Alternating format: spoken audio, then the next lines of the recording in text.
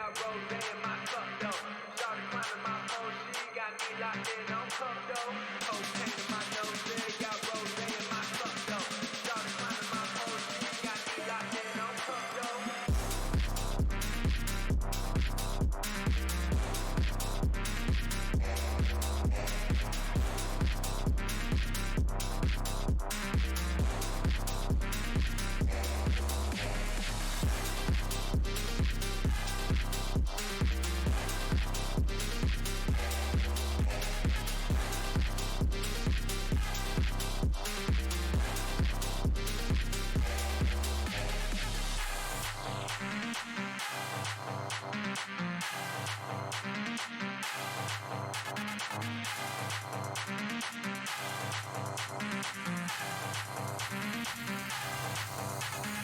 Cocaine in my nose, got rose in my cup though.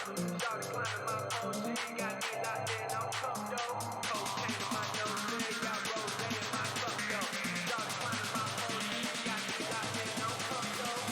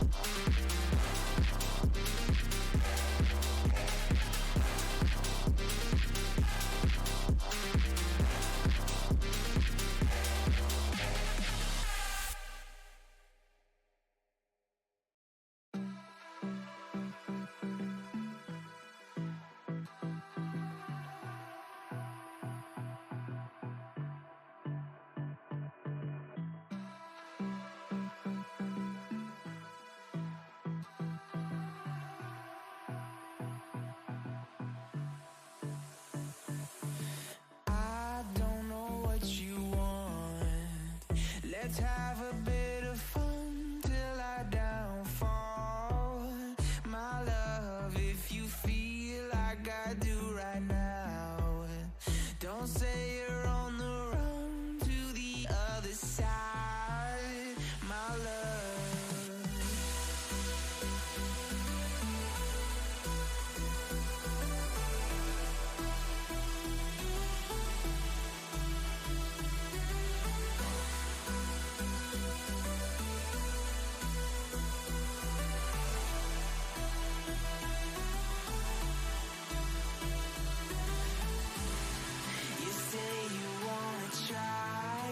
But you never do. Sugar, there's a reason why we lose. You say you wanna cry, but you never do. Sugar, there's a reason why we lose.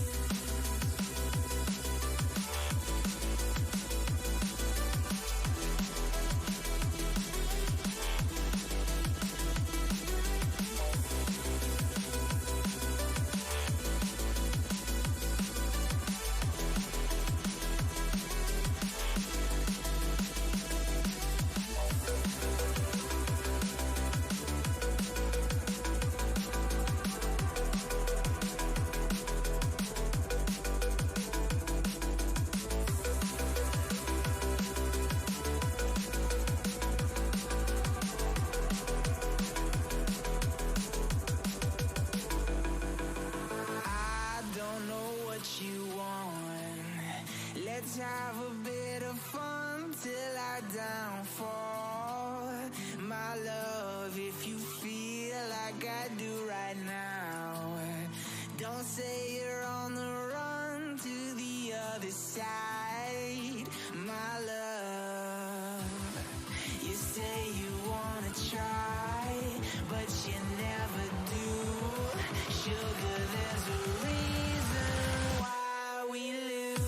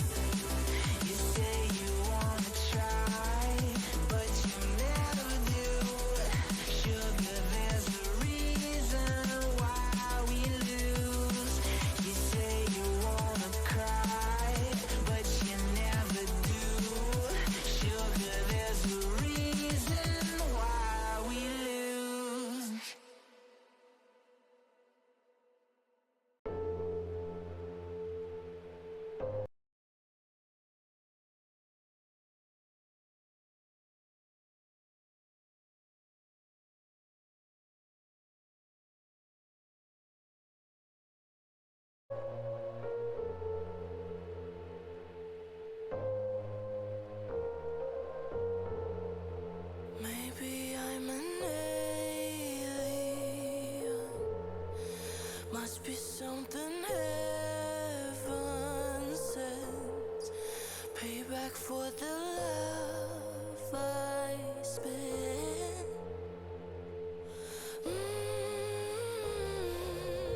Oh my, this time I'ma keep it gone. Stay fucked up, feel so good. High on my, the sky underneath my feet. It never looked so good. Oh my, that's right. I'ma keep it up, stay fucked up, that's my mood. Oh my euphoria.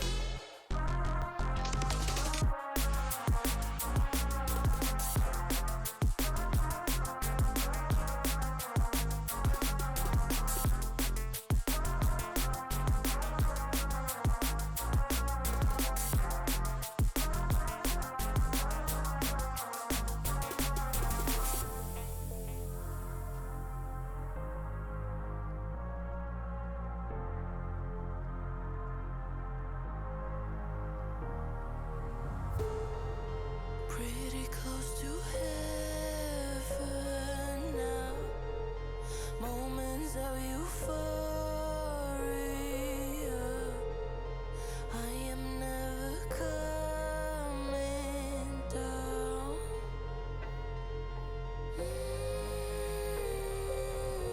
Oh my, this time I'ma keep it gone. Stay fucked up, feel so good. High on my, the sky underneath my feet. It never looked so good. Oh my, that's right. I'ma keep it up, stay fucked up, that's my mood.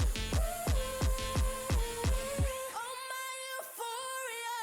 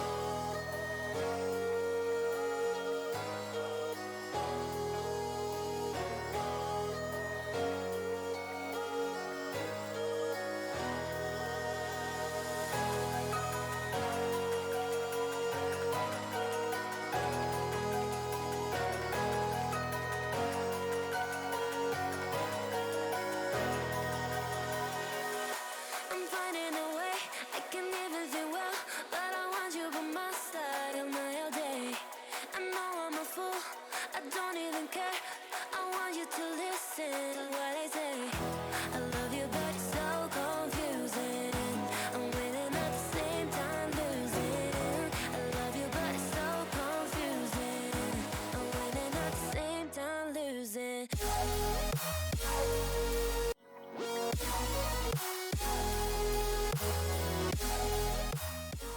Hellos, ladies and gentlemen. Welcome to the Lost Puppies King of the Pups, featuring myself, and for a little while, it has been a little bit of time, the brightest star himself, the literal namesake, my man Star. How are you doing, boss? It's been a little bit. It's been quite a while. It's been a long time since that tournament. That big tournament. It was like 3-4 days. It was incredible. It's my second time here at Lost Puppies house, and I want to see how the teams evolve. We're seeing now some great teams. A bit of the tournament has already been played, but now we have the good games. We already have, I think, it was 4 games, and now we are going to with the quarterfinals, semifinals, and grand finals. Absolutely. So we will be having 2 best of 1s, and then the grand finals will be the best of 3. And first things first, want to give a massive shout out, honestly, to the players and the teams for their participation. Just to give you a heads up, I won't go into the numbers too much, but we were expecting, hopefully around 4 teams, and then we ended up getting 10. And it would have been a much larger number, just had the time frame worked out a little bit differently. So massive thank you to that. And yes, Star, as you were saying, we're going to be seeing a lot of players and their developments, a lot of fresh faces, but some of these teams and a lot of these rosters are going to be members of the LP academies from various regions. So quite a difference, I would say, that we're going to see. We were talking before with Porridge. By the way, thank you so much for doing everything, basically. He's the big brain and the one who works the most. And we were talking with him, and we were like, we have like 20 academy teams or something. There's a lot. yeah. Basically, half of the. I was saying, we're going to say EMEA, but not. Half of the world has played for Lost Puppies, one of the academies. And today we're seeing a lot of teams that have already lost. I think it was 4 teams that already have been eliminated. But now, you want to say now the next game, or we wait a bit? Want to see the teams? Want to see the players? I have the map that we're going to see. We're talking about this same map before, and we were talking quite a bit. We're talking about Abyss. It's not Abyss. No, it's yes. We were talking about Abyss because the reason we were talking about it, for anyone that doesn't know, is there's plenty of ways to kind of check like your map stats and stuff. But Abyss is the only map in the entire map pool that is actually attacker sided, and it is attacker sided literally from Iron to Radiant. So we will see if that comes up, if that ends up being a factor. But for the moment, we do have, first of all, the teams. So we've got Team Defend Base 3 and Asterix Division. So going to be very exciting to see kind of how that goes through. Asterix Division actually won over 13-8, Lost Puppies Prime. Team Defend Base 3 won 13-11 over Infernum, but it was actually a lot closer by the end, Star. I think you pointed it out, and then I had to jump away. Yeah, it was like 30. I went 11 and 2. Yeah, 11 2, like 11 3. 11. It was like a big throw / big comeback. It was great to see. They didn't end up winning. That's sad. We all love to see a good comeback. Still, I think it was a great match. Now, Team Asterix Division against Defend Base 3. Defense Base 3 is going to be defending, and Asterix Division is going to be attacking. And the map we're going to see is Corral. The new map. Brand new French map that we all love. I don't love it, sorry. I hate Corral. I'm sorry. I saw like a lot of Corral lately. I don't like it. I'm sorry. It's like, No? we're talking about this also. Corral and Pearl, I'm sorry. It's a not for me. I don't like No. them. I don't like Pearl, no. I don't like. See, I have like, no, sorry, I can't. If you need to go away for like a little breath or something, if Pearl or well, we are getting Corrode of course now, but if Pearl comes back, I'll hold you back if we do see Pearl show up beforehand. But yes, we are going to be getting into Corrode, a map that had quite a bit of contention whenever, of course, it first came out. A lot of people having issues with the paper-thin walls, and a lot of kind of contention there for getting the Odin nerfed, which to my knowledge, and my knowledge is fairly up to date, the Odin still has managed to survive kind of unnerfed, and I do think that's valid. The Odin can be an absolute nightmare in terms of shutting down aggressive teams, in terms of shutting down teams that don't really have a massive execute or a massive kind of strat book. But once you start to kind of get into that deeper understanding, you know, the kind of more set plays, at that point the Odin does kind of fall off, even on a map as paper mache as Corrode. Road. Road is actually defense side map, but from what I'm seeing, it's like the second most attack side map, like 48.3 against 51.7. So I think it's a fairly good balanced map. Like you showed me the stats before, and I saw Bind is actually the most defense side map. I think that's it because Ascent is not currently on the map pool, and Paper Walls, the original Paper Walls. Because I remember I like start playing Valorant watching Average Jonas playing that. So on Ascent, I fell in love with the game by with the Odin, and I really miss it. I really miss my old good B wall on Ascent a lot.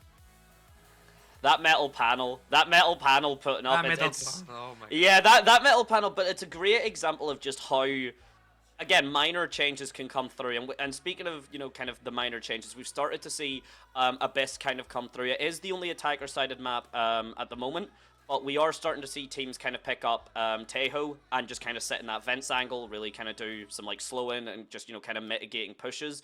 So we'll see if those stats kind of end up. For anyone that is a little bit surprised or just maybe doesn't follow either tac shooters or just kind of shooters in general, typically your maps are going to be defender sided. All you really have to do is sit there and hold the angle. It's up to the opponents to push on, use their utility effectively, clear the angles. There's a lot more kind of stacked against them than that, which is why you then see things like ult orbs and everything get put through, leaning more towards the attackers just to give them the ults to kind of break through.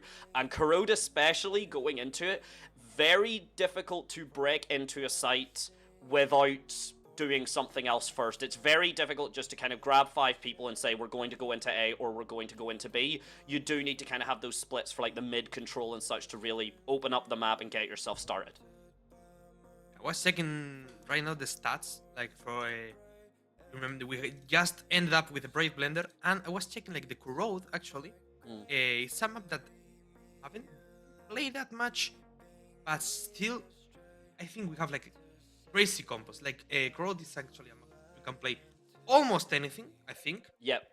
You can play Waylay to Tejo, you can play Omen, you can. I think for the meta right now is the best map, the most versatile map. You can actually, surprise everyone. I think it was a Waylay strat that I saw with Porridge before. Yeah. Waylay, I have like, I like it, I don't like it. It's 50-50 for me because I have like very bad aim. I'm Platinum 1, and I've been playing this game for 4 years. So, Waylay, I don't like dashes because it moves faster. Still, you play it alone, it's not a good duelist. But if you play double duelist, I think it's like probably one of the best.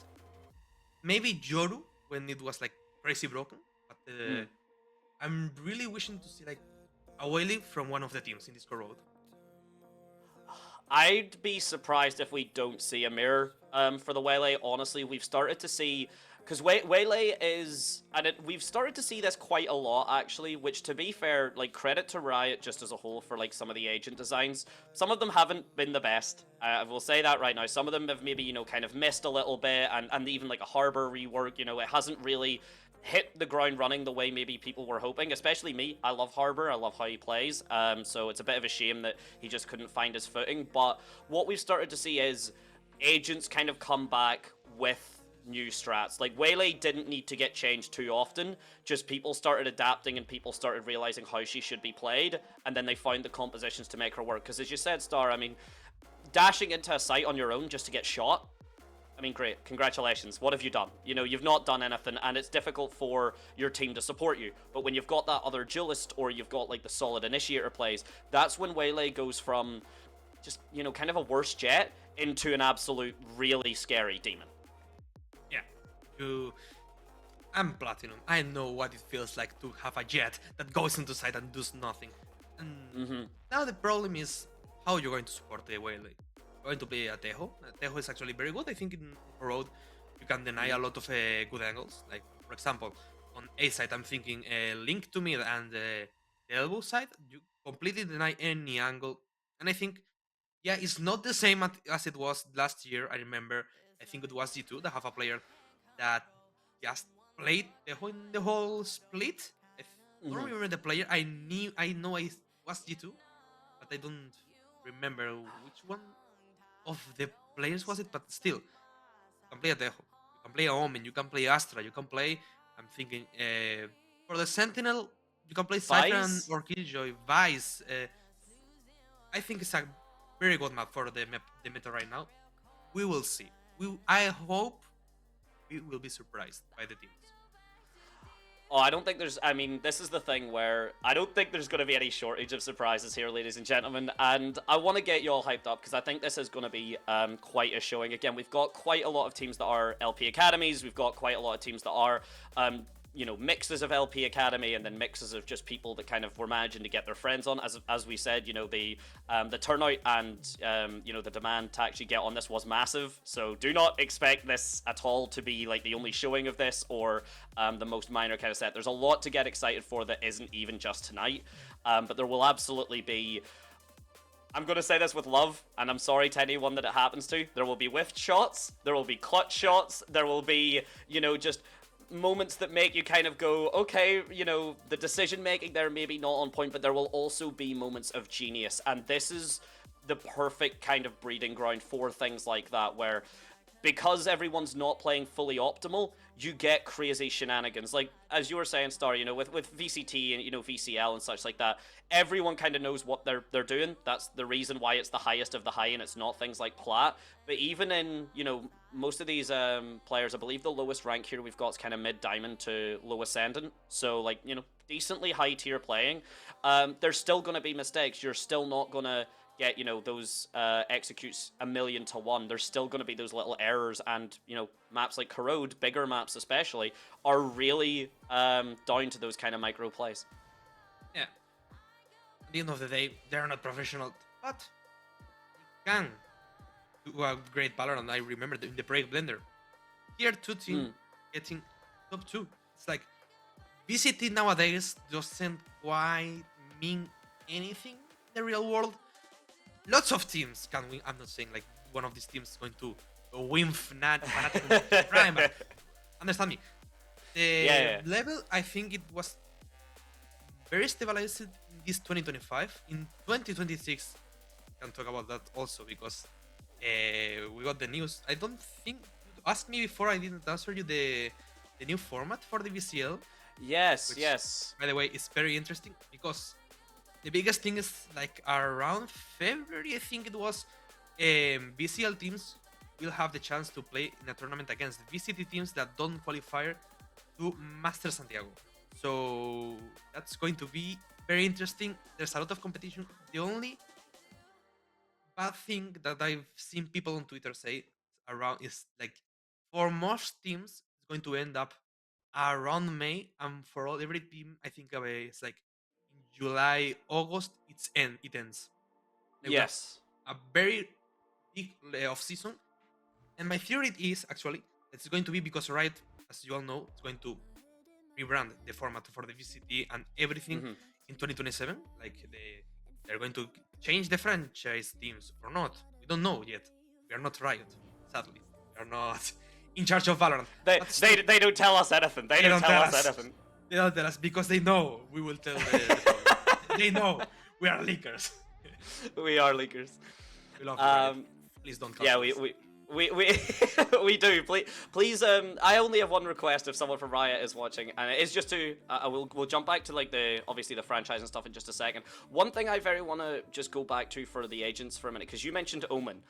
Omen is an agent that I genuinely believe, despite having a very common pick rate and no one really having a problem with him, he is an agent that I have identified that for the last basically 5 years of his like being in the game alongside, he doesn't really have an ultimate and he's still that strong. Because a lot of people from the shadows doesn't usually get much value. And this is just kind of an overall kind of statement. From the shadows usually doesn't get too much value. Well, actually, hey, you know what? We have managed to get through it. We thought the players were going to take a little bit of a second longer. Star, would you like to just mention the last things about the brackets, the refranchising, and we can get to business? Yeah, basically, the rich franchises, it will happen next year in 2027. It's going to be, trust me, it's going to be great. So hold 2026 transition year, 2027 we will rise. Now to the game. Asterix division is defending and defense base is attacking. I said wrong before, and we got Fade with the name that we cannot say. We're gonna be shouting out. He's gonna be called. Thank you Yeah. so much. He might be called. Oh, there. We've got a lot of stuff, but you know what? Depending on how it goes, maybe I will say the name once because there's nothing actually wrong with it. It's just sound bites on Twitter can travel. It can spread like People on wildfire. Twitter. Yes. People's So. It's Twitter people's fault.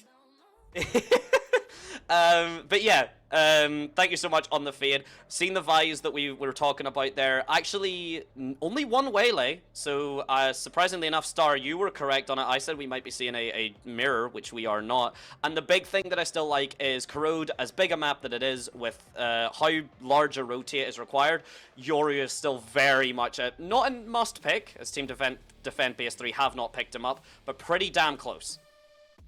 Yeah, and we saw, we didn't mention it, but for the attack side, we're going to have Astra, Deathlock, Faith, Raze, and Phoenix. We're going to have very aggressive comp, in my opinion. Raze and Phoenix, very fast. You can go with both ultimates, really. You can just go into side. You don't care what's in it. So, yeah, you have like a very aggressive combo on the attack side. And now, a bit, we will go to the crowd. First map, best of one. And whoever wins goes to the semi-finals, which, by the way, will also be best of one, and the grand finals best of three. We'll have two best of ones, one game of the quarterfinals, one game of the semi-finals in the stream, and then the grand finals with the best of three. Ladies and gentlemen, we've got some Valorant ahead of us, so get comfortable, make sure your beverages are ready, prepared, make sure that you are as comfortable as possible, and we will crown, obviously, the king of the pups as the game is just getting itself loaded in. Big thing, actually, we ran through the agent rosters and such like that. What I'm currently looking at is Asterix Division do have, they're only running the single Sentinel, and it's Vise. Vise doesn't actually have that many traps, I guess is the best way to put it. She has the Razor Vine, but all that does is just, as long as you don't move, you don't take damage. She has Shear, which is the wall. Absolutely incredible piece of utility. But on the other side, for Team Defend Base, you've got Hootigun on the Phoenix, which essentially functions not as a Waylay, but Waylay's ability where she sends herself, the ghost version out of herself, that's essentially a Phoenix ult, only she dies if you shoot her. I'm hoping to see, like, crazy side takes from Defend Base 3. I really hope. I'm watching the comp, I'm trying to think what they are capable to do, and the combo of Fade, Raze, and Phoenix is going to be extremely good. It's actually a very aggressive comp, and please give us some Fade and Raze combo, the nade. Please, I love to see it. Probably my favorite thing in Valorant. It's so satisfactory because you know, how do you say it in English in the trap from Fade? The C's. The C's. C's, yeah, sorry. The C's, I know it, like, it reduces your health. And I think it's like the exact thing, same health that the nade does to you. So you get yes, insta kills, and with this combo, they're going to be together. Got this. I mean, for anyone that we don't currently have Lotus in the map pool, but I'm sure everyone at least got hit by that C's into Raze nade combo on A. Like, everyone got hit by that at least once, where you would try and push out onto A, try and take that fight, all of a sudden half of your team were dead because the C's hit. And as you said, Star, it basically is that you drop down to 50, the decay's massive on the C's, and then you can't move as well. Paint shells, you know, just paint a picture, and that picture is the next round, and you back in spawn. Some of the other cool combinations that I really love to see, and something that doesn't really happen too often, but we probably will see it just based off Asterix Division's comp, is you've got the Fade. So the Nightfall, for anyone that doesn't know, completely deafens you. You're not able to hear, and it cuts your HP down by quite a lot. You've got two teleport agents to back up, thank you so much, off of that. You've got Yoru and you've got Omen. The biggest thing to normally counter those teleports, or to counter kind of those sudden like gate crashes or the silent step, is that audio cue. But if you're deafened from the Nightfall, you're not going to be hearing anything. And we are now getting into this Team Defend Base 3 on the attack, Asterix Division on the defense, pistol round underway. Ladies and gentlemen, we've got the games, we've got the Valorant. Welcome to Corrode, welcome to France, Portal and closed. we got the first kill. It's going to be for Cicalerti. Sorry. All good. We're going to be coming up with our ways to refer to the players as well, just as we get into it over. But so far, what I really like from Asterix Division here, look at that control you've got on mid. You've got user 1, and you've got AXHYT. I'm sure I'll come up with a pronunciation for that, but the combination of those two up in mid is kind of pushed up as they are. It means the Omen smokes are controlled. The pace and the presence also there, and with a frag from user 1 there, a big deal. Team Defend BS3 essentially stuck in the trap. And the sandwich obviously works for with 1 double kill for Rudolph and 30 KMX. seconds left. Trying to get out, Paper X Classic doesn't find anything else. Good with the first round. Actually, for Asterix Division, the first round goes for the defense. And I'm thinking, I don't know if you know who is user 1. Maybe take it out. Oh, Joe? Maybe? maybe. I have like the names on my second monitor and not seeing like user 1. Who are you? Cutting through. No, Reveal no, yourself. No, that is his tag. He is mysterious as there. We've got users at 2 through 10 here as well, but no, user 1 opting for that little bit of mystery here, and Delma, nothing mysterious about it. Wants to try and get the Prowler shot. The Haunt, that Fade Eye gets a lot of information. Delma now just hiding on the back of the Omen smoke. The Shear gets baited out, but meanwhile, actually, user 1 all the way on that A side picks up the first frag onto Celestial. It's a slow attack here from Team Defend Base. Got the contact on mid. Trying to get little totem. The observer now finding the kill, and it's going to be the first one for Omen. 5v3. The curveball doesn't find anything. Hooligan needs to back up. They're trying to win. The whole team of Team Defend Base 3, and with the triple from Omen and Whaley, we got the second round of the game. For a moment, no surprises. Going to be the defense side gets the advantages.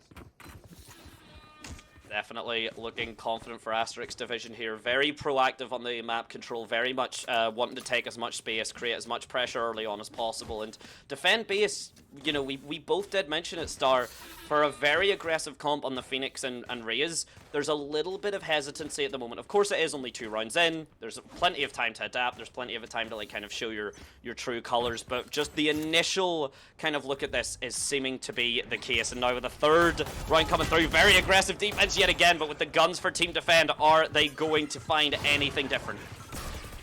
Calcera trying to get something between the smokes. Now, it's low a lot. In phase 3, attacking basically everyone on the aiming, and it's going to be exit now. First contact, only 1 smoke left. The paranoia is available. They line up bad tempo. It's only 1 kill, double for the Whale. 4v3 situation now, and the advantages go for Asterix Division. Oh, that was a good amount of damage from the Spectre as well. No frags, but Mythical Zera able to get the damage from the Guardian. You know, that 65 damage adds up really quick if you're not on full health. The Seas doesn't actually... Oh my days, both Seas is catching members here, and it seems to be Asterix Division are going to be the ones walking away from it. Valeria there with the flank, but not going to be able to find more for 1, and KMXS has the regen shield at the very least, but it's a 3 versus 1. He doesn't have any utility, and he will find an early grave. Yeah, they are, I How think, did being every piece of very trash superior end up on the same in the team? defense side. Obviously, you have to remember, this is a, basically everything is attack sided by now. We don't know the ranks, and there's a problem. We don't see the HP bars. Like the overlay is hiding it, and I think it's important because one of the players from Asterix Division was fairly low HP. It was a 1v2, so that wasn't that hard to win. Still, we're going to an eco for defense base 3. It's going to be all sheriffs for the attack side, and we will see because I think they're trying to go to mid There. and then end up on A. Oh, and the Aster Stars are good for the mid control. We're going to be going from that split. As you said, Star, the utility pushing through, but we can see the patience here. The Omen smoke's popped. The refraction as well to kind of slow everything down. Oh, Axit doesn't realize that the Haunt has been given a beautiful flash and a beautiful piece of information there set up, but one frag kind of looking more like a consolation one. Mythical Zera picks up the double. It is a collat onto Tempo KD and Nexus. Valeria, yes, gets another consolation frag, a gun on the board as well, but 3 versus 1 with a spike all the way down doesn't seem possible. Yes, he got the position advantage, but still Spike is being guarded. Like, absolute crazy 3v1 situation. The brawlers trying to find some info by City. Area. Double star able being used with the Riot gun buddy. Will she or he be able to do this? Ends up revealing himself and Tendam being thank you so much for the heal for 2-0, and for now it's going to be a perfect for a strict division. Yeah, it's a very clean looking set for Asterix Division. There's been a little bit of, you know, kind of life in Team Defend base, but for the most part, everything that they've been trying to do, Asterix Division are able to meet them or slow them down until they're able to kind of regress and play their advantage. And I have always said this to anyone that, you know, plays Valorant to any level: do not take fair gunfights. That's a bad idea. You want to do everything you can to manipulate the advantage to your side, whether it is just have the better gun, have the better position, use some utility to kind of get the space set up, or just have more people in the fight. Oh, speaking of having more people in the fight, 1 down already. Mythical Zera falls. Hooligan trying his best to get through. The Arc Rose combination actually goes back on Delma. He gets himself killed, and Hooligan at the least able to counter frag. It's in a very bad position now. Tempo ends up with all. Thank you so much. Almost. Let's say it. Really fast situation. Now, first one for Omen. Tempo. The refrag 1v4. Impossible. The round for user number 1. Gets killed by Fade and 1v4 on the match. And by the way, just saw the bracket. Whoever wins this game is going to be playing in the semifinals against Repulse Parentless. A good name. I do like that. Yeah, we've had the other games as well, just very quickly, all been going pretty close. We've got a lot of 13-11. That match for Repulse Parentless was a 15-13. So yeah, very, very tight matches so far, has to be said. And speaking of, Defend Base 3 are going to have to get, well, 3 more rounds at least to make this a close game. They've got the ultimates to do it, 3 of them, very powerful ones at that as well. So a lot of utility for them to work with, but Asterix Division here, off of that divergent path from Waylay, which if anyone hasn't seen it, you get slowed, you get stopped, your gun stops firing near as much. There's a lot to it. Celestial Witch, even with the lurk on the mid, can't quite get it, and with the opening frag, we see the Nightfall, everything being thrown down by Defend Base 3. It's an empty site. The Showstopper gets 2 from that range. KD get a 3 as well. Suddenly a very dominant control for Defend Base 3. Beautiful, mad man. We're going to replay mid-game. 1v4, you didn't see the death, but Delma ends up eliminated. 1v4, I think it's our operator dead. Yes, there it is. Now, 1v3, possible. Let's save the operator as the best idea you can have. That ult was absolutely crazy. I saw like it was going to hit one of the players, but I didn't even see another one. So yeah, great round by Defend Base 3. That was, yeah, I was, for that range, a Showstopper really shouldn't even get 1. Because you do have, like, the rocket isn't the fastest traveling, like, projectile, not even close. Like, at that range, you should be able to kind of turn a corner, so maybe getting a bit of body blocked by, you know, your own team, maybe getting stuck. Either way, I'm sure Team Defend Base are not going to be asking any questions. They are more than happy with it. They used the 3 ults. You know, that was a decent commitment, but Valeria and Celestial Witch still with their 2 as well. It's up to Asterix now to answer back, and they've got quite a lot of their own. Yeah, you can see Axit, yeah, HYT kind of coming through, but the information should have been given there. We'll see. We'll see, because this could be a very nice comeback starting the game 0-4. It's not quite nice. We'll see now. Defense Base 3 enough for some more Last round, a lot of mid control being taken by Sentinel from Asterix Division. Brawler doesn't find anyone. Calcera is going to give a lot of advantages, giving up this kill. Hooligan with the first one, 4v5. They're going to try and get into the B side. Always taking so much, trying to get anything. And Tempo's going to be with the first one. Beautiful.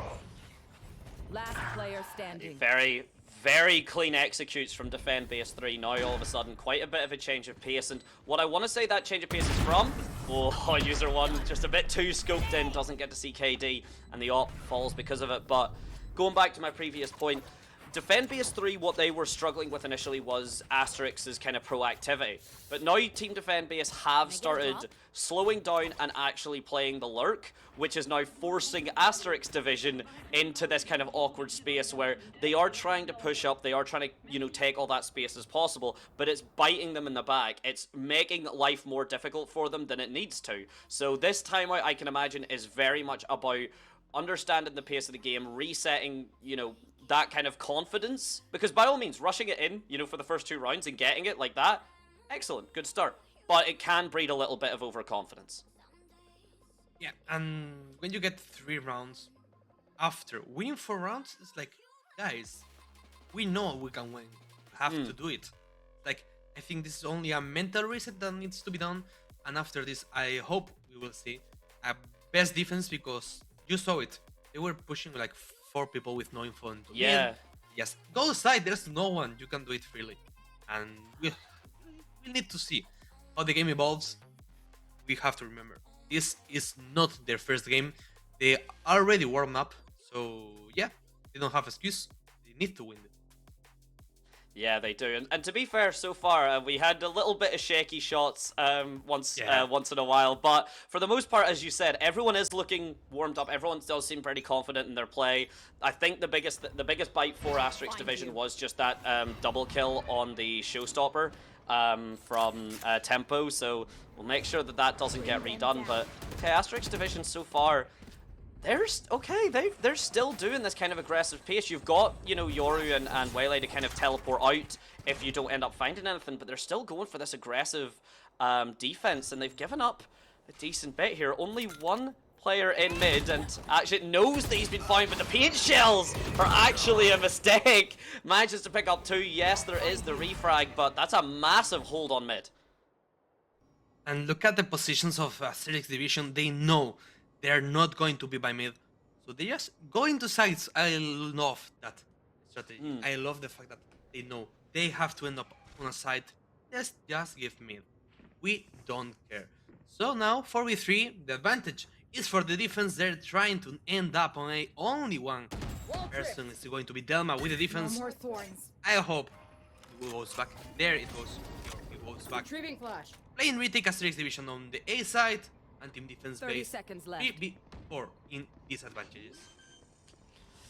Oh, and interesting, there's no kind of the refraction, and there's no gate crash there, so that's a big rotate. It takes a little while. Spike could have maybe ticked down a little bit longer for Defend Base 3, but this is still quite a bit. You've got a decent bit to kind of retake here, but you've got a lot of utility to actually hold. You've got the Annihilation, you've got the Cosmic Divide if you wish to pop it, you've got that window onto it, and speaking of, here we go. Valeria's not going to be able to find anything. The Annihilation does get popped, Dalma does get saved, but at least fragged out at the end, and yeah, the back and forth, just the numbers advantage, Asterix Division playing it faultlessly will get them their 5th on the board, breaking the 3-loss streak.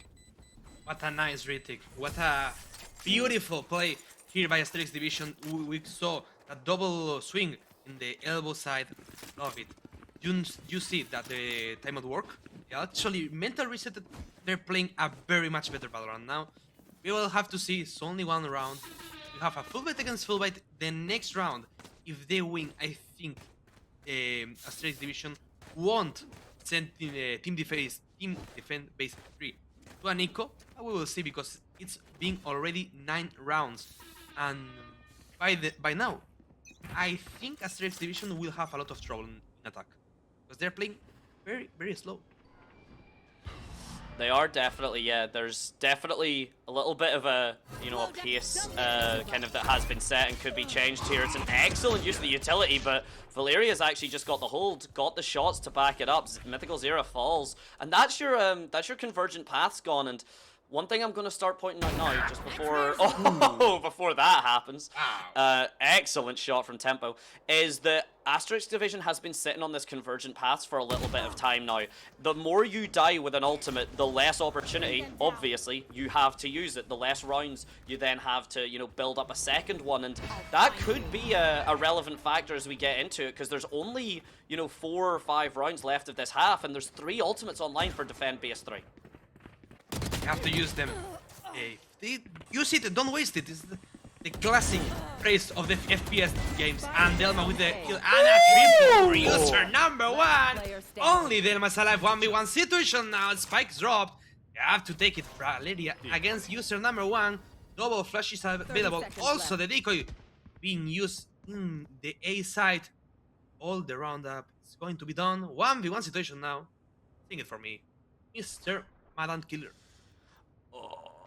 Oh, I believe this is user 1. I think he's just got the rotate fast. Valeria has no clue. And user 1 spelt W-O-N instead of the usual O-N-E. Absolutely clutch factor to be said there. Arguably, a little bit of miscommunication from Defend Base 3 there. There was a little bit of time in between that first kill and then, you know, the realization that user 1 was there. So maybe not quite as quick on the comms, but we've seen the shots at the end of the day. That's user 1 walking away. We'll get to see them again. Look at that. And Hooligan, for some reason, with the classic out as well. Not sure if he maybe just misclicked or if he didn't have bullets in the mag, but another small thing that makes a big difference. Joke's over. In Defend Base 3 now, trying to get instantly on the AB side. But no, they cannot go. There's like 3 or 4 people. No, there's only 2. But the nightfall was very, very good from Asterix Division. Now, Odin in the thank you so much. And going to be extremely difficult to go into the B side. We will see, because it's only 2 against 4 people on the B side. Bring them down. All you needed there, because you noticed that was user 1, hides in that corner, kills the Phoenix ult, and then teleports away. And then gate crashes all the way onto the A site there. And the Nightfall for Nightfall trade is so powerful for circumstances like that, because it just means you can't walk back on the site. You have to now sacrifice the Cosmic Divide to do so. Delma still gets cleared, actually replacing user 1 initially, but then still getting cleared out. The Divergent Paths now online, but Valeria holding strong, not making the same mistake that had been done last time. The hold from user 1 is good. He did it once before. Do not let him get away with this again. He's managed to pick up 2. His position is known. There's no gate crash, there's no teleport, but he can fight 2 1 versus 1s here. The timing might not be it, and very quickly let away with it, but Celestial Witch shutting it down. And HP. The Celestial Witch was 10 HP left. And the clutch world being so grateful. No clutch, but the round for Team Defend Base 3. They still have their last word. They haven't ended up this first round, this first part of the road. They can fight. I think they can believe in the 6-6 to the change side. They already planned the round. It's going to be maybe stack on B. They will play in a second tempo, and we'll look up Celestial Witch is getting absolute eaten up on mid. She has to leave. Delma trying to pick something, but doesn't find anything. 5v5, the round starts on the B side. Oh, and it's Witch. Oh, it's a beautiful lurk, but just not expecting that double setup. And we've been seeing that a bit from Asterix Division. They've very much kind of had that that kind of setup where it's always at least 2 players playing off of each other. So maybe just not the awareness that you would maybe hope for, especially not with that. It's a good flash from Hooligan. He doesn't get the space to kind of push off of it, and actually off the back of it, it's Asterix Division with the advantage. The dimensional drift just giving Valeria away, but we've seen what this player can do. We've seen what user 1 can too, but it's actually going to be Axit with a beautiful Sheriff shot to get Asterix Division at the very least a 7-5 half. Thrifty. We love to see some good or retakes in an eco round. It's going to be Last a round round in to the think half. about in the next half for the base 3 team. They have to think what they've done. Have to think, like, guys, wait, they haven't used any timeouts. Strange. No, we had one. We had one right at the start. Yeah, we had the one by, I yeah, think it was by the Asterix Division. yeah. Team Defend have not yet used one. Yeah, they should, I think. Not in this round, obviously. It's like the last round. No sense, but guys, have the timeouts. Use them. They are very valuable tool in the Valorant games. Mystical setup. Still, with the first kill, 5v4 tries to get another one to fight it. Valeria! Oh my days. Phantom not looking good. 5v3. The advantages goes for Asterix Division. That's I mean, Valeria was making absolute cinema happen there. So the fact that we've seen some of the cleanest shots to that is an absolute heartbreak for them. User one now managing to kind of fight this basically on his own, but it's the rest of the jaws from Asterisk Divisions snapping from that mid and from that A site, and you get to see that the Steel Garden actually just getting popped as more of a celebratory, cap off to the half, but.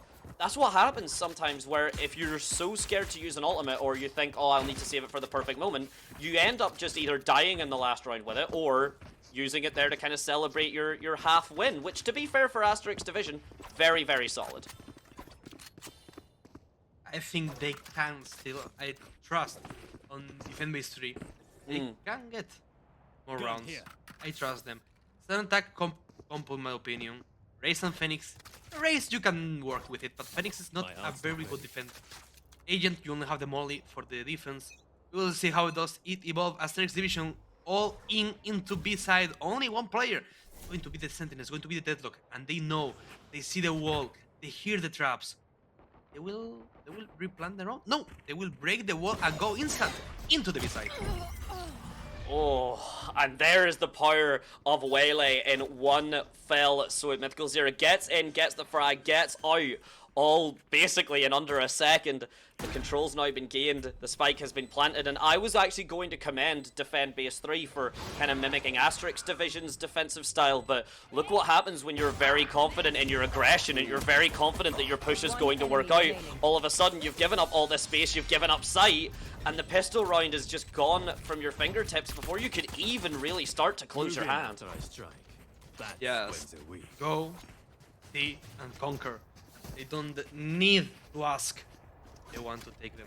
And for now, Asterix Division going to get the 9th and match probably the 10th round. Not looking good for defense.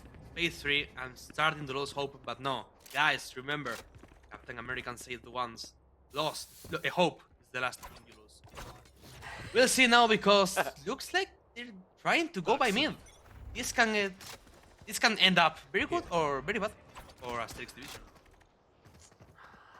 The outlaw into the pistol win into outlaw round 2 has always been, basically since the outlaw came out, it's been a big deal. It's a beautiful stun, it's a beautiful use of the utility, and it's a flawless use of the judge. And again, this is the power I was saying of Waylay, but if you're playing around those angles, if you're playing the setup, not even waiting to reload, Mythical Zera actually just happy to kind of run it down with the pistols, and Tempo KD, the Spike patience down there with the A. Bucky, manages to find thank you so much, picks up the gun. Delma, while this has all happened, just walked onto the site, gained all the position in the world. Spike is down, not in a favourable position, but we've seen Asterisk are more than happy just to try and take these fights. It's a bit shaky, but at the very least it is done, and User won with the backup. Exactly. One and done with the Outlaw.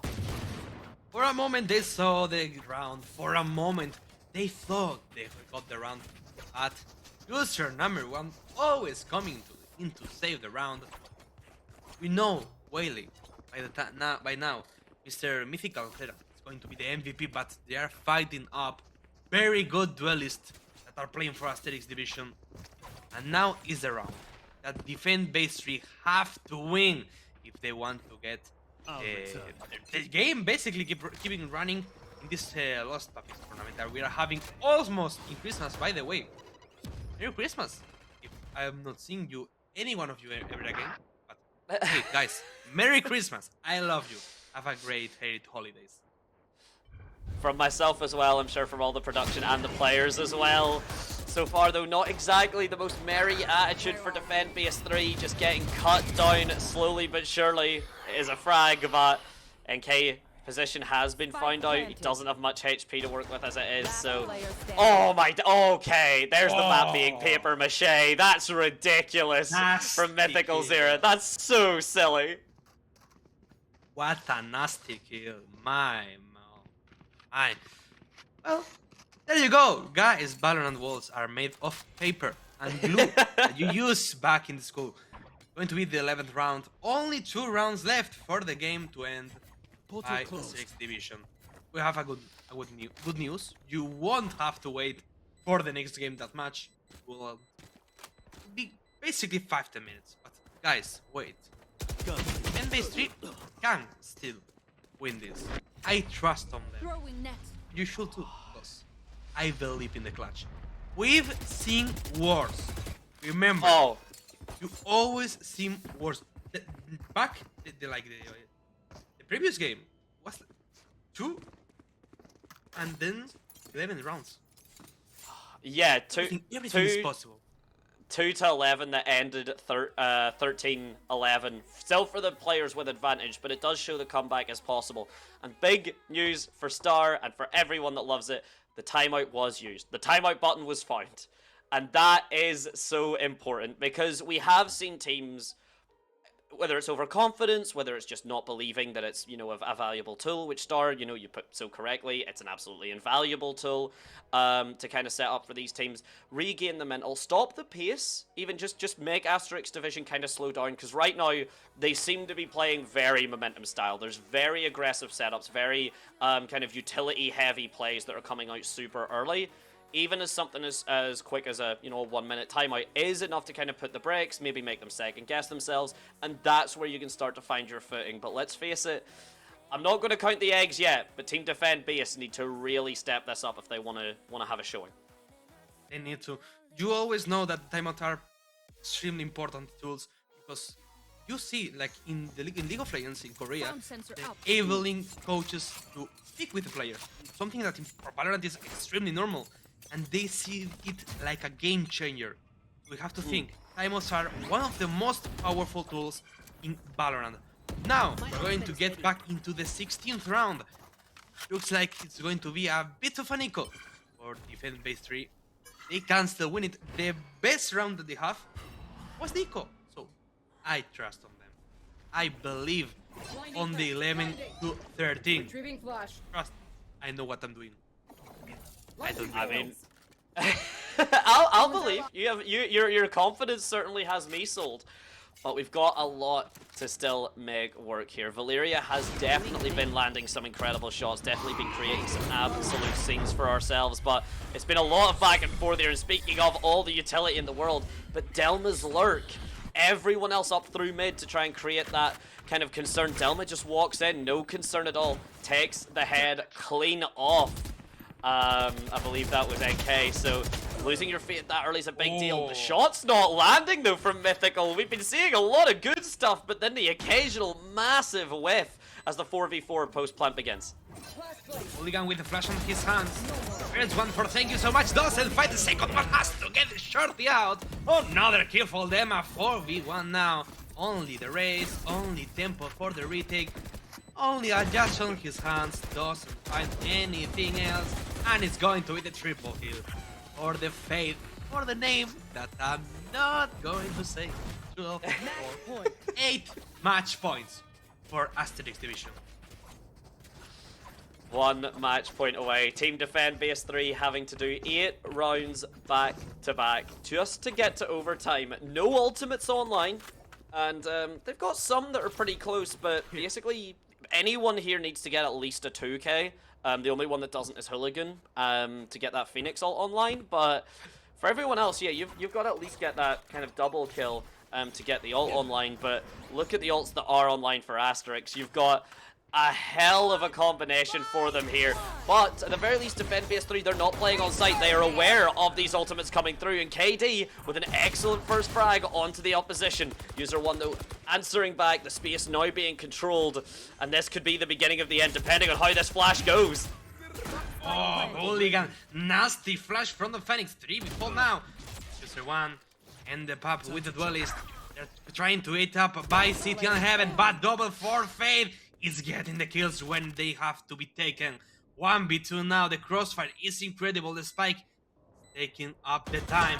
Only User 1 with the crossfire. No. Celestial Witch with the Bulldog wins up the duel. 1v1 now. Trying to find it. Doesn't see Delma is looking in the opposite direction.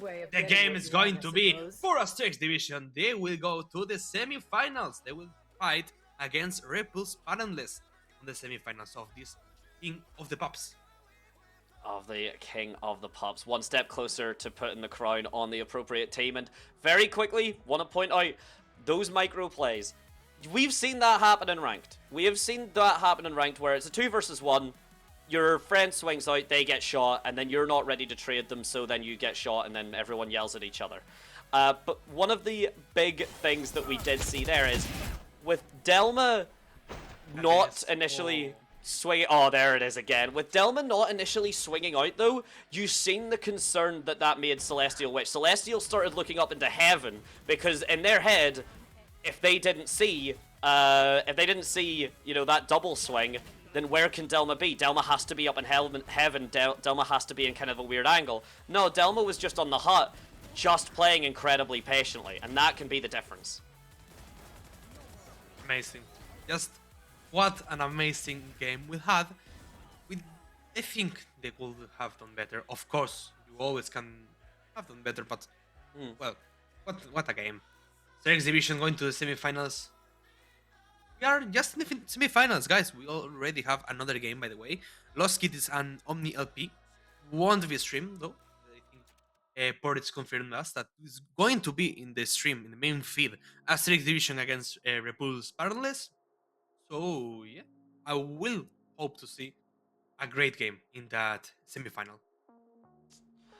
I mean, we've still got, yeah, we've got a lot more still, and then of course the winners of this and the winners of the other match then will go on to our grand finals, our big best of 3. So a lot of Valorant, you know, still to come, and a lot of plays to be made and mistakes to be had, because again, very surprising like stuff from User 1 didn't have as big a deal, but Valeria going from some of the shots that they had landed to like those whiffs, that is what the difference is between like very high level players and then your professional players. It's not whiffing and it's not like just hitting your shots. You know, people can do that. It is the consistency.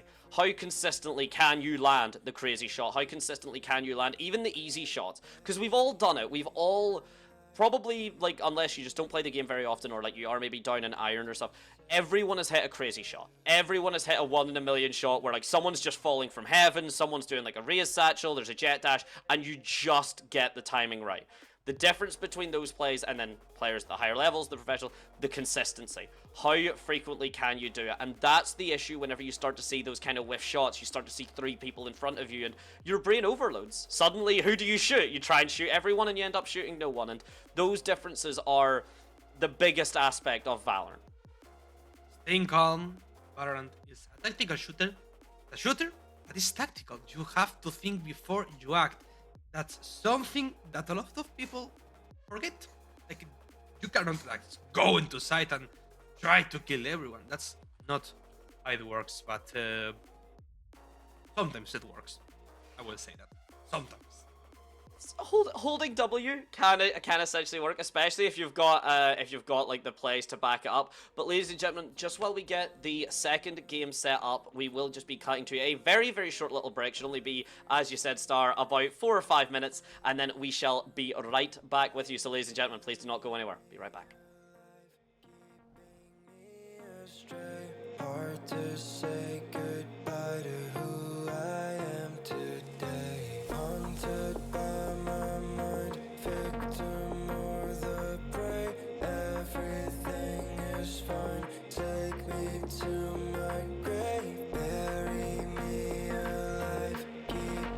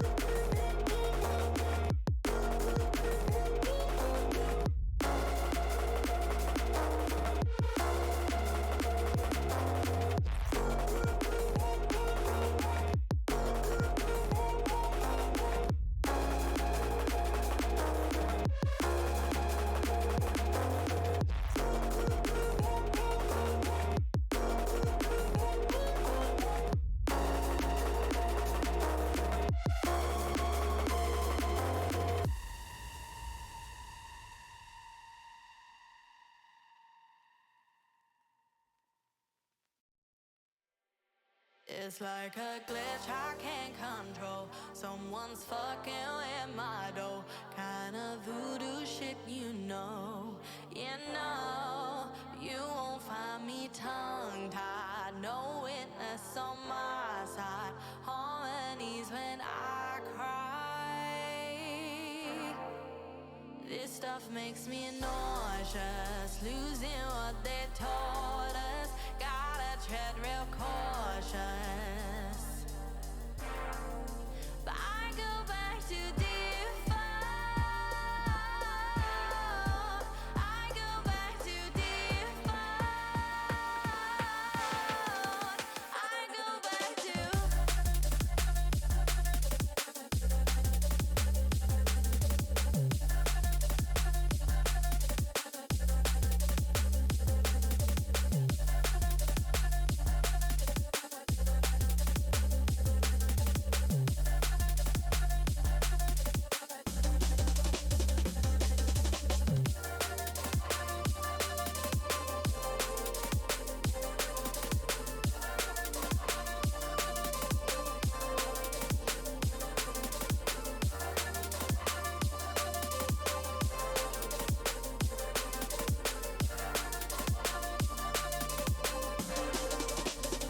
It's like a glitch I can't control. Someone's fucking with my door. Kind of voodoo shit, you know. You know, but you won't find me tongue-tied. No witness on my side. Harmonies when I cry.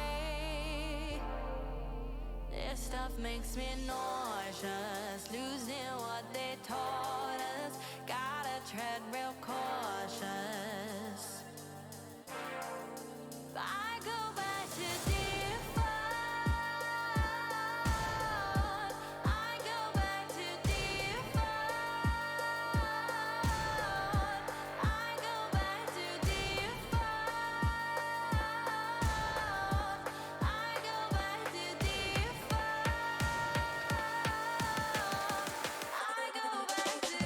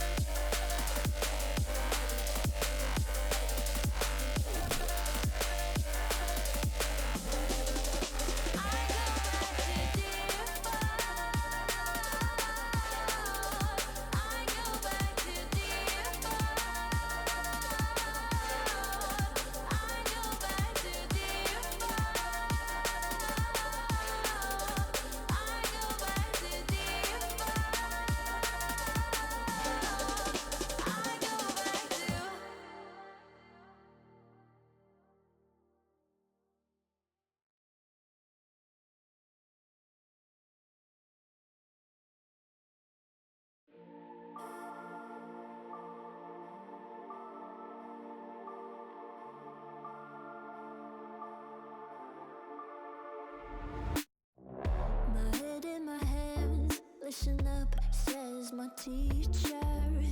In front of the class, he says if you're not a believer, of my views, that's on you. Better shape up and pay your dues. Of my views, that's on you.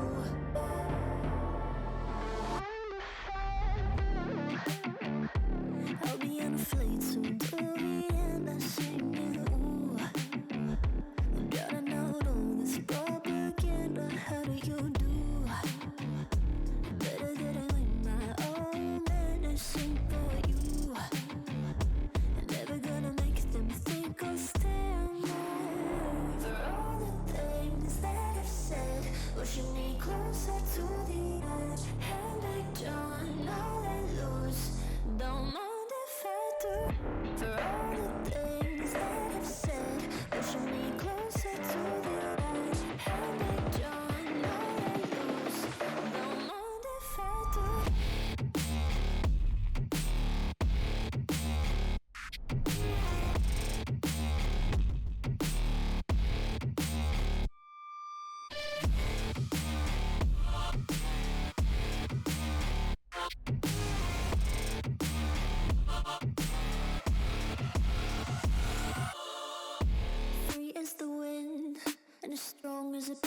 of ember. Give me a breath like the fire you'll soon remember. Ooh. I'll be on the fleeting till the end. I'm singing. Ooh. Gotta know this propaganda. How do you do? For all the things that I've said, pushing me closer to the edge. Hand like John, now let loose. Don't mind if I do. For all the things that I've said, pushing me closer to the edge. Hand like John, now let loose. Don't mind if I do.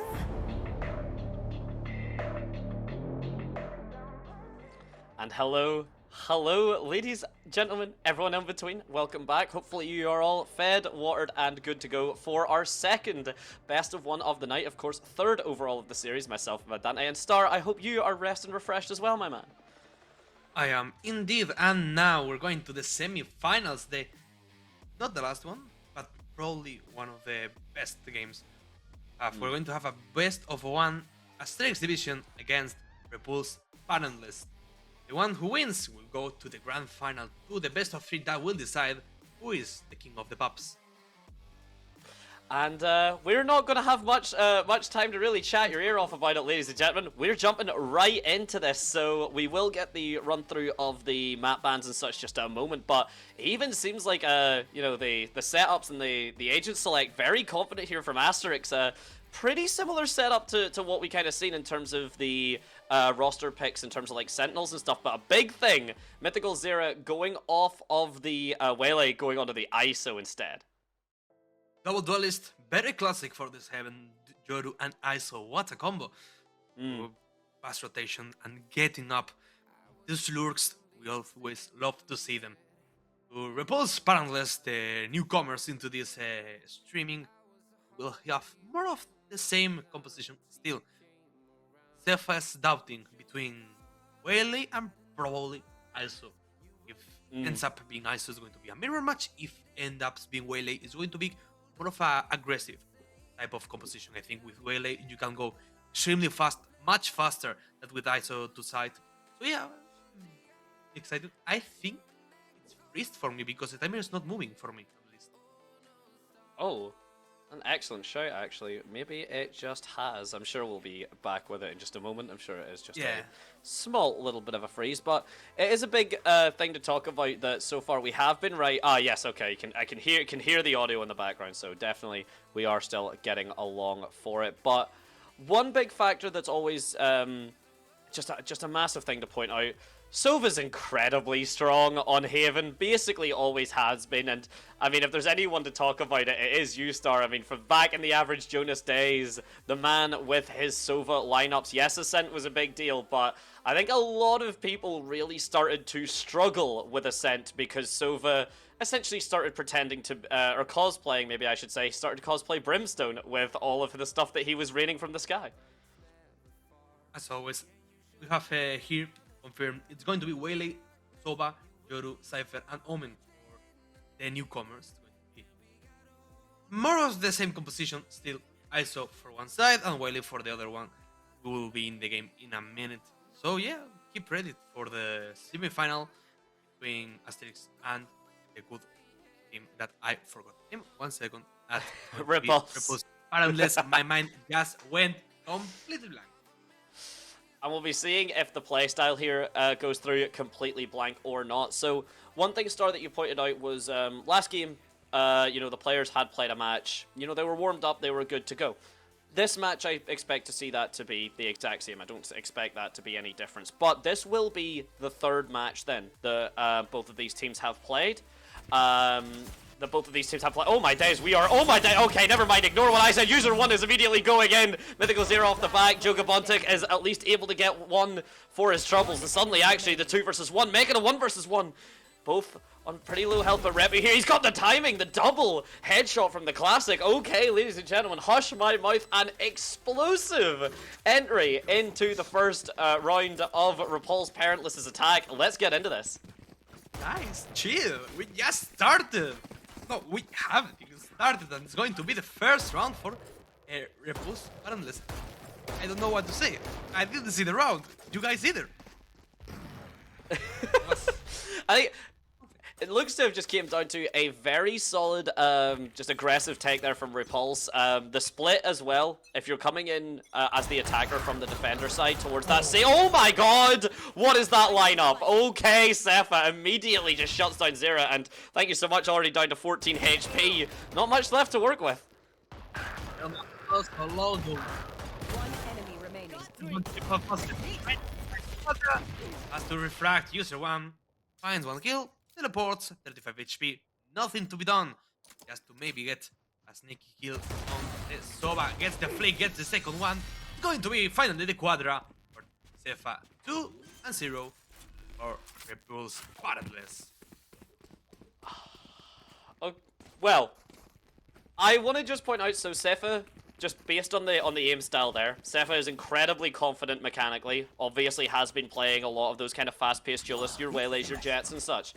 I want to point out that Repulse Parentless and this one got it, so that was the match that was just off stream. That was a 15-13, so they were very close, they were very evenly matched. If Repulse Parentless are going to be playing this kind of setup on Haven, you know, they are clearly confident with things like the Guardian wallbangs and such. This could be a very, very quick end for Asterix Division. They're going to have to dig in now with the guns, with the full buy, and really get themselves some space, and this is beautiful space that User 1 has got. With a push, and second one go for thank you so much. 2-0. Starting good for Asterix Division. We're not going to see any bonus being taken out by the opposite team. Like still in the hands of Repulse Parentless. Trying to freeze the round a lot. 1 minute remaining. Still have time.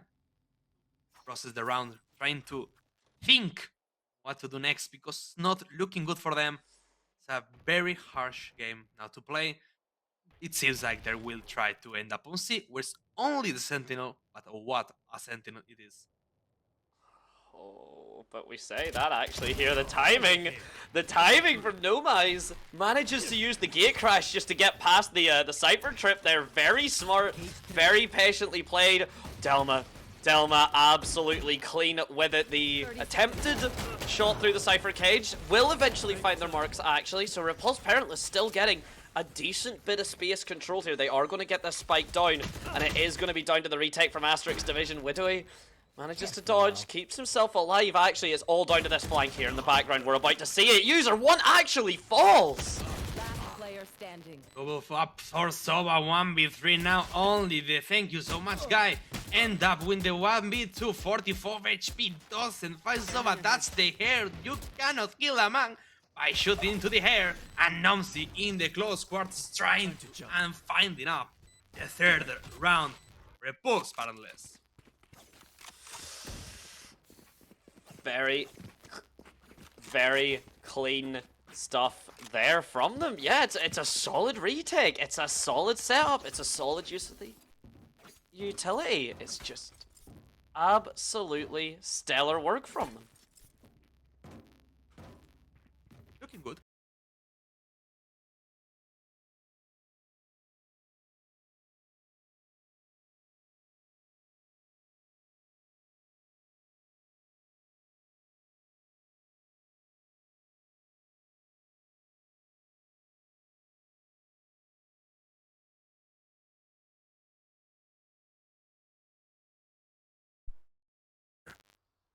Here.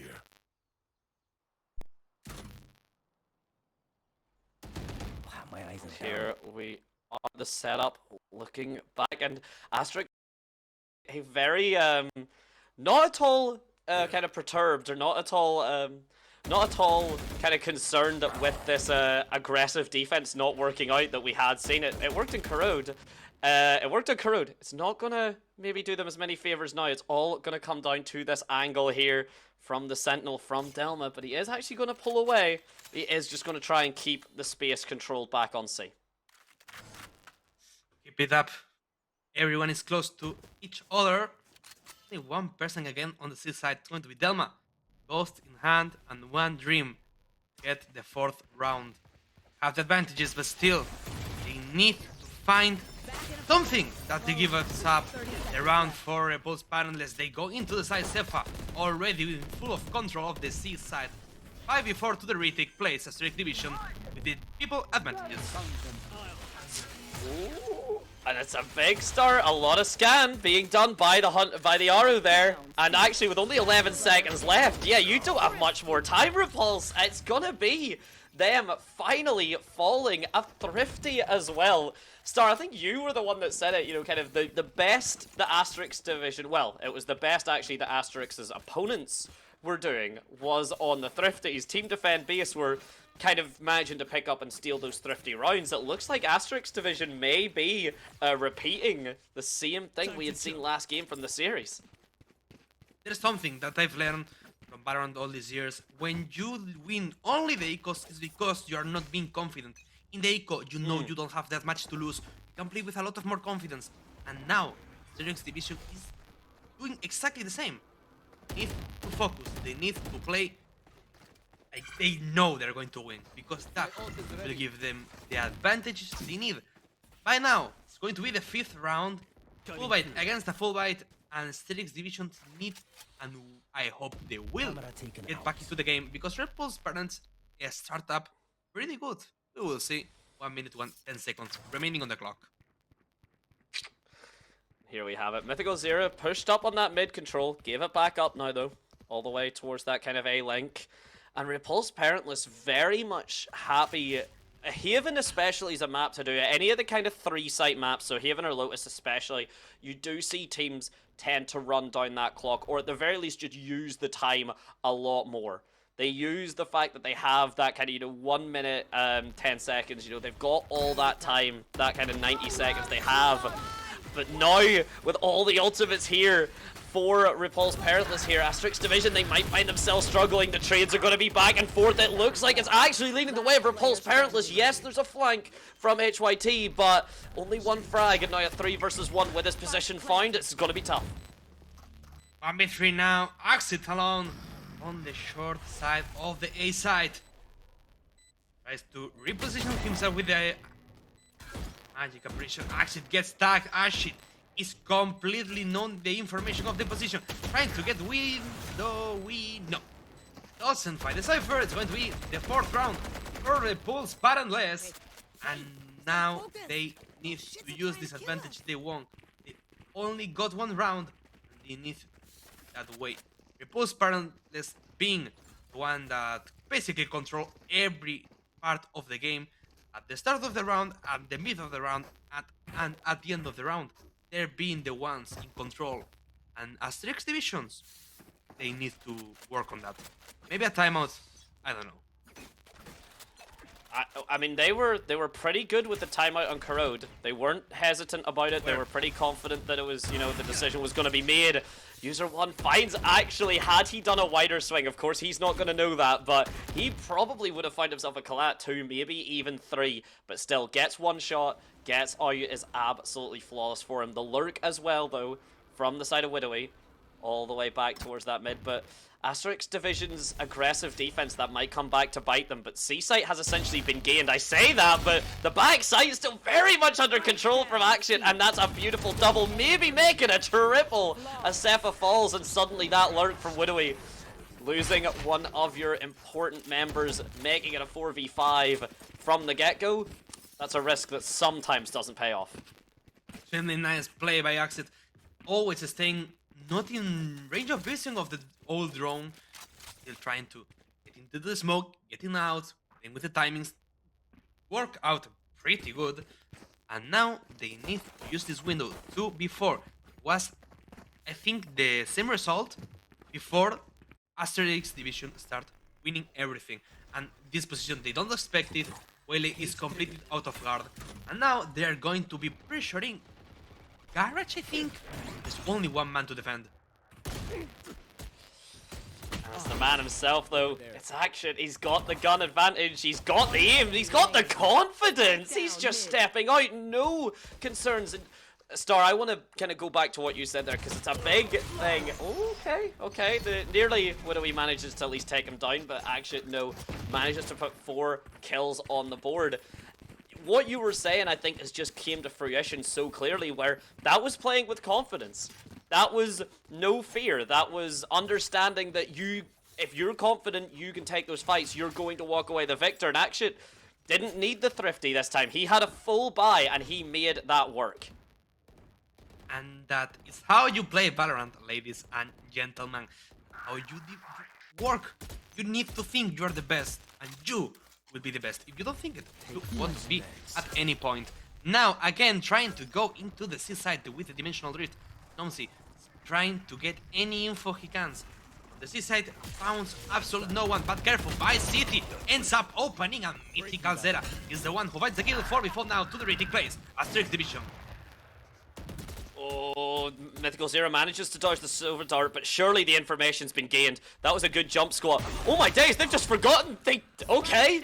Mythical Zero being given way too much respect takes the positioning that he has been offered for free with the spike down as well. Speaking of taking position, thank you so much. Is only able to be good for one. And now a 1 versus 1 with user 1, but it's Cepha to take the victory. Manages to get the kill, and I think actually just because of the spike, yeah, a little bit too far away, so doesn't get the additional 1,500 credits or 300 per player there, which, when you look at the economy that Repulse Parentless are currently working with, that could be a big deal. Will be a problem, and the Strict Division will use that problem in their advantage. Now, packing up on the A main, they will try to do something slightly aggressive, I think, but careful. I also have the utility, and Sova and Yoru have the guns. Operator in the long side, playing inside the smoke. Short in hand, the old drone is going to end up spotting a user number 1. 72 HP left. Goes back, but still. Thank you so much, playing inside the smoke. We tried to fan up the Sova. Backs up. Let me see. Have the reflex to end up killing in this initiator, and it's going to be 5v5. No kills have been made. It looks like, yeah, it's going to be a big fight for the A site, but you've got the members of Asterix Division, still Delma, all the way towards that C site, trying to work out how best to kind of deal with this Cypher Trap, just deciding to pop it. So Repulse Parentless are going to have to be made aware that at least one Cypher Trip has been popped. It is the further one. You're not given the information on which one unless you look at the map.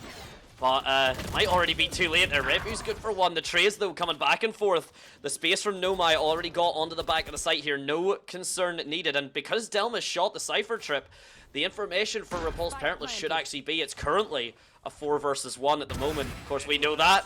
Beautiful first shot from User. Manages to get the clone down. Actually distracts plenty of time for Delma to get an absolutely beautiful double. And Nomai now has no clue. Last player standing. Oh! The flick from Nomi. 1v1 now. Them against Nomi. The good bullets got against the best bullets. And it's going to be the triple one. It's going to be the Cypher. The Lurker gets the 4th round for Asterix Division. 4th round for the defense team who have been waking up. They are alive and they will play the Haven. 4v5. Only 1 round in the differential. And Axid and user number 1. They are waking up the team. I love to see it. Now, I want a bit more from Repulsive Parentless.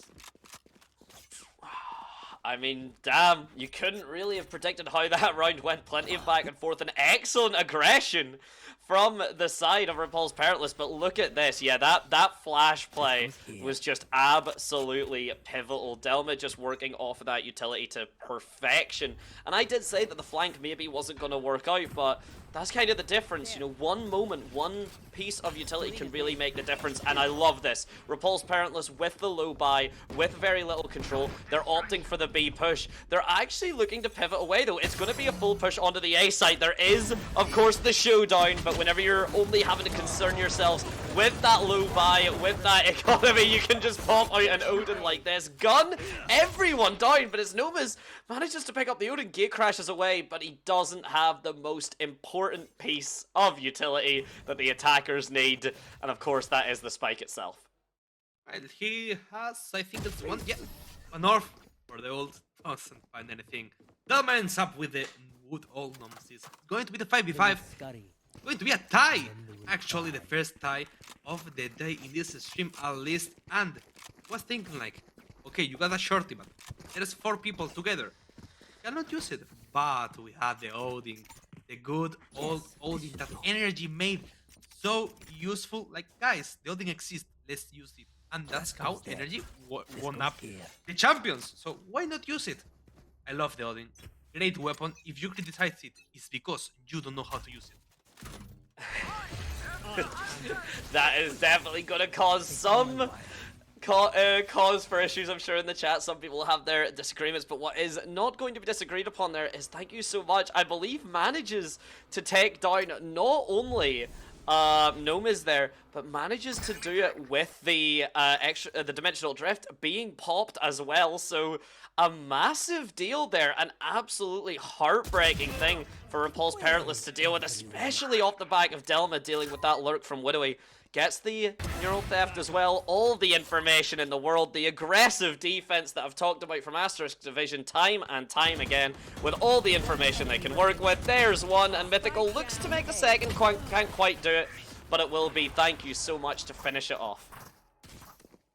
6 rounds, it's good. Last round All in the numbers. half. 6 rounds, best that they could hope for. Triple Guardian, 1 Bundle, and 1 Sheriff is going to be the whole arsenal of Pulse Parentless. This round is not looking good for the attack side. They could try to do it, but from C, I don't see it. It's very difficult to go into C with a Cypher and not that much weaponized. You have 4 ults, that's to keep in mind. Last round on the first half, 4 ults. Soba, Waylay, Cypher, and Omen. Omen and Cypher, not that useful. Soba and Waylay, creme de la creme. Oh, absolutely. Some of the strongest ults in the game. But they do have to hit the opponent, and the convergent path has already been dodged. We do see the From the Shadows get a bit of info, though. And actually, I've mentioned this ultimate that he basically doesn't have one, but at the moment where it matters most, actually, it's just not getting checked. He gets up a double, but all of a sudden, firing back. 3 remaining members of Repulse Parentless. User 1 has been found, can try to dance around in the extra dimension all he wants. Not gonna be enough, and an equalized 6-6 half for both of these teams. For anyone that doesn't know, Haven is defender-sided, which means Repulse Parentless looking a bit happier than maybe their opponents will. We have to think Waylay, I think it's a bit better than ISO in the attack side. Now in defense, and cost a lot for the Pulse Parentless. We are looking at a very good game of Valorant. You can learn a lot if you analyze this in a more depth way. And now we're seeing very classic setup by Asterix Division for people to see and Cypher to gain the info on the A-long side of the map. We'll see how it goes, and we'll start with the second half of the game. Right now, oh, and there's a big thing that Waylay can do that ISO of course can. Gate crash as well, managing to get user 1 out of a real, or no, it's not user 1, to get Nomai out of that very difficult spot. But look at this, Repulse Parentless, they're playing so kind of cautious. They're giving so much space away, and it's down to Sepa to make sure that space works. And he doesn't have the bullets, but it's Nomai's to bail him out, to save his teammate. It's a beautiful flash. It's turned, and user 1 gets the remaining frags, the back and forth. Look at the flicks that are having to be done. Wrists are being sent to the hospital from that, and it's Repulse Parentless off the bloodbath that was the first pistol, or the second pistol round, going their way. I don't know what happened, but trust me, Numsy is a start man coming from the sky, because wow, the save that he did. Look at Sefa, flicks, gets another flick, tries to flicks again, doesn't find the kill, and Numsy starts saving his teammate. First round of the second half is going to be for Repulsive Parents for the defense attacks, for the defense side of the map, and now quadruple Sheriff against basically a bonus round, and here you go, first kill for Repul. Second time they do this. Yeah, they did that on the attack as well, so they have that lineup down to a science. And Repu just continuing to just rack up frags here. Seth has been an absolute monster on the Guardian, but it's Zera, and thank you so much actually with the Sheriff. User 1's lurk catches the gate crash, and because of that, so quickly, what should have been a close to guaranteed round for Repulse Parentless now is looking very likely to be Asterix Divisions, especially with continued shots like that. If I may, I'll go in Wow. first. Guys, can we get a normal pistol round, please? I think It's not happening. any game of today, we've only seen special pistol rounds, losing the full bite, winning the bonus round. I love it. I just love it. I want to point out the Ares. Very good. And people don't use it that much. Use more the Ares. If you play a lot of smokes with cages, use it. It has actually a very good damage. Not like a mini Odin, but hey, looks very good. There's 5 people on A. I'm scared. Oh yeah, no, we're getting another bloodbath here. Oh, I believe Sepha might have actually gotten away with that. I don't think the Audron was going to check that corner, but you can't really afford to risk it. Look at the amount of utility getting thrown onto this B site. It's everyone here just to show themselves up. The back and forth's coming through, but the gun advantage very clearly setting up Asterix Division for the victory. The spike plant as well, the kill contract online for Mythical Zera here. A big ultimate for just pulling someone off of a site, especially if you get like the Sentinel. Cypher trips do stay online regardless, but basically any other Sentinel you hit with that ult, doesn't even matter if you kill them. You get onto the site for free. Basically. I mean, I want to criticize it, like, guys, you cannot go into A. You don't know who is on A. And that, I think that was a bit of a misplay. They still got the round. But it was 5 people. If that wasn't an eco, that would end up very bad. So yeah, taking account, you have to always check who is in the side. And if you see more than 3 people, it's better to rotate. Now, the ult ends up hitting almost me. And 5v5 ending up, Spike is on Garage for some reason. We're trying to sell this fake here.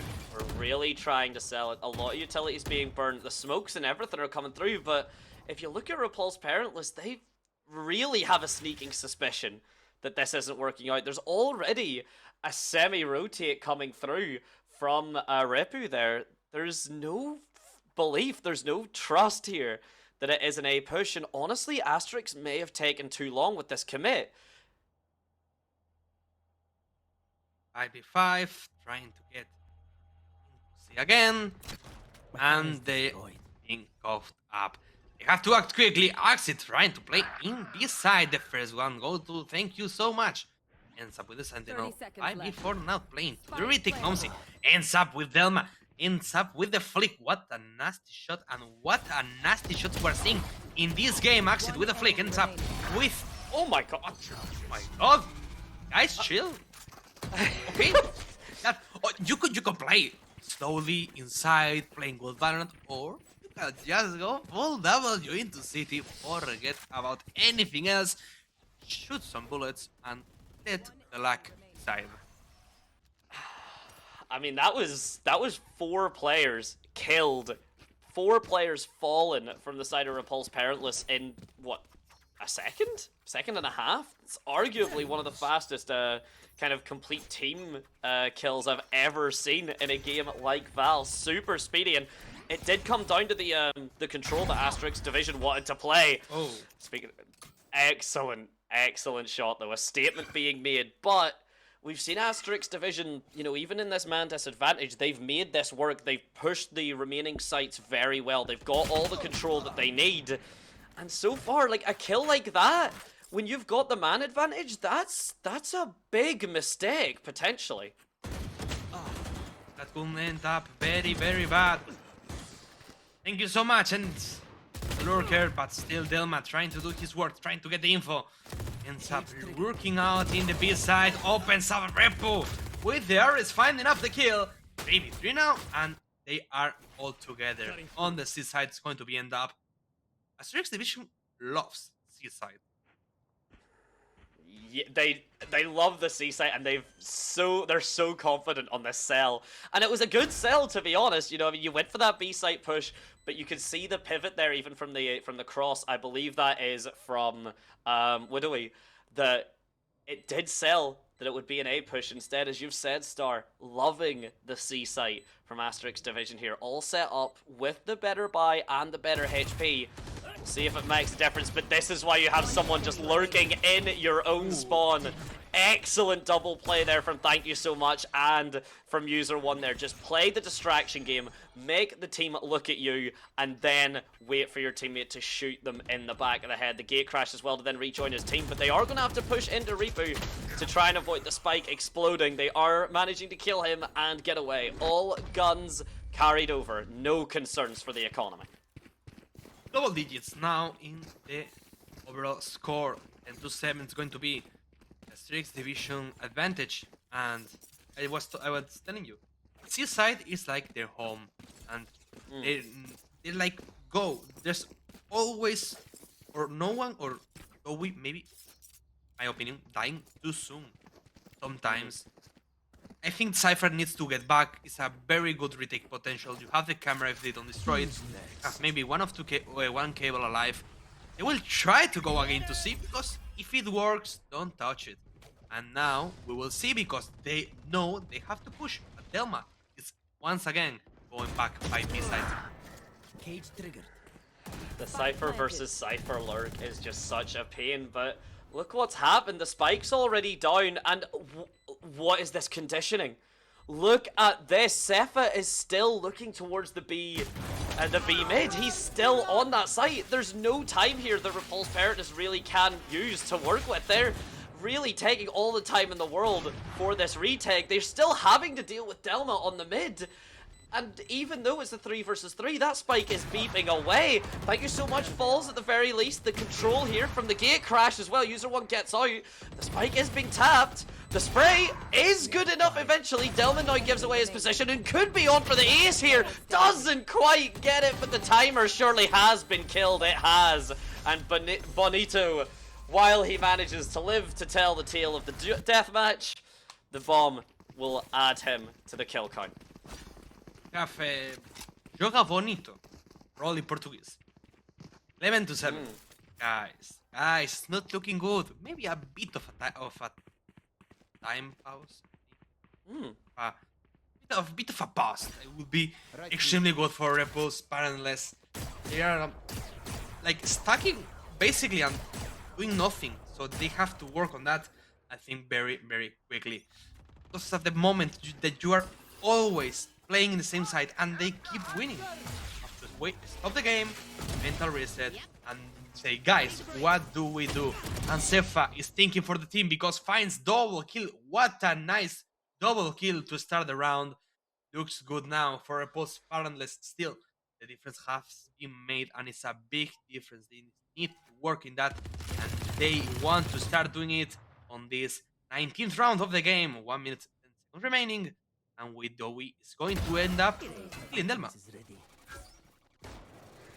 This entire, every round, oh my days, the wall bang. Every round seems to have been decided by just the Cypher 1v1 in mid. Just the lurk versus lurk kind of deal has been the make or break for basically every single one of these rounds, whether it gives Asterix Division the kind of ability to distract Repulse Parentless and then take the rest of the space for themselves, or for then Repulse Parentless just to kind of get that retake for free. User1, he is believing in his ability. He was going for the spike, of course, fully controlled by Repulse Parentless, only good for one. And as you said, Star, we needed to see something from them. We need to see it a few more times. They need to utilize the fact that we see if they win one round, they can work with it. It's a bit of an advantage. I think they just found it. Economically, it's not looking good for both teams. Remember, even they are winning like 5 rounds, they are dying, and that's a very important point. You have to keep the weapons if you want to survive in this game. That's why you save, and they are not trying to save. Nomsi in the close quarters trying to end up killing one, but Mythical Zera, even though he's blind, finds the kill on Nomsi. 5v4 now, trying to get back. Asterix Division plants the spike on C. Again, the retake is Repulse parentless. And look at where the Cypher trips are as well. They're not even set up at the top of C long anymore. One of them's been put onto B site, and yet there's still players, there's still numbers put towards that B site, even with the Cypher trip. And Sepha, because if it falls, okay, excellent double. Excellent return frag, but still a lot more to do. User 1 gets his frag. Gate crashes out. Thank you so much with the backup, with that crossfire angle.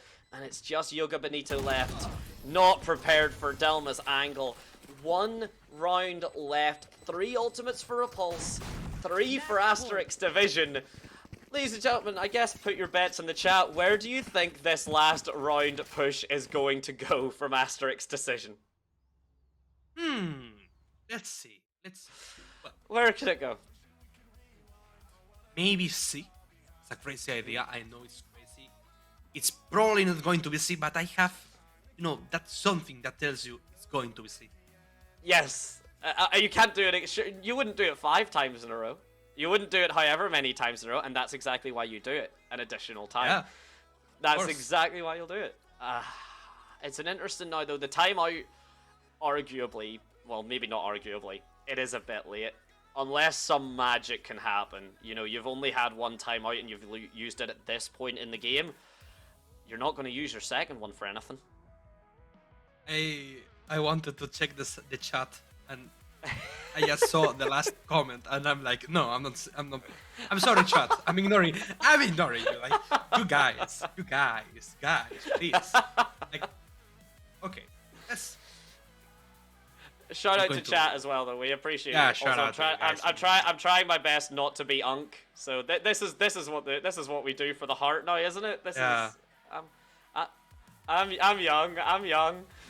Ladies and gentlemen, but we're back in. Goes there. We must say it for the people who don't know, guys. Believe it or not, I am 17, and this man. I know I look older than him, but he's the old one. I am the unk, and Well, he taught me. the elder. Star, you know what? Some things the elders can teach, but it's up to the young ones to kind of make sure I don't seem too old and that I'm not doing out-of-date trends that make people only cringe. And speaking of out-of-date trends, nothing here looks out of date. This is all brand new. The ISO Deathmatch Arena. Mythical Zero walks away with the win. The Divergent Paths, though, manages to give Seifa all of the control that he needs, but with that flash, you're not going to be able to find too much back and forth and back and forth. But it's Nomiz on his own, last alive, and Delma yet again with that B lurk manages to get the last frag on the board. A 13-8, and honestly, bit of an upset from the way Repulse parents started this game. Bad feeling for them. Still, they tried. They did a very good job, actually. We saw that the previous game they did 15-13. It's a close game. We'll try to do it time again. Doesn't find the game, and it's going to be, as you guys know, we have first of all some replays. We have some refreshments of what this game has been, but also, guys, we have our grand finals. Going to be Asterix Division against Lost Kittens in a best of 3. I'm sure of one thing: Porridge is going to copy that name. I want a Lost Kittens Academy. Please, Porridge, do this for me. I mean, it would be. We'd have to get the agreement and obviously the permission, but I think we would all love to see the Lost Kitties versus the Lost Puppies one day. But yes, an incredible showing. If anything, ladies and gentlemen, what we have just witnessed for the last kind of hour and a half, hour and 40 minutes, that was only your starter. That was your taster. That was to get to see a lot of these teams play, a lot of different kind of play styles and setups down. Now we are on to the main event. So if anything, we're really only getting started here, and we haven't seen very much of the Lost Kitties play, obviously on stream. So Asterix Division is not really the favorites, but we know a lot more about them. We can say a lot more about them. Kitties are kind of just coming out of the darkness here, and we'll have to see how they can hold up. We haven't seen any games. I can watch the results. It's been 13-1 and 13-7. Not that close to games that most parentless have played. Not that easy games that, for example, remembering the first game we saw Asterix Division winning by 13-4. It will be a nice combo to end up remembering everyone that it's a best of 3 have had a decider, we will have a bit of a different pick and bans. I hope we see some different maps. I don't want to repeat Haven or Corrode. I'll break your heart and say we're likely going to say Haven. Corrode we might be safe from, but Haven is just Haven is just such a confident pick map ever since Lotus kind of rotated out. We see a lot of teams just really happy to play it. So I mean, I've tried to kind of guess map pick and bans beforehand to see how they go. I'm gonna abstain from it this time though. The reason being just is simply with the three maps coming up, you know, we've got quite a lot that's gonna be there. I don't expect to see Pearl at all. But what we're gonna do is there is no reason speculating on all of that, at least not until we come back. So ladies and gentlemen, for what could be, depending on how the best of three goes, could be our last break of the night. If not, then of course we'll give you more time for refreshments and such. But for the meantime, we'll be back in just a couple of moments. Grand finals, and may I remind you, it is Asterix Division versus the Lost Kitties. Don't go anywhere.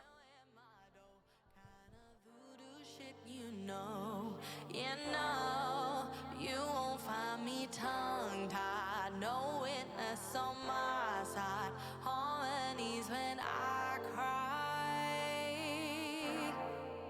This stuff makes me nauseous, losing what they taught us, gotta tread real cautious. But I go back to default.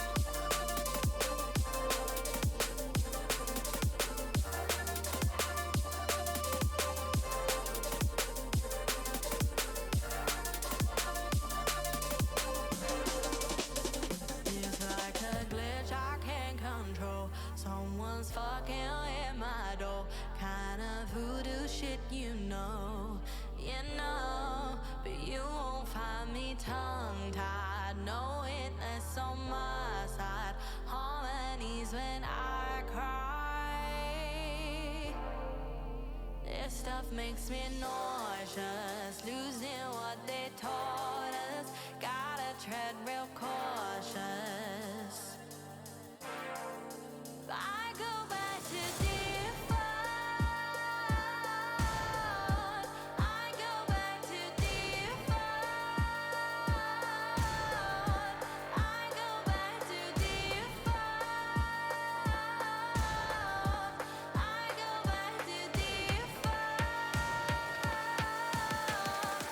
I go back to.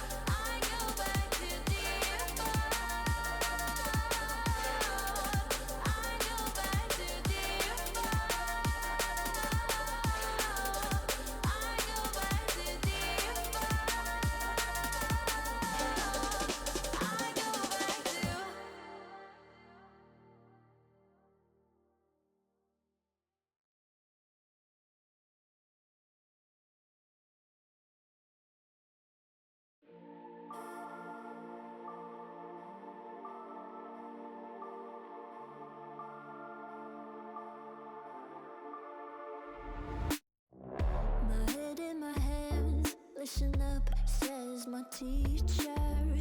In front of the class, he says if you're not a believer, I've views, that's on you. Better shape up and pay your dues. Of my views, that's on you. I'm a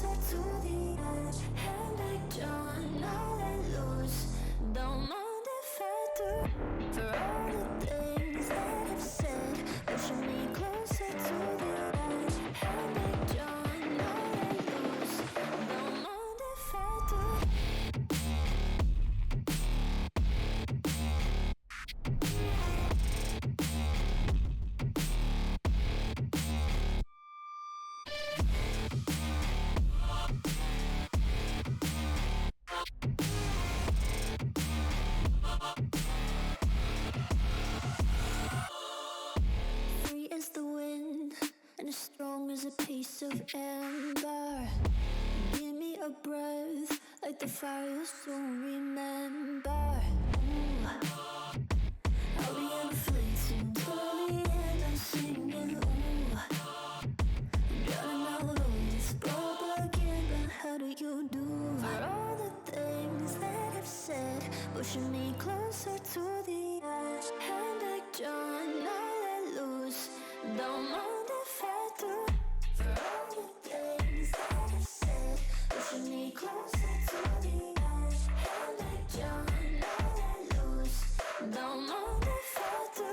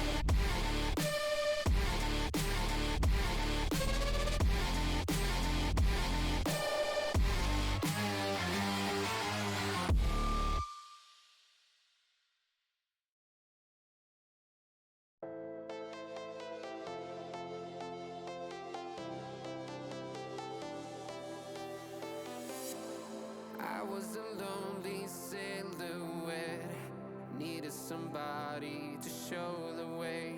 Yeah, I was a heartbeat with no sound till you came around. Yeah, you showed me colors, light in the darkness. You were the only thing I needed. Then we got older, but we stayed the same. Swear that we never lost the flame. Nostalgia, you're an echo in my head. Oh, nostalgia, like a symphony of our memories. Oh, nostalgia, don't you ever slip away. Oh, nostalgia,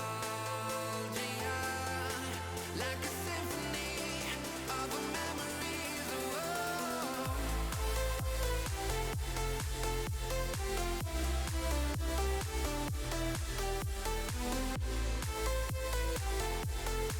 Like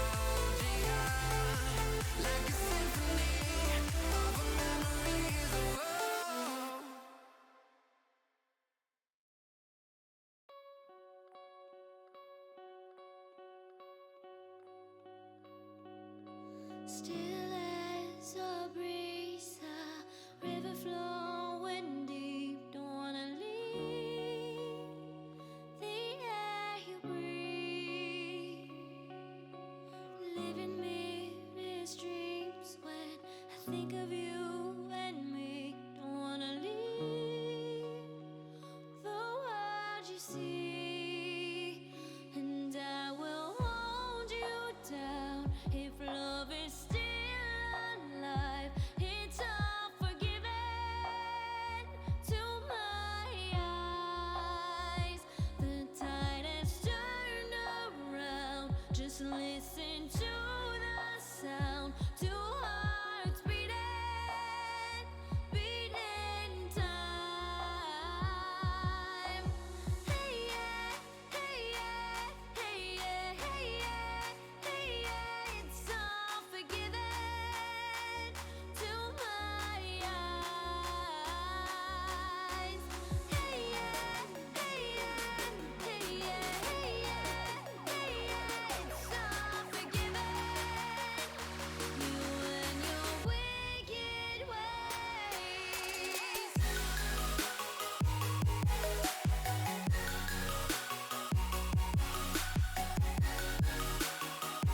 You and your wicked ways.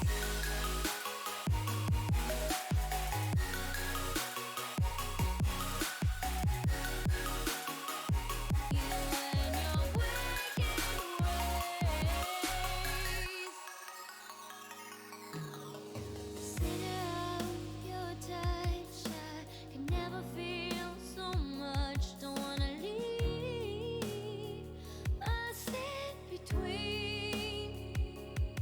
'Cause when you lock me in, I'm in for life. Don't care, it's a cruel paradise.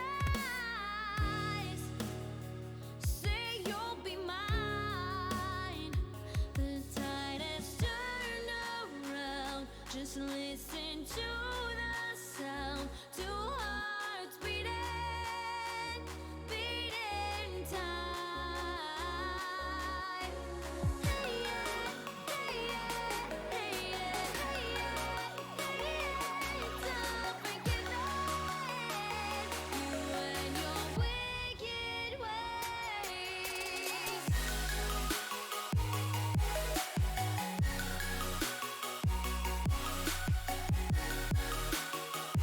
You and your wicked ways.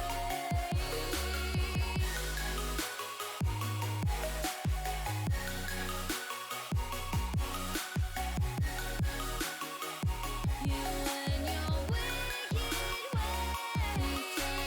Turn around. Just listen to the sound. Two hearts beating, beating time. Hey yeah, hey yeah, hey yeah, hey yeah, hey yeah. It's all forgiven. You and your wicked ways.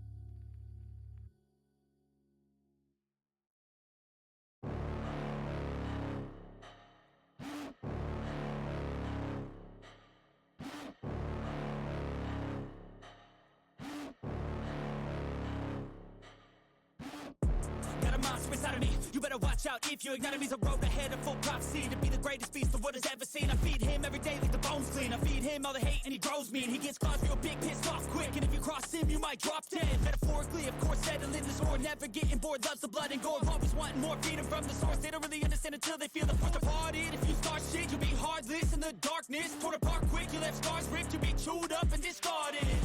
And this world ain't right, won't accept it. Negative energy, I expect it. Once it's in your mind, it's infectious. So fight for your life and reject it. You better give me space, I'm protective. My adrenaline spikes when I'm threatened. And if you stay in my way, I'm aggressive. Cause when there's no exit, I'll kill when I'm desperate.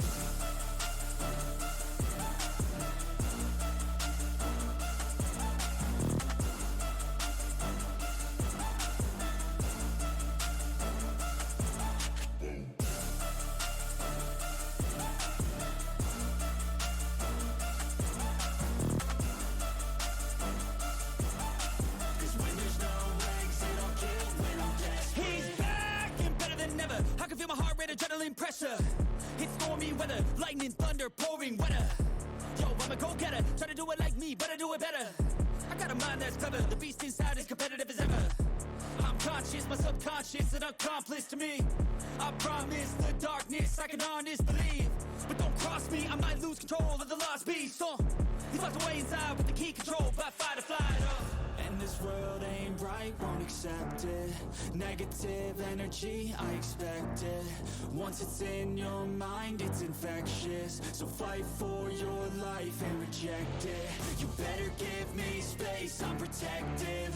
My adrenaline spikes when I'm threatened. And if you stay in my way, I'm aggressive. Cause when there's no exit, I'll kill when I'm desperate.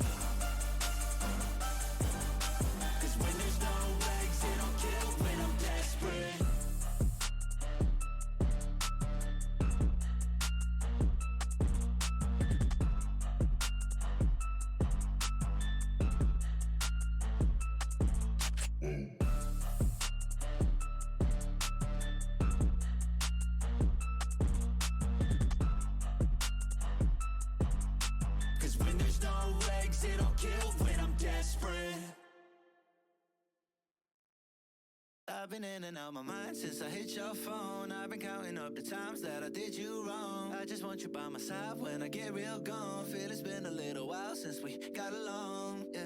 We've been playing stupid games, the situation rotates. And they say communication, safe relations, okay. Medicated how I'm patient, wasting time ain't the way. Cause I can see it on your face. I've been tossing, turning, staying up all night long. I've been calling, yearning, wondering what I did wrong. I could tell by your eyes you got something to hide. So open your mind up, let me inside, and let's make it right. Tell me, baby, what's the problem? Cause I keep trying to figure it out. Oh no, oh no. Tell me, baby, what's the problem? I'm only picking up what you're putting down. You'll be tripping, I don't know what about. So what's the problem right now? Okay, now hold up. Let me get something right off my chest. I've been meaning to read into it, time to put it to rest. Is it stress? Is it that I ain't answer your text? Don't you treat it like amnesia, you know I always forget. Stirring the pot real hot, watch how the plot thickens. Around the clock, tick tock, need more than 20 seconds to get your attention before it's on to the next thing. And I'm over here again wondering, can I hold ya, hear your truth, pull you closer, talk it through? Girl, you know that I'm the one that you can come and complain to. Your silhouette's amazing, but your brain is a maze too. So can you help me find my way while I find something to say? I know the arguing just augments everything going both ways, but baby, I can see it on your face. I've been tossing, turning, staying up all night long. I've been calling, yearning, wondering what I did wrong. I could tell by your eyes you got something to hide. So open your mind up, let me inside, and let's make it right. Tell me, baby, what's the problem? Cause I keep trying to figure it out. Oh no, oh no. Tell me, baby, what's the problem? I'm only picking up what you're putting down. You'll be tripping, I don't know what about. So what's the problem right now?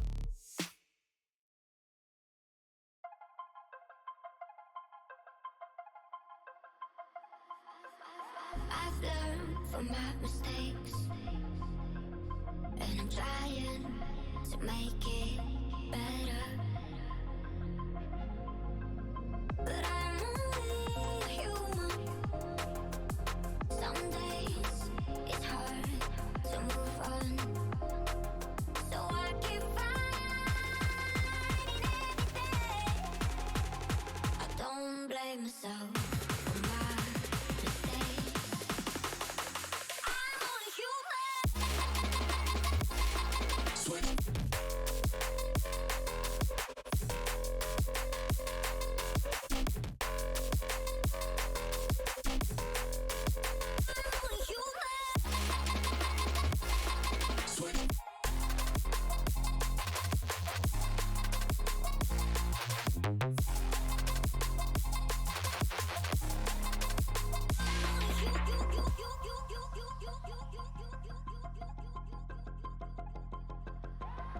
learn from my mistakes, and I'm trying to make it better. But I'm only a human. Some days it's hard to move on. I'm only human.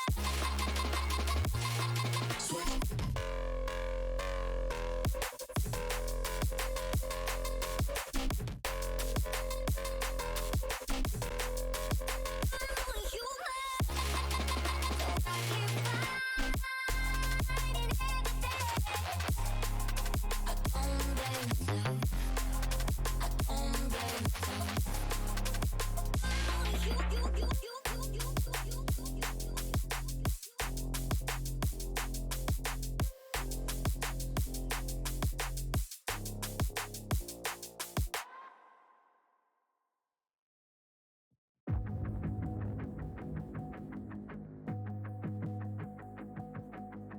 Everything you want, but you can't have. Number one regret, no takebacks. The hole in your chest, that's payback. Payback, yeah, you better take that. You could call me selfish and critical, I could take the blame. Just like I could take a match and send it up in flames. Don't say I didn't warn ya. This might hurt, but that's just karma. Better take that. Call it payback. Don't say I didn't warn ya. Stay mad, I know you wanna. This might hurt, but that's just karma. That's just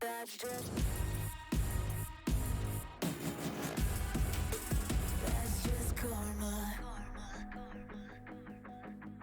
Go and play the part, play the victim.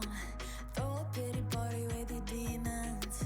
Blaming everybody and you're screaming. But I'm the one bleeding. You're the one that's selfish and critical, you could take the blame. Just like I could take a match and send it up in flames. Don't say I didn't warn ya. This might hurt, that's just karma. Better take that. Call it payback. Don't say I didn't warn ya. Stay mad, I know you wanna. This might hurt, but that's just karma. That's just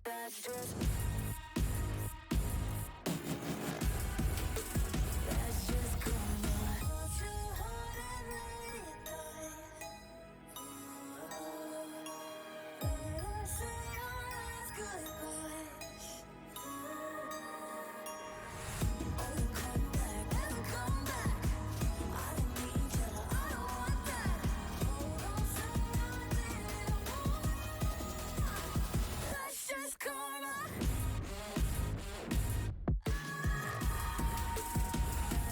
That's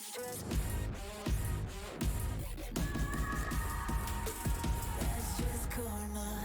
Don't say I didn't warn ya. Stay mad, I know you wanna. Hello, ladies and gentlemen, and we are finally here. It's been a night, and to be honest, it's only just getting started. It is myself, of course, and the ever lovely Star joining you. We now begin the final series, the big grand finals, the best of three, and I'm gonna let my lovely co-caster take it away. We've got some fun stats, maybe not so fun, depending on the side you're on, and then the journey to the grand finals. Let's get on with it.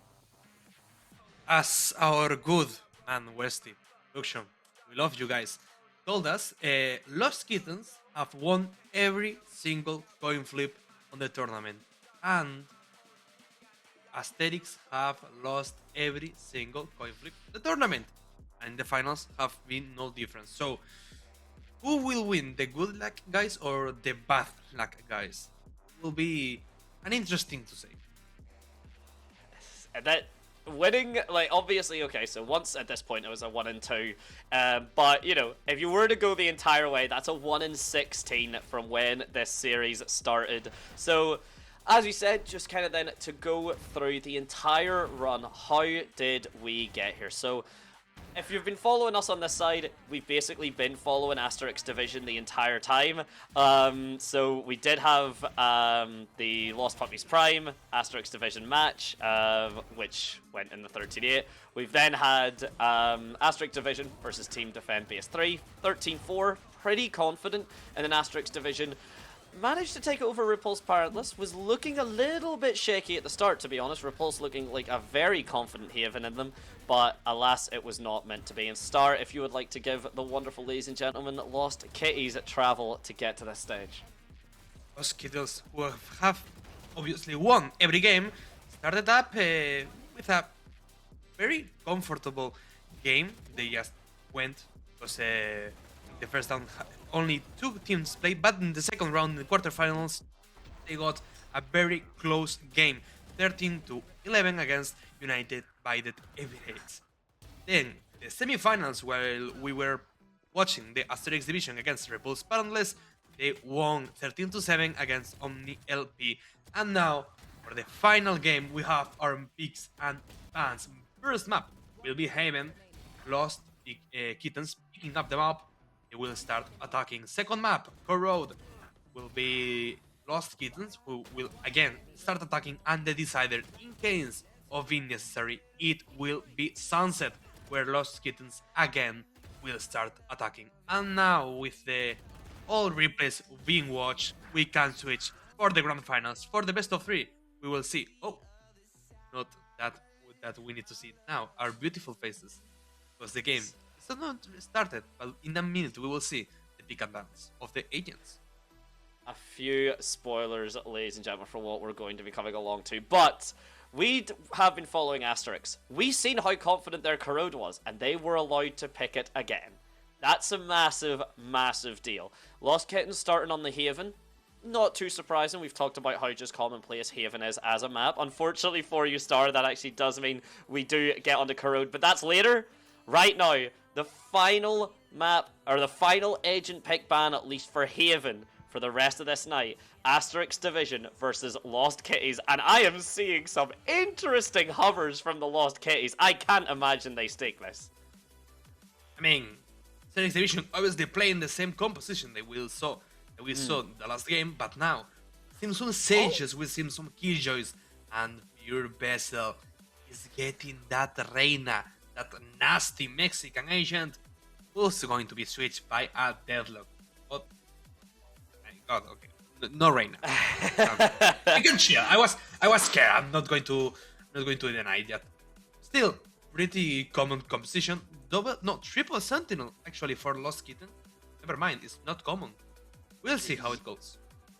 Yeah, right. For anyone that doesn't know me, for anyone that hasn't seen my cast here and anywhere else, I am a prolific Sage main. I have stood by Sage ever since I started playing this game back in 2020, which again makes me more unk. I have been a Sage player. I have adored Sage, and I have stood by for the longest time and watched Sage struggle.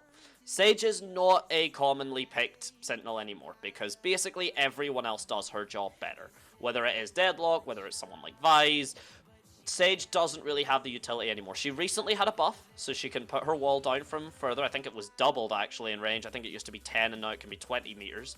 And her res was similar, but to get her res off, you have to have your teammates die in a place that you can resurrect them. You have to be taking those refrags and those trades incredibly consistently, and it is a bit of a risk from the Kitties to operate off of that. 3 Sentinels, as we said, starting on attack as the pistol round is just about to commence.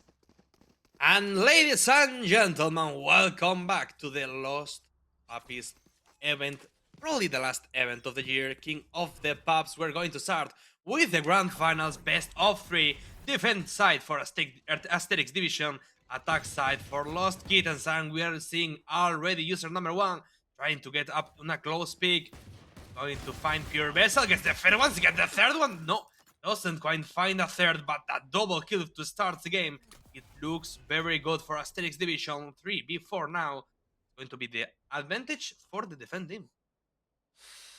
This is a big deal for Kitties because with the triple defense or with the triple sentinel stack starting on attack, you really want as many kind of opening rounds as you can get. You really want as many attack rounds as you can physically get. Even if you only find yourself getting like 3, you're gonna be pretty happy because you've committed to that setup. And had they got the pistol round, that would have already been a pretty big deal for them. So losing that for Asterix to pick it up pretty confidently, you know, from user 1's aggressive defense that we have seen so often from the entirety of Asterix Division, that's a huge deal for them because the more rounds Kitties get on the board for the attack, the more Asterix Division's attack is going to look impossible. We were talking about this in the halftime. If Asterix Division starts with a good 3-4 rounds in a row, they will do a great match. If they don't, they're a team that we've saw they get affected mentally a lot because obviously they're not professionals, they're not used to this pressure. 1 kill and 4 on the score, trying to get a single pick. Actually doesn't die and still he's 5 HP. 4v2 and the advantage go to the defense, and now it's not looking good for Lost Kittens, who is probably going to lose the second round in this Haven map. That's as well. We were talking, you know, you asked Star the lot, just pull the trigger, user. Just pull the trigger. I know you won't because you shouldn't for any reason, but pull the trigger. Ooh, Sanson will though, and that's a beautiful shot. So far though, just that was a very fortunate timing from Action there, just to be able to get through the Sage and the Deadlock absolutely perfectly. Picks up a lot of frags at 4k for himself to get Asterix Division very comfortably for that second round. 2 things I want to point out very quickly. First of all, User 1 has been very dominant throughout for Asterix Division this entire series that we've been watching them, and seems to have started off very solidly. The second thing I want to point out is with Axe getting these frags, he's actually getting the worst ultimate for his team online. It's a very minor thing, but if you looked at User 1 or Mythical Zera getting those frags, you would have, you know, the Dimensional Drift online, or you would have the Kill Contract. In comparison, From the Shadows is a very weak ultimate. I just want to remind you, last time you said From the Shadows is a weak ult. That's true. You remember it, and I do remember. That was scenes in fairness. Fairness is the kill, and the first one goes to Sunset. The best moment that I've ever seen for the moment. We are full now. 5v3, the walls up on the city zone. Going to be extremely hard retake for Asterix Division because now we have to think. Triple Sentinel. It's not a common thing to see, but they will play it like once they're inside. There's no way of taking them out. 1v4, only outlaw in their hands. User number 1 tries to get a single kill, and it's going to be ending up his rolling. Yeah, now to open. No. Probably going to be the saved one. User number 1 trying to get a kill. Yuji on the open up. 2v1 round. The bonus is for Lost Kittens. As you would expect, the From the Shadows for both teams already online. And again, hey, who knows? Maybe I can be proven wrong, and that the From the Shadows can just, you know, be another absolute clutch factor here. We'll have to wait and see as the ults come online. And as you pointed out, it's so important for Asterix Division here that they do not give Lost Kitties any sort of space. They cannot afford to like over-rotate or to maybe even fall for a fake, because if they do, then as you said, you're not really getting back onto the site, especially if all of the, you know, the walls, the Killjoynias, the setups, all of them are there. Managing to take out the Deadlock immediately is a massive frag for the side of Asterix Division, and we'll see if Pure Vessel's downfall is going to continue this momentum for them as the judge from I'm Alone waiting in garage. Trying to get a sneaky kill. They end up going back and then up. Entering by mid. Careful with user number 1 trying to get a kill through the smoke. Doesn't find it. Has to use the DP. The first one. Whoa.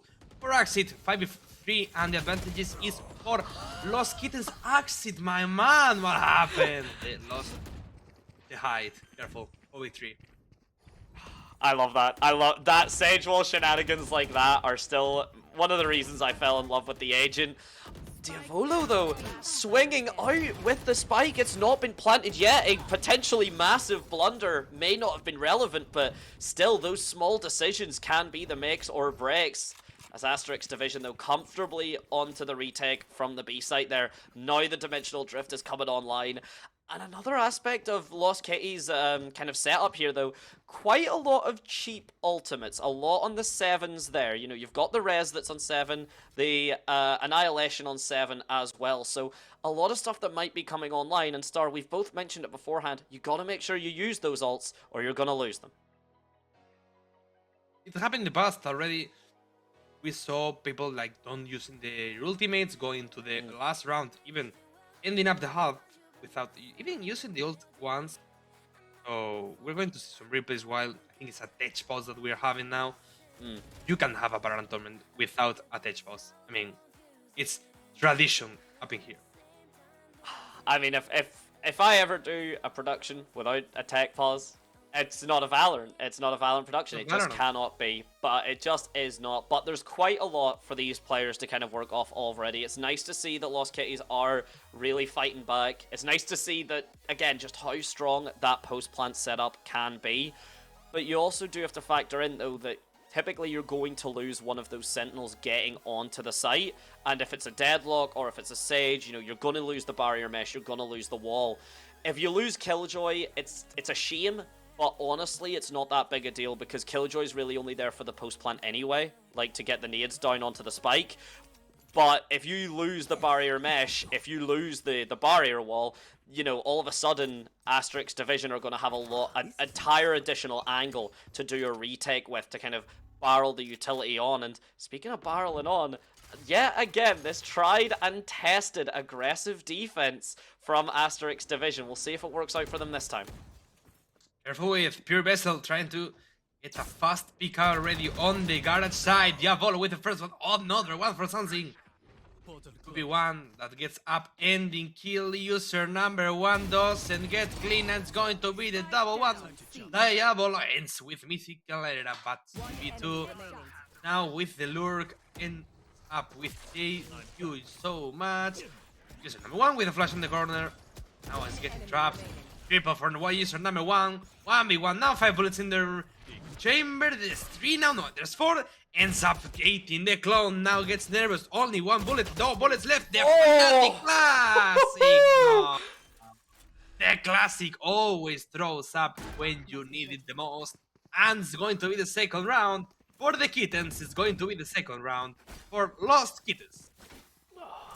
An absolutely clutch potential from user 1. Some of the strongest trigger discipline I have ever seen coming through. Look at that. Make sure that they all get lined up. And this right click attempt knows that he's out of bullets, doesn't quite get to land them, and playing around his own blind side. So that's the Yoru flash for anyone that doesn't know.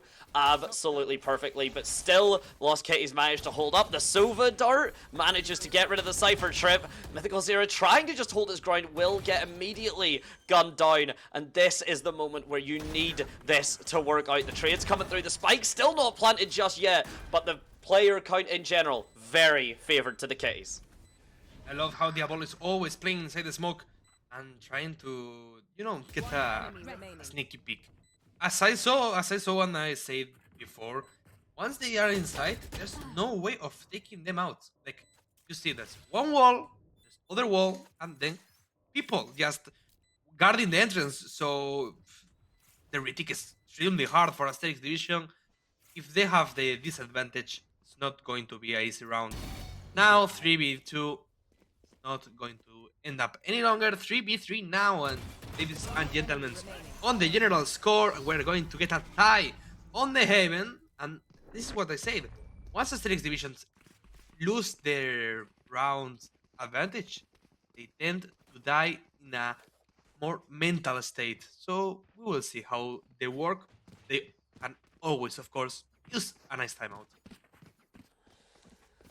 Use them or lose them. It's a best of 3 as well. If you need all the time in the world to understand how your opponent's playing, how they're changing that playstyle, how they're adapting to you, and how you want to answer back yourself. So get them used or get them losed. I know it's lost, but it doesn't rhyme.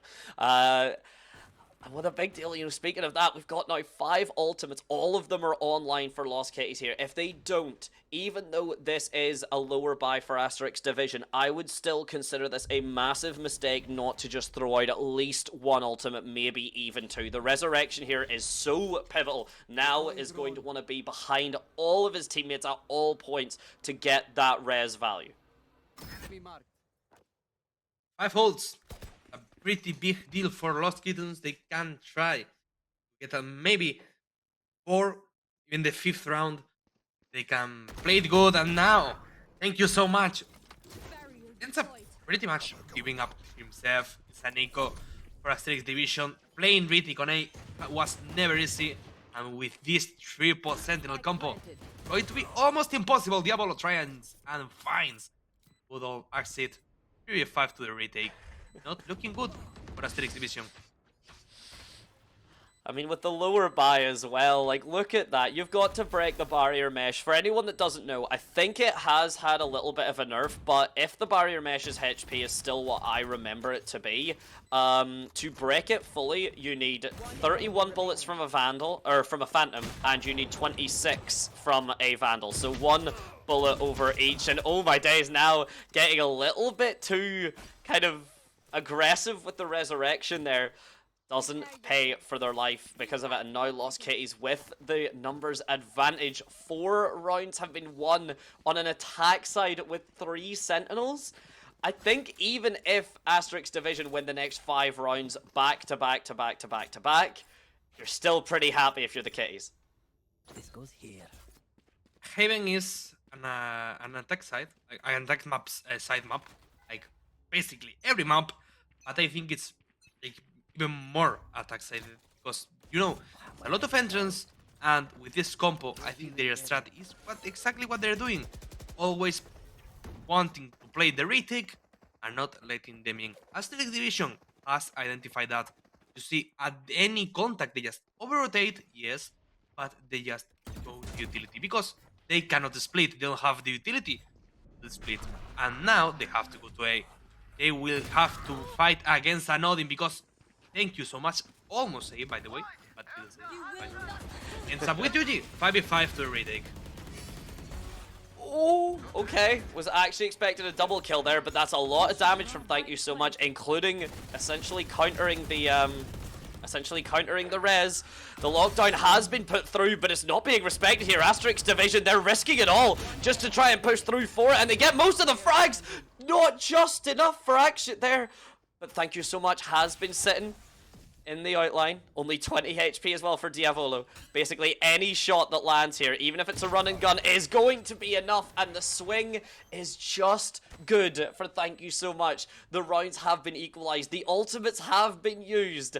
And it does work out in Division's favor in the end. I will be very proud of us if we don't say thank you so much, real name. We've been pretty good so far. Yeah, I can't believe we haven't slipped up just yet. There's still time. Fighters. They have time. There's still time. Let's concentrate and not say that specific word. I know every chatter is wanting us to say, but okay, now we're in the 9th round. We're in a bit of an equator for this first side of the map. I'm not quite finding the secondary strat behind Lost Kittens, because always they're trying like go fast into side and let them play retake. But after that, if that doesn't work, they don't have a real strat. They don't have like a second plan or a plan B to doing any side really.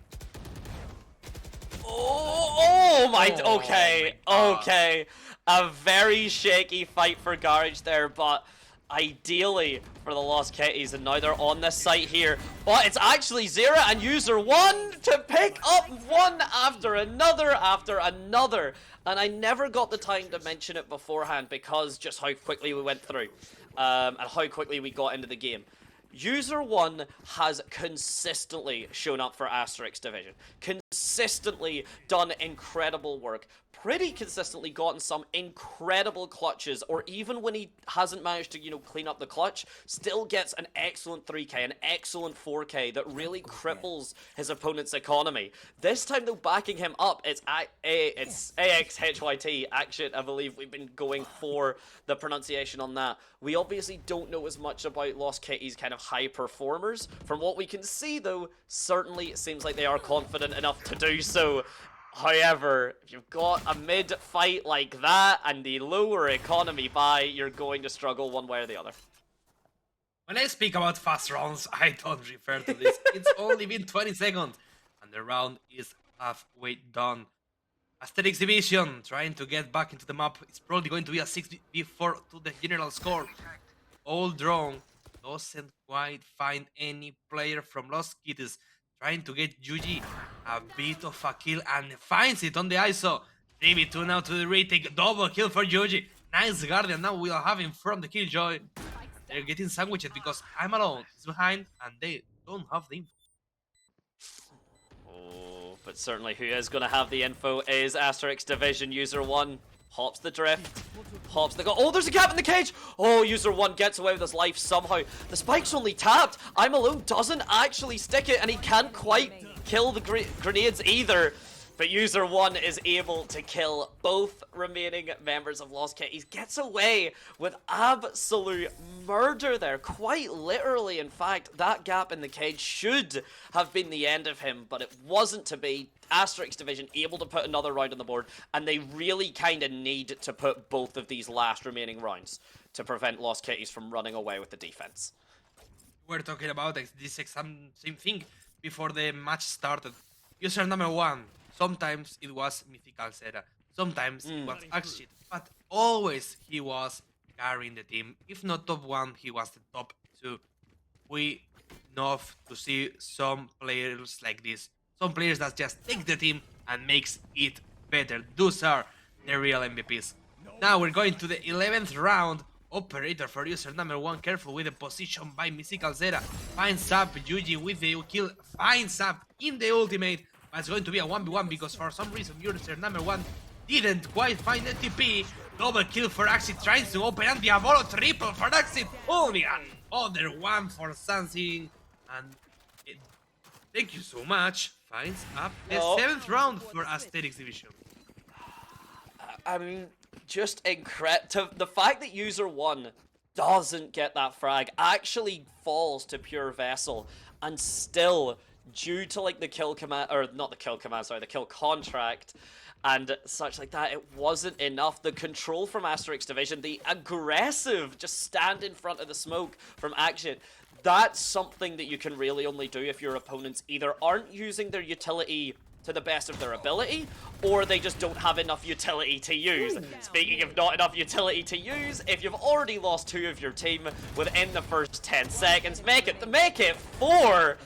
And that's gonna be a difficult round to win. The information is there. Agsha is on a roll, runs out of bullets, is the only reason Diablo is able to walk away, but doubtless it's gonna be for long. Playing with a lot of confidence now. This division always trying to give the first compass of the round.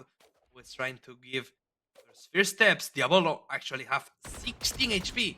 Thanks to that regenerating shield. Opens up User number 1. Finds the last kill. And to the second side of the map. Going to be 8-4. And Asterix Division now in attack. Will have to get 5 more rounds if they want to get the first map of this best of 3 series. And I am now going to have to, unfortunately, bully Lost Kitties slightly. Because that was the last round. They had 3 ultimates that they had died with. They had From the Shadows, they had the Annihilation, and they had the Hunter's Fury. All, I imagine, wanting to be used in a post-plant, but you've got to get to that post-plant scenario. And honestly, the read there from Asterix Division 2, I can imagine that was very intentional. We've been seeing how aggressive the defense has been from them this entire night, but that, I believe, was very much a purposeful call to say, Lost Kitties have a lot of ultimates. They're going to use them. We need to stop them having that chance. And now we're just walking onto the seaside. It's the place they've known and loved for this entire night, that anytime we've seen Asterix play Haven, and it looks like they're going to try their best if now doesn't stop them dead in their tracks. Nearly on for the ace, but doesn't just quite get the shots. I'm alone is completely alone. Diavolo ends up with a classic. Guys, it's not over yet. Lost Kittens fights and gets the pistol rounds, and now they will able to play with a 5-8 general score. King of the Pups is on the play. Have to fight for the title. The first king of a long dynasty, if Porridge wants to do another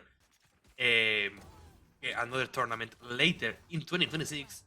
But for now, guys, 8-5 with a big chance of being 8-6. But we will see, because not all the fullbacks have been won. Oh, but this one is looking pretty confident for the Kitties. As I say that, the frags are at least going a bit back and forth. Never mind. The Guardians from now and Vessel living up to their namesakes. The Guardians of the Garage, so it's not copyright infringement, it's just very close to sounding like it, means that the Kitties are good for another round indeed. Asterix Division very much banking their hopes on just kind of sprinting through Garage, maybe trying to overwhelm with the utility. But again, we've mentioned it time and time again, and we can't really overstate how difficult it is to play attack Haven versus 3 Sentinels. I mean, it's not impossible to win this eco. They have pretty good weapons. Now with an incredible position. You have to take in mind 3 Sentinels on defense side. And Yuji is the first one to get the kill. Diavolo from the back ends up hitting up. The bullets from, thank you so much. Oh my god. What a nasty shot. It's a nasty That's shot, but crazy. the splits they are playing is incredible. Like, again, that should have been Diavolo's kills. But the timing, the positioning, the fact that User 1 and Mythical Zera were just placed there perfectly. You can see how much Asterix Division believe in their placement, believe in their positioning, and believe in the backup of each other. It's quite clinical. User number 1, if Asterix Division win this tournament, it's for sure going to be the MVP. Oh, We know absolutely. Axit is getting skills, but what this man is doing looks amazing.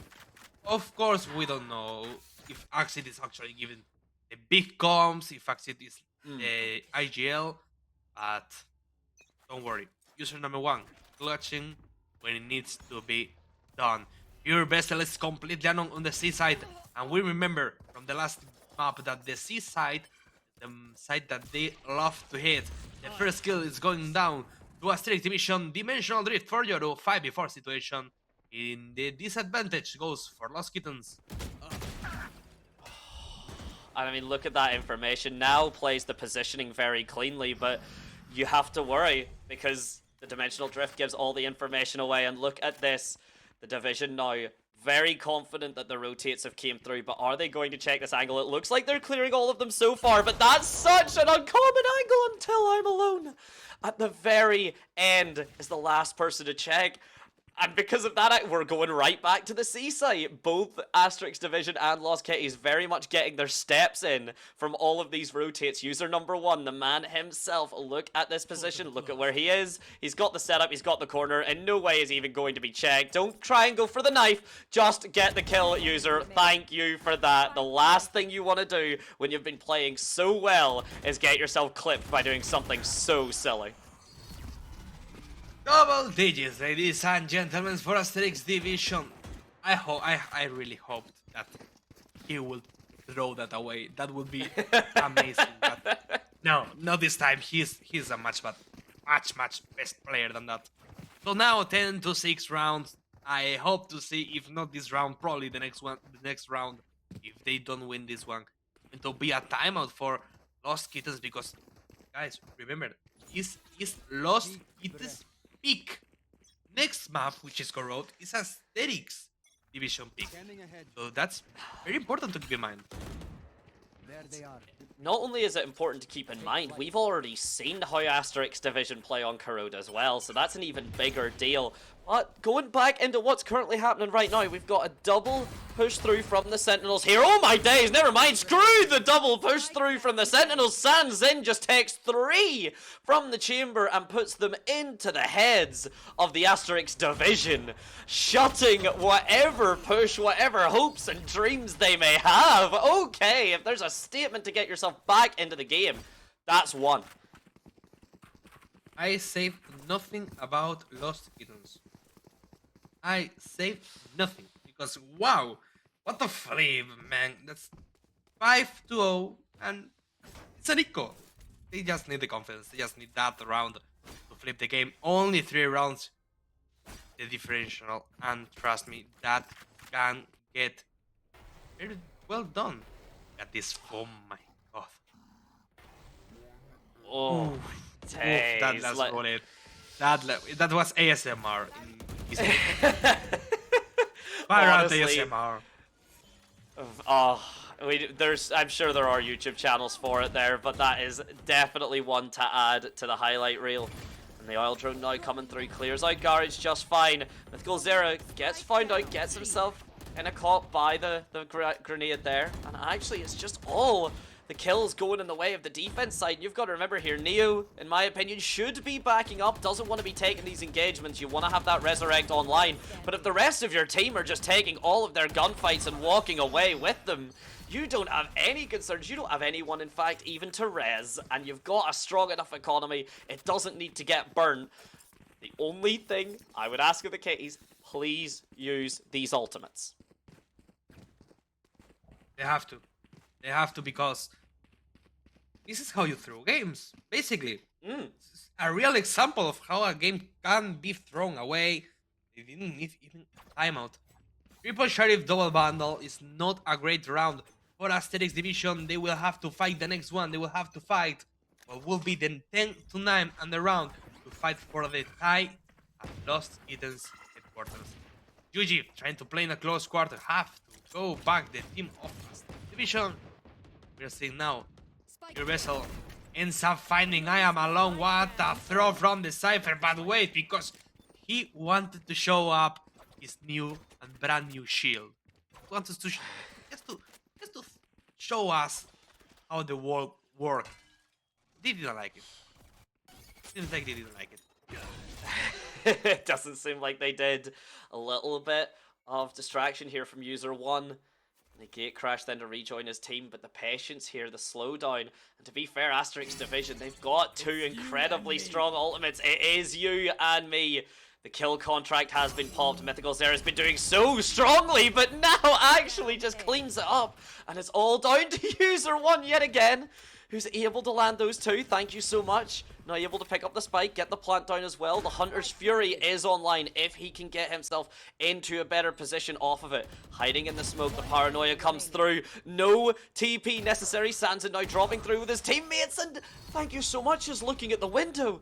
There's already been a drop, the ankles have already cracked, and Yuji has already got the defuse. Incredibly well held from Lost Kitties. A nice attempt to fire back from user number 1. I don't want to see him lurk anymore. I want to see him being the one to lead the charge. He's fighting. He's trying. He's really trying. But I think we need like either I am alone or Mythical Zera have to just start working for the team. We all know sometimes you have a bad game, but they need that boost in confidence now. This is a very important round for both teams.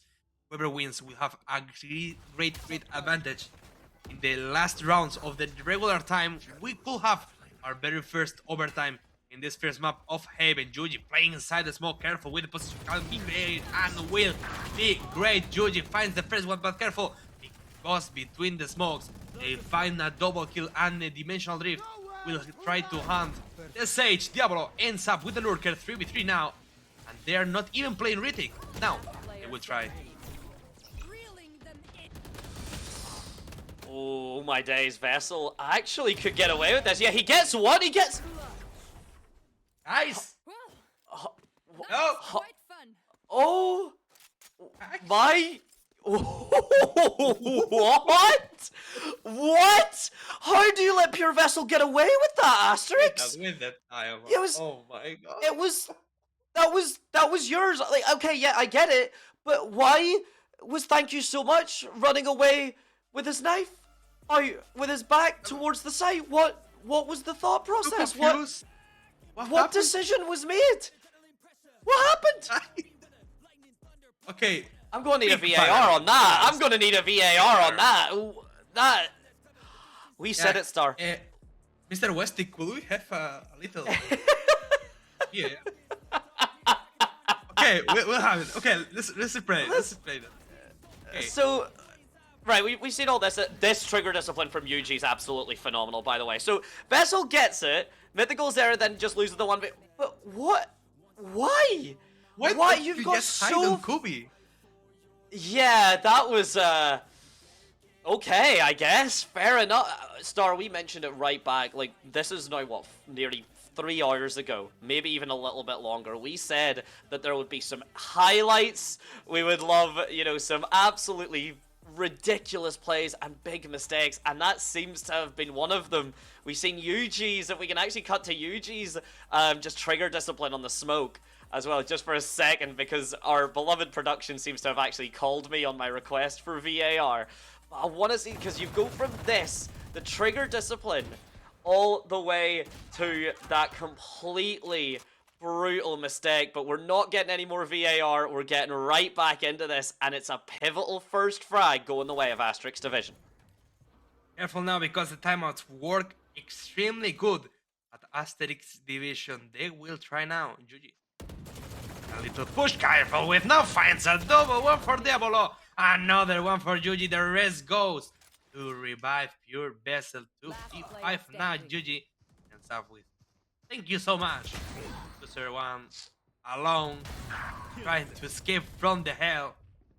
You can find all the kills you want. You will end up dying. Wait. Speak too Back soon. to back throw. No. They don't throw this. They don't throw this. Much better. 11-10. Ladies and gentlemen, they are back after 5 rounds consecutively being won. Lost Kittens have the advantage on the Haven map. 11-10. I want to see user 1 stop lurking. Like, the lurks were good for a little bit. I want to see him stop lurking. I want to see him just do like a gate crash into flash onto the back of a site, because look at what he's able to do. But none of those kills are really relevant when you've already lost the round. Like, yes, you do a bit of econ damage, but Lost Kitties have 5 rounds in a row. They've built up an economy. They aren't worried. Even if one of them is left standing, they're still going to have the money to buy again. So you need to be doing a little bit more. You can't just say, oh, well, we got a 4K, so we're all good there. That's not enough anymore.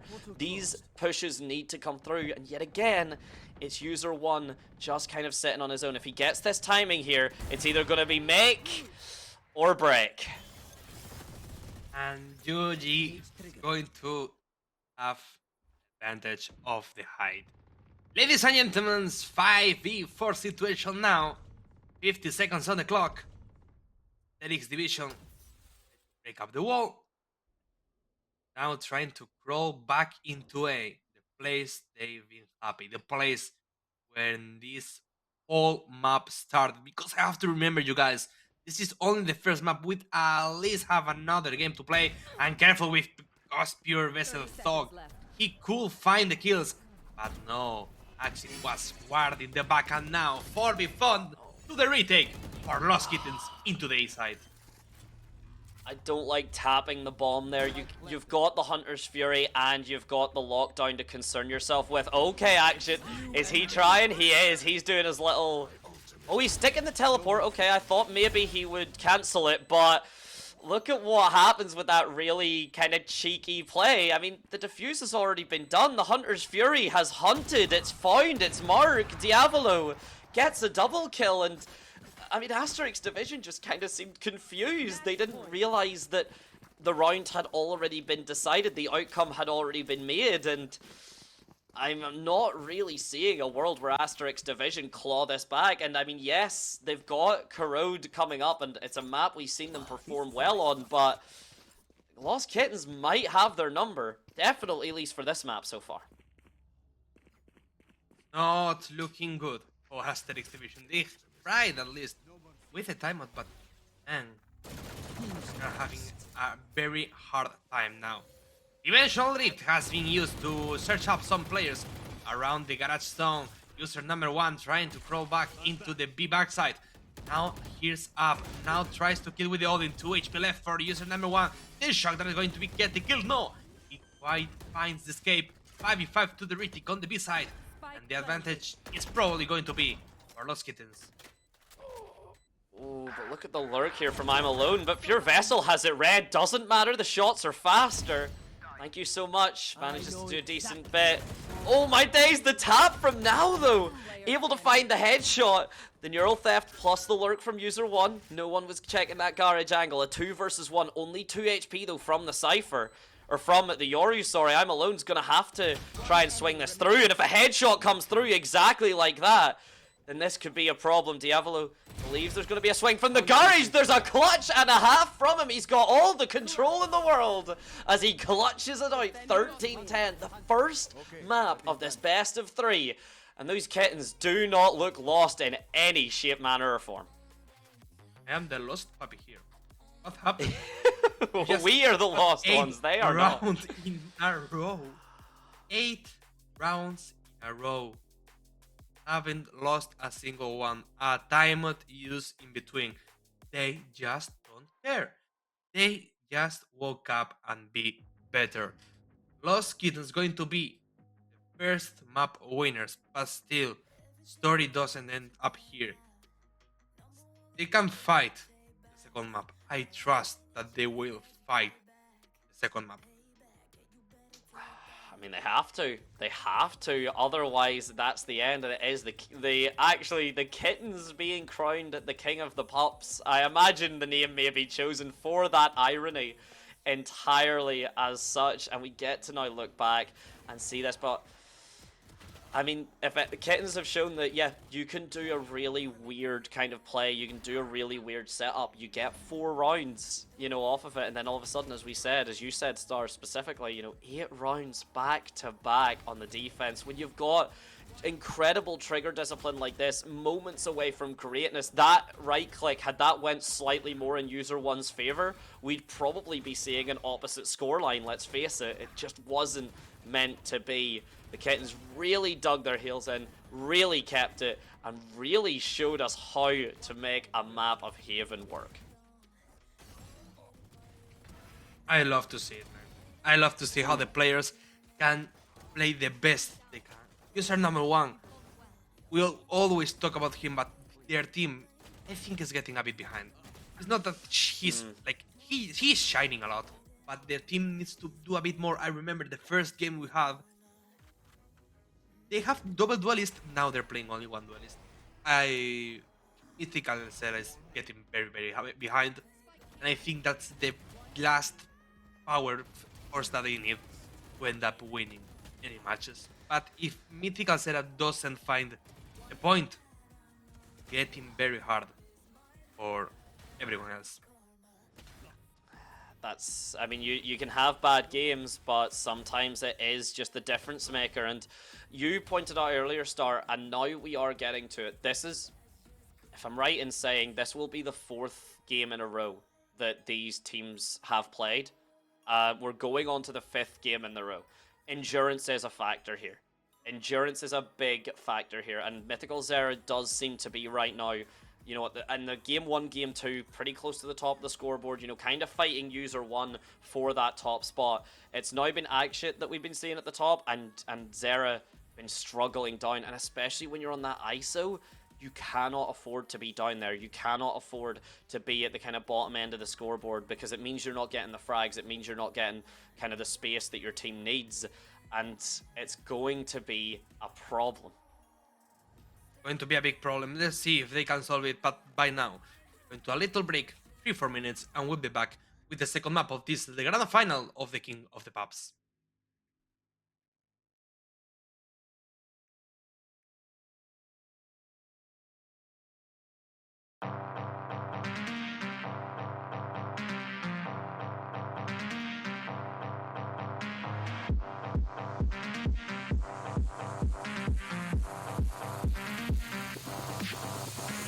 Cocaine in my nose, there got rose in my cup though. Started climbing my pole, she got me locked in on cup though. Cocaine in my nose, there got rose in my cup though. Started climbing my pole, she got me locked in on cup though.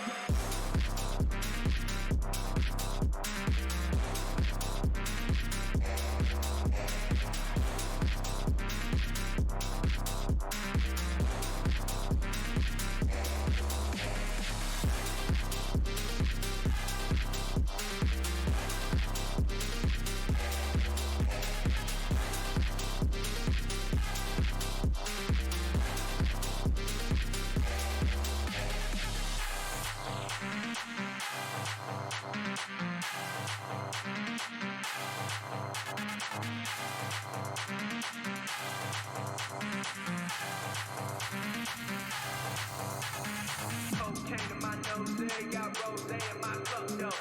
Started climbing my pole, she got me locked in on cup though. Cocaine in my nose, there got rose in my cup though. Started climbing my pole, she got me locked in on cup though.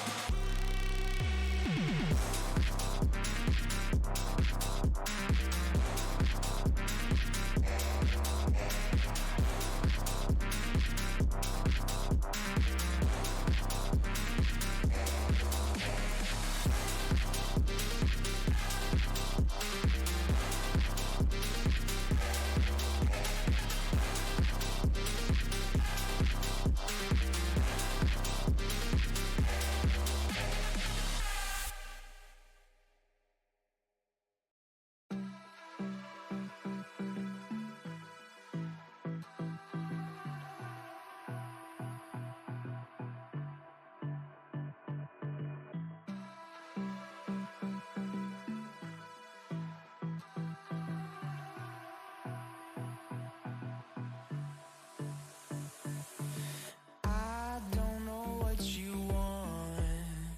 Let's have a bit of fun till I downfall. My love, if you feel like I do right now. We are potentially, ladies and gentlemen, with a pen in the brackets at the ultimate map of the entire night, depending on how this goes. I think a little bit of us are all shocked. I mean, we have been following Asterix Division. Lost Kitties take Haven in a massive backswing from a incredibly unconventional composition. They managed to take their Haven map pick, a 13, I believe it was 13-8 by the end there. Star, you may be able to correct me on that one if I am wrong. But we now move on to Corrode, which is Asterix Division's pick, and their ticket back into potentially being crowned King of the Pups.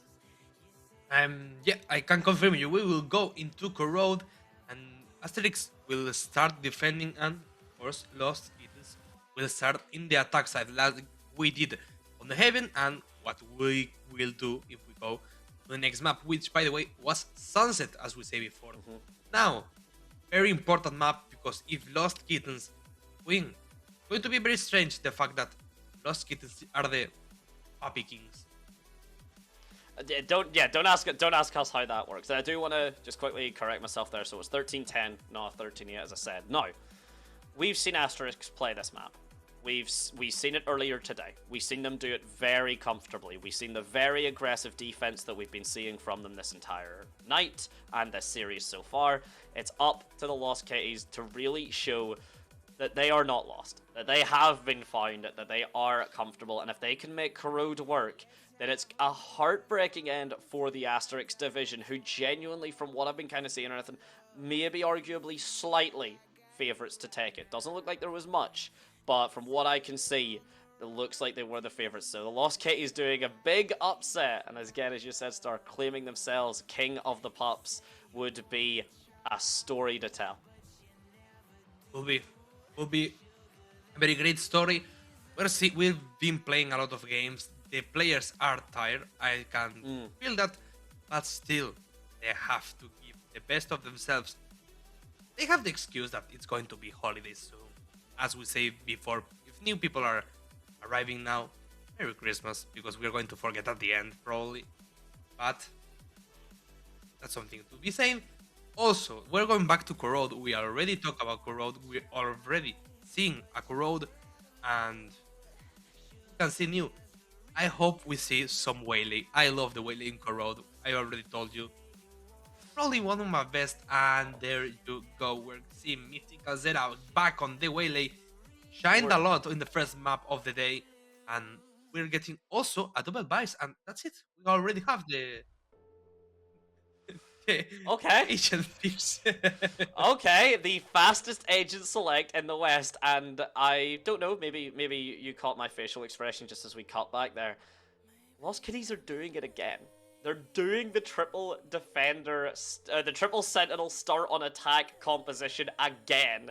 Asterix Division's comp, I believe, is the exact same that we've seen earlier. Doesn't really surprise me. I have it here.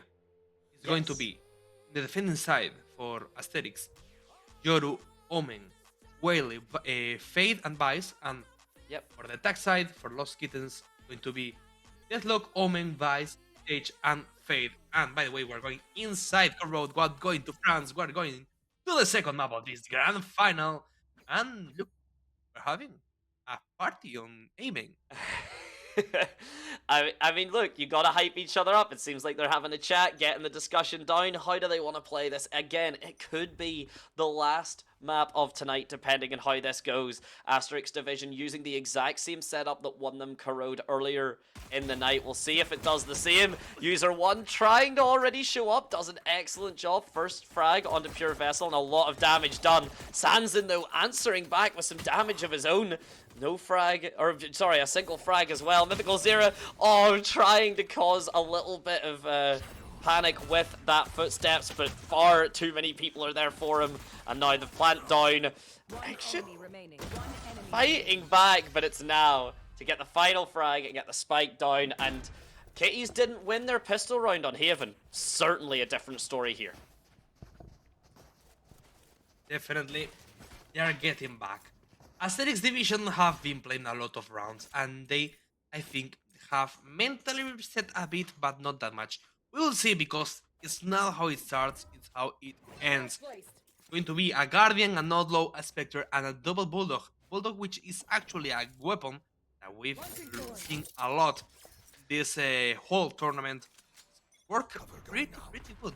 We'll see how it works on this second map, because we all know Mystical Zera worked very well. Not now, he's dead, but we'll see. 5v4. The difference here.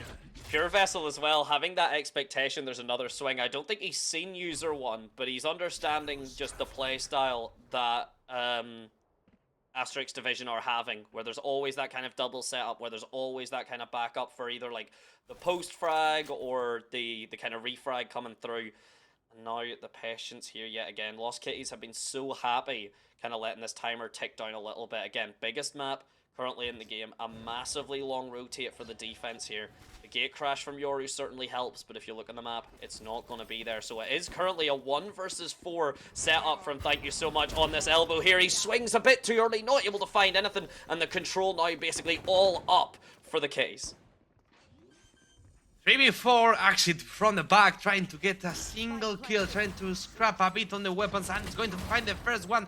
Finds another one, 3v2.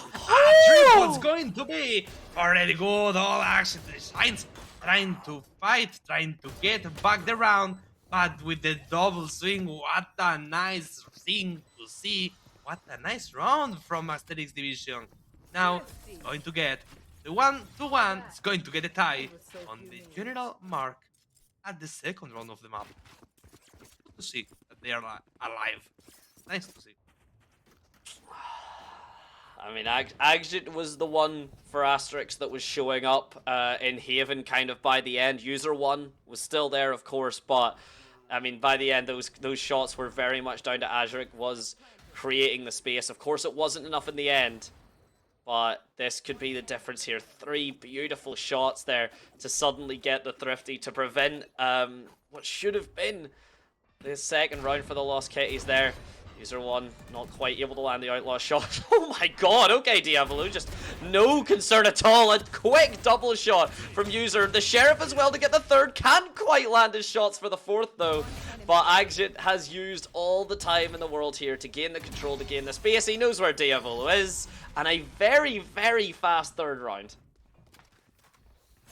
Extremely fast, extremely easy, if I can say it that way. But now is when the Baron truly starts. Now is the real round. A full bite against a full bite where there's absolute none. Basically, weapon disadvantages or advantages, which means that we will see who is the best team in defense and attack. And you can learn a lot from the first round with the full bite against the full bite. We will see in the fourth round because it looks like going to have a lot of contacts by the mid side. And that opening contact from User and from Agit, at least being fought back by Diavolo. And he manages to actually get the cross through. Gets the Sage heal as well, something that we barely can ever talk about. That body shots do matter, because they are the difference between life or death, and for the heal doing something. Diavolo, had he not had a Sage with him, that would have resulted in his life being lost, but instead he gets the advantage now, and Yuji has actually crossed through, but now falls because of it. He's holding the corner. He's not swinging off of this. He doesn't use the space that he's gained to his advantage, and because of it, now Asterix Division, a full 2-man advantage onto Yuji here. The timing from the Bulldog, it's decent enough, but I am alone. The opposite mirror Vise finds the shot with the Guardian, and it's Asterix looking very, very confident after this pistol round. I love to say it. I love to say how a good team with confidence can work very well. Calzera still missing and is probably not expected to appear, but it's something that they can work with. It's something that they can work on, and they will try because it seems like he's going to play the outlaw double sniper for the defense side. Careful because this can get very messy in the retake, and Yuji finding up the first kill. Careful with Pure Vessel, that is in a close quarter, almost gets. Thank you so much. But it's get the works done. Exit doesn't by the bullets, but still it's a double for the Smoker. 3v2. And the advantage goes for Asterix Division. And it's going to stay that way.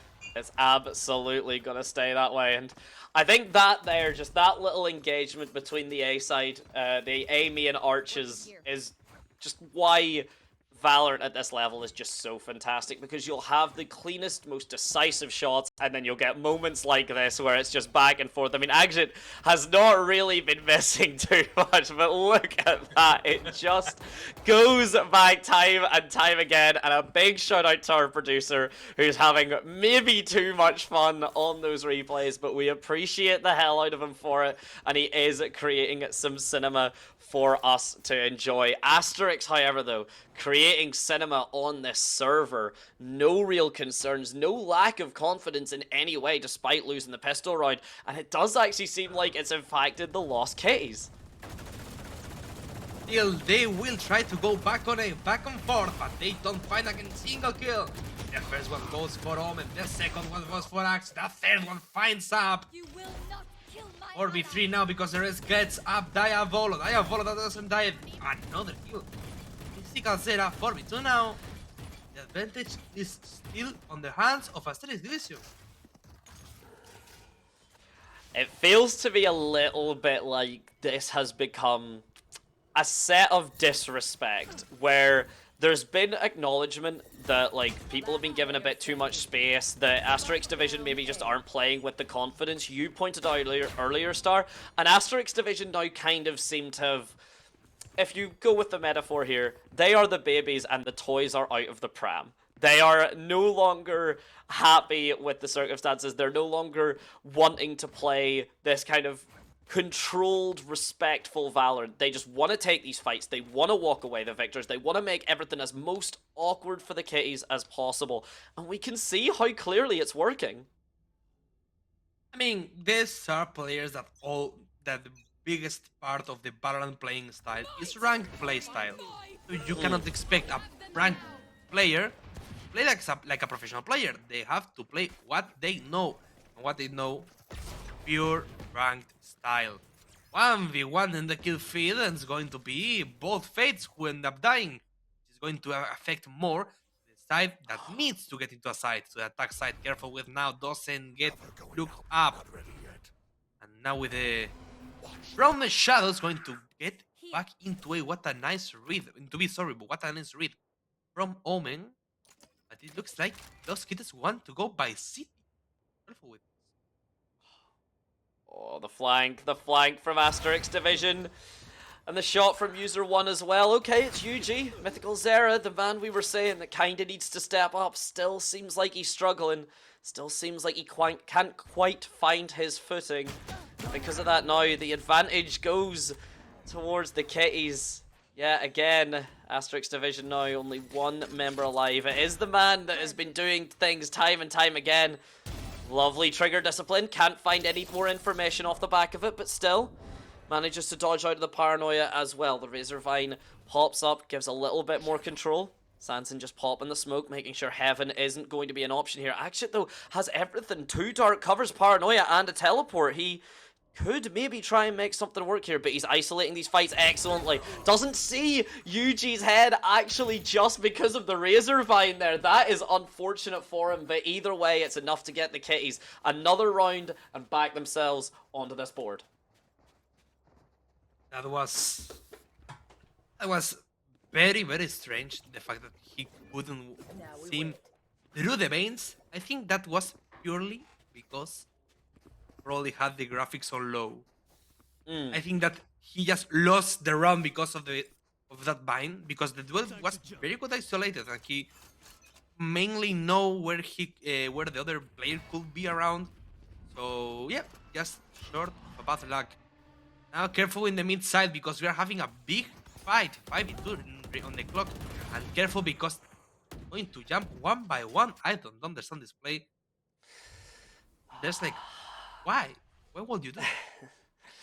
I mean, it's peak Asterix Division. They want to just try and keep these fights, you know, on the mid. They want to play that aggressive defense, but you've sacrificed 2 of your team now, and you don't have a, like, res to back you up. Like, you know, it's different that Nal has, you know, the ult online if he wants, but that's not going to be the case. The shear going to get activated. Now, no fear at all. Sees the barrel of the op, just pops User 1. The wall goes up as well. All of the utility has been cleared up from the B site. You've still got the barrier mesh, the slow orbs. Yes, you've got the convergent paths from Mythical Zera, but he's died with this ultimate before, and we cannot afford to have that happen yet again. We cannot afford to have him sit on this ult for the next 3 or 4 rounds. Probably not the best idea to use it now, but something to consider for the later ones. So before, the round doesn't look good for Asterix Division. Preparing for the first contact is going to be made by Mystical Zera. Tries to get into side but gets absolutely obliterated. Amalon is not going to even try. He's going to get back. The bomb explode. Save the weapon. 5-3, ladies and gentlemen. Slowly but surely coming back into the game. Yeah, a couple of decisions. Okay, at least Pure Vessel does die. I'm Alone gets the consolation frag. But there is a few off decisions there from Asterix. As you pointed out, Star, that yes, kind of that mid-fight, whenever you're just dropping out of a smoke, you have falling accuracy, you're not able to swing together. Like, that's an issue there.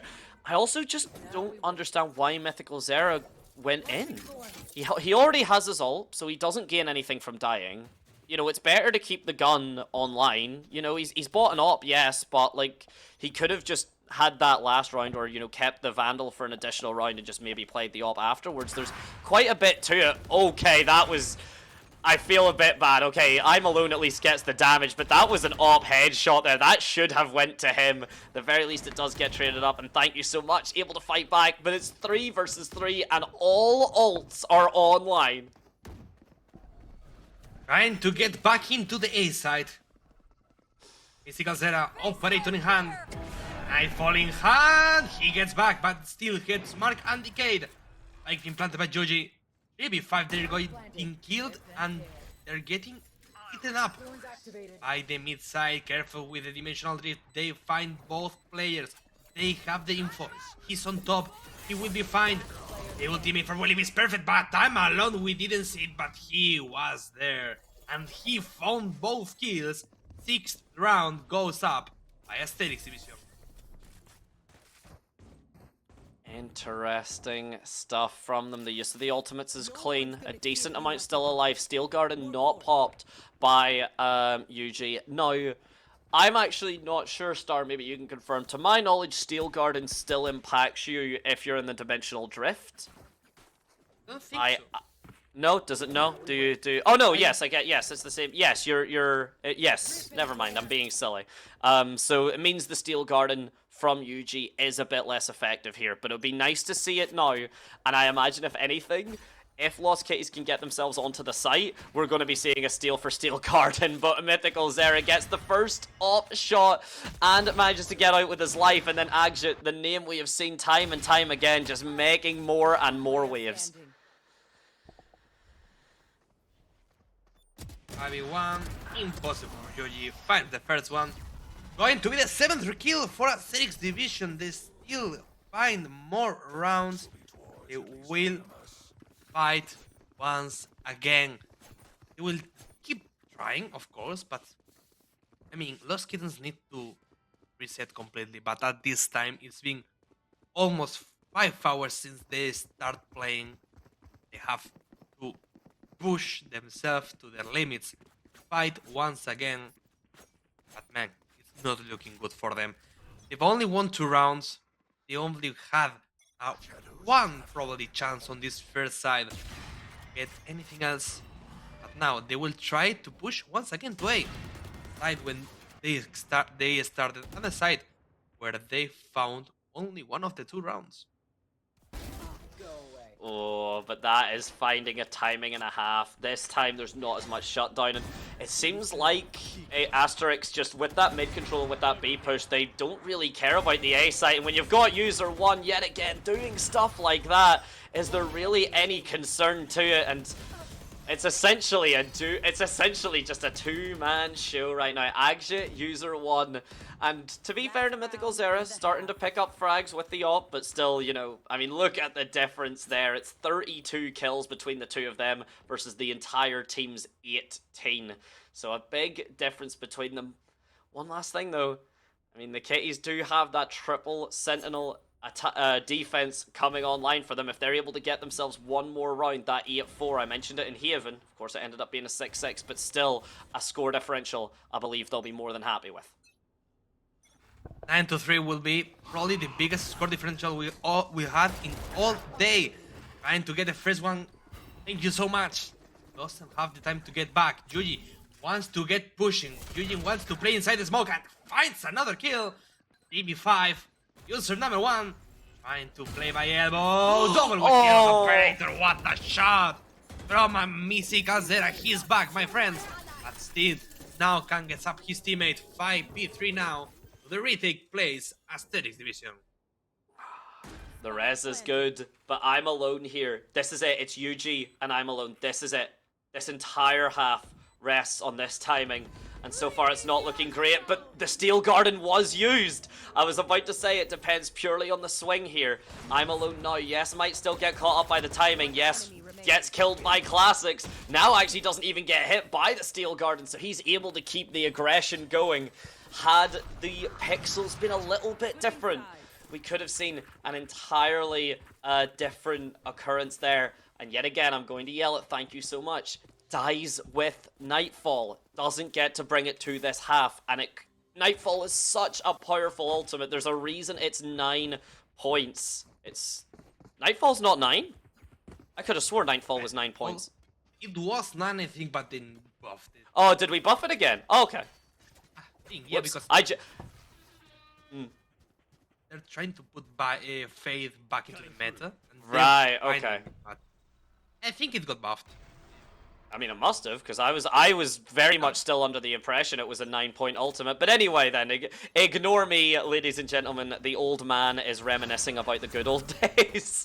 But we've got a brand new patch note. We've got a brand new pistol round, potentially the last one of this entire night. But so far, Asterix Division looking to give us 2 more if they keep up this momentum. Passing to the side, Mystical Zeta ends up dying, and Yuji finds the first kill, trying to get another one, but user number 1, who is finding the most important kills of the whole game. Now playing to the retake from City, the whole team of Lost Kittens Sansing. It's found up by the smoke, and thank you so much, of course, with the Lurk 4v2. Impossible game to play for Lost Kittens. Though I'm not seeing this round being obtained.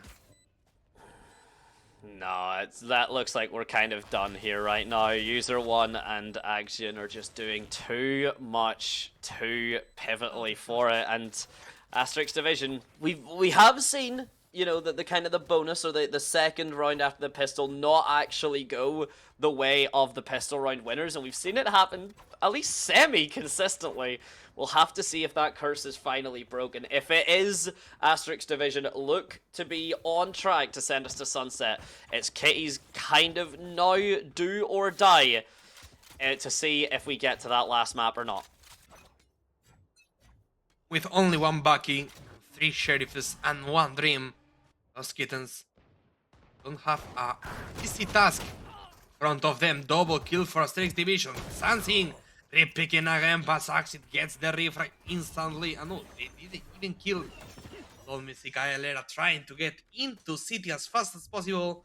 And with this setup and only 2 Sheriffs, Yuji has a lot of work to do to get this round working for Lost Kittens. No, that's the kind of the end there. So at least finally, as I said, that curse has been broken. Asterix Division able just to take the pistol round, take the follow-up. Lost Kitties, do or die, or at least do or sunset, because this is very, very difficult. Asterix Division did mention how confident they looked the last time we seen Corrode, which of course being a best of 1, there was a lot more maps that had to be burnt through, but it did work out for them.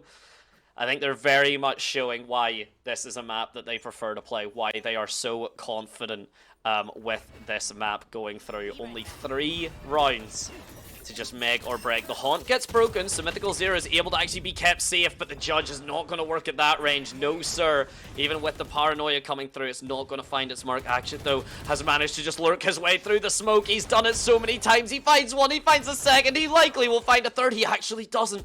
He only needed to find 1 bullet onto Sanson, but he doesn't quite hit the mark, and so because of that, Asterix Division, honestly, for the first time in a while, on the back foot. 2v1, the spike's been taken up by user 1. They don't have the info that they are all on A side.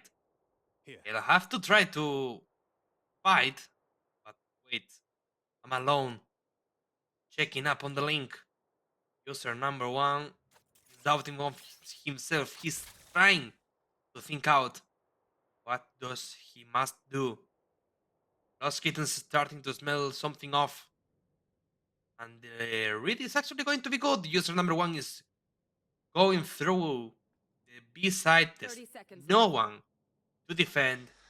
And it's going to be a retake, ladies and gentlemen. B side by Lost Kittens. This is a bit scary because you've got both Razor Vines online. You've got quite a lot here. There's only 12 seconds though, guys. Like you can't really afford to keep that momentum going for much further, because yeah, the Kitties now are going to have that information that if there's no one on the A site now, it has to be a B plant.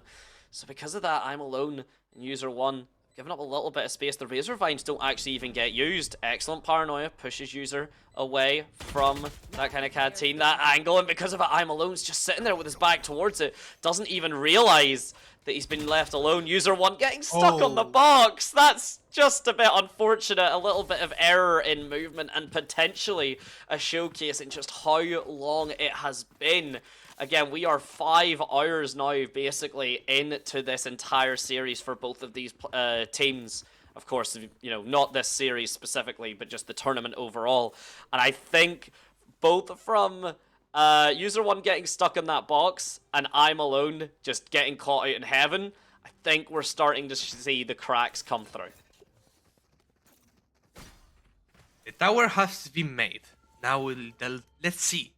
They can resist it because only 5 rounds differential. Wolves getting up. The fight is getting up also, made on the B side and Pure Vessel. Goats only goats know how. It's a single kill actually. 5v4. Mid side is getting tagged. Thank you so much. Ends up with the smoker. Now in a 4v4 they try to go by the link side. Doesn't. GG with the ball and the roses. Trying to think what the hell is going on because they don't know what to do. Oh my days. An exit there.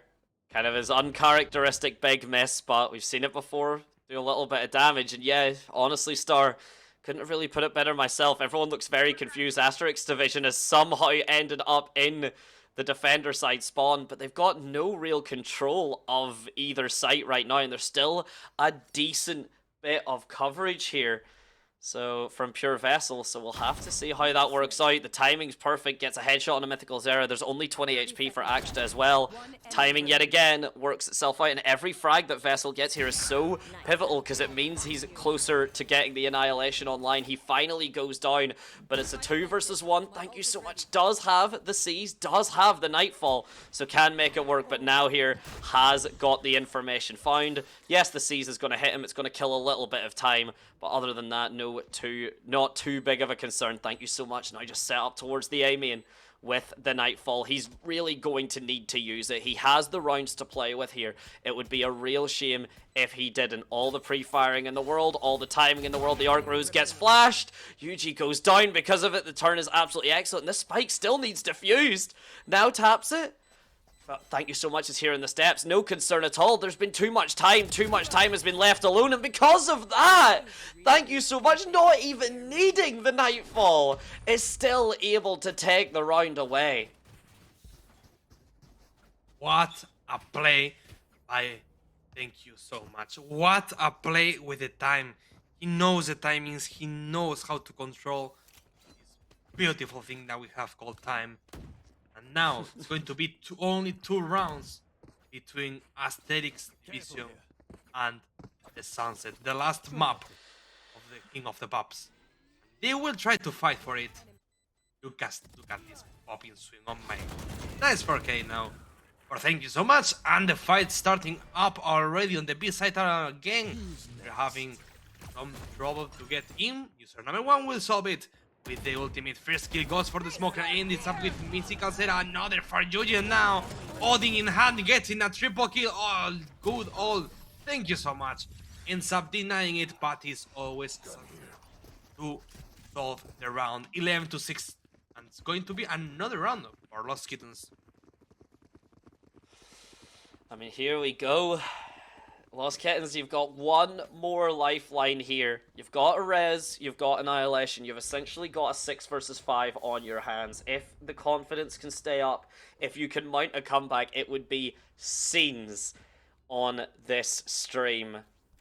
5 seconds into the round. The spread looking pretty commonplace. Asterix Division, kind of that 3-man setup towards the B side. Well, 3 towards B, but let's face it, it's a fight for mid. Now walks away. The Odin we talked about. Yuji's actually able to pick up the frags as well. A player that we haven't been seeing kind of too much of in terms of the namesake. but now starting to find his value. Guardians secured, at least for I'm Alone, but look at the control that's already been granted. We can see the barrier mesh put so deep into the kind of B side, the sound sensor as well, and all members of Lost Kitties essentially just bulldozing towards this mid control to try and keep it. 3v5, and Lost Kittens with advantage. User number 1 trying to find now. 3v5, both players remaining and on the B side. And Sansing just finds I'm Alone. Mystical Sarah trying to fight it up. Sheriff on hand. Going to be impossible, and Pure Vessel ends up closing the gap. 11-7. And it is still much farther that they thought to be doing, but I think it's completely possible to just flip the script and win this second map. I mean, it was what, 8 rounds back to back for Lost Kitties on Haven. They only need to do exactly that again. Actually, they only need to do 6 of them now. But if they do manage it, it would be 8 rounds back to back, exactly as they did the first time. Pure Vessel now starting to feel a little bit confident, kind of going for the barrier mesh strat now, trying to get the same strat. But Mythical Zera, we've seen those kind of Guardian setups. We've seen that you can still do a little bit of setups with kind of marking the minimap and such. Oh, it's a beautiful use of the magnet, actually. Yuji and Pure Vessel managed to get the double frag because of it, get the differential, get the kill lead back on the Lost Kitty side. I'm Alone ready to swing with the backup of User 1. User 1's actually the first one to get the frag. The Annihilation being popped, managed to be dodged, no concern at all there. And Yuji now a little bit over aggressive, one might say, as Pure Vessel stuck on the mid. He's good for 1, but that'll be all he can find. 2v1's getting very harsh for Lost Kittens now. Asterix Division wins this. Won't be looking good for them. 1 round will separate from going cider. Sansing doubts himself, doesn't want to risk it all. We just watch in what could be an empty angle, but it will be not. Asterix Division is actually going by the A side. Sansing eating up his mind, doesn't know what to do. 19 seconds remaining. The flash, really terrible by the way, but still doesn't matter. There's no one on the side. And now Sansing realizes it was the wrong side. It has to run all the way to A. 2v1 situation to the retake is along the Omen. I mean, we've seen clutches a lot in this last few hours. We've seen some crazy plays done, a lot of crazy timings found in Sands in here. Yes, the trigger discipline, but because of it, User 1 just flicks to the left and I'm Alone does the same. Both members had been found. Sanson just having a clutch snatched away from him in the last few seconds, and because of that now, Asterix Division on match point to take us to Sunset, which will be series point regardless of the outcome. Lost Kitties now have to do 5 rounds back to back just to try and get to overtime, which, while possible, is certainly an uphill battle, again, especially with how many maps that have already been played. They have to be tired for sure, but they have to do a last push if they want to flip this map. Before the start, Lost Kittens already have some kind of advantage. End up with the Whaley, and we were talking about this whole tournament. They didn't use the ult, and now they've lost it. 4v5, careful with Diabolo in the close quarters. No, doesn't find another kill. It's going to be Axid, who finds a double, almost a triple kill. Ends up with now very, very low HP, trying to get a wallbang. Has already that risk again, but it's 2v3. The advantage go for Lost Kittens. Oh, it is, but with Axe getting that position, that's essentially a double kill he's gotten for the price of 1 bullet there. Not only is it the frag onto now, but the Sage res is now not in commission anymore. And Asterix Division, they've loved this full push up towards the mid and then pivot onto a site. And they have managed to get kind of behind their opponents a few times beforehand, and Yeah, it doesn't look like Yuji's going to really have the information here to deal with the Steel Garden. He's managed to lurk on the box. He's used the Razor Vine. He hears the smoke pop. This should be the information he needs. He hears the spike get tapped. 13 seconds, goes for the tap. Doesn't quite know where actually it is. There he is indeed. And the bomb is going to get planted. 5 seconds left on the clock. A potential fair few angles that this deadlock from Pure Vessel could be coming from. This is on for the ace. This is on for the map. This is on for Asterix Division, coming all the way back, and that's exactly what they do. 13-7 for Asterix on their map pick. Ladies and gentlemen, we are off to Sunset. We're going straight up on the Los Angeles map. We're going straight up, sorry, to the United States of America, because this is a decider. This is a very intense game. I think no one expected a 1-1 on the general's mark. I think you and me, and I think Porridge also told us that he was spending a 2-0. So yeah, that looks absolutely good. And by the way, I have the stats here. Axit is going to be your MVP. 32 kills, 430 average combat score. What a game from the Smoker. I mean, yeah, like 32 and 14. The next highest is 17. So essentially, he essentially doubled what User was. And we were talking about User as like kind of the unmatched MVP, as like if the Asterix Division are able to win this, that, you know, that would be the name that you'd be pretty confident kind of etching on the MVP trophy.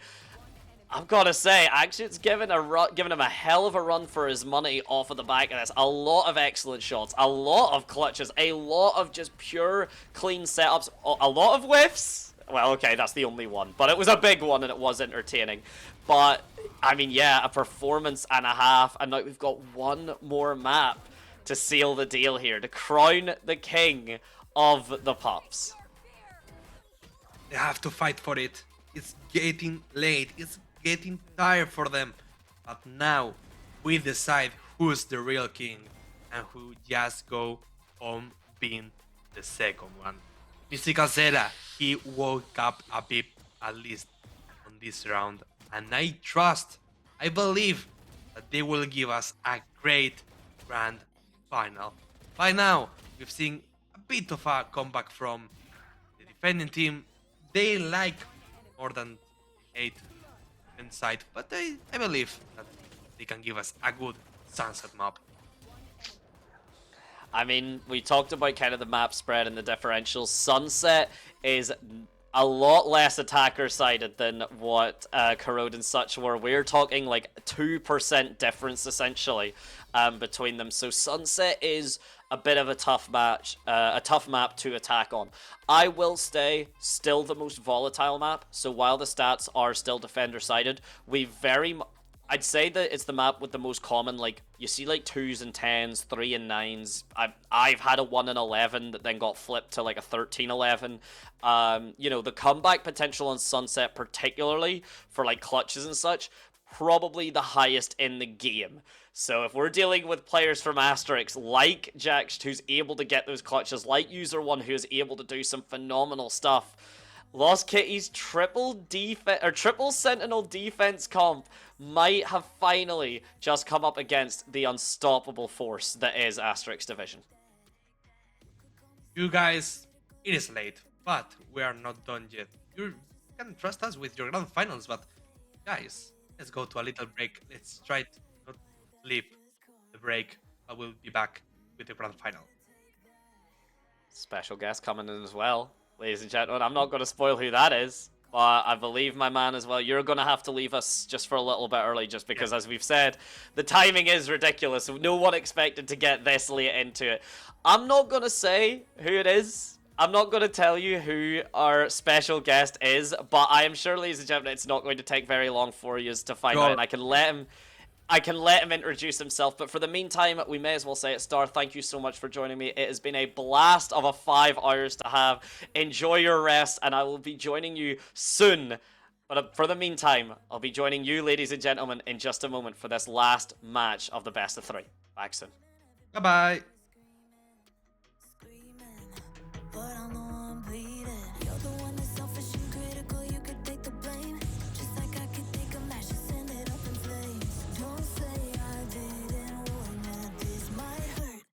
that's just karma. Better take that. Call it payback. Don't say I didn't warn ya. Stay mad, I know you wanna. This might hurt, but that's just karma.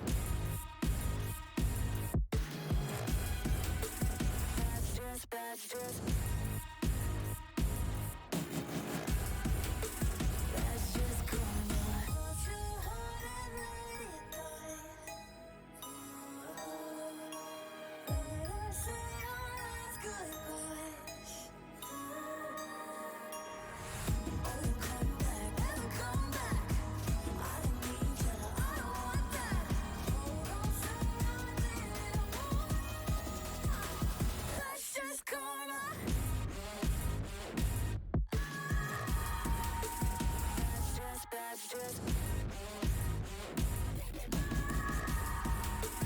That's just karma. Don't say I didn't warn ya. Stay mad, I know you wanna. This might hurt, but that's just karma.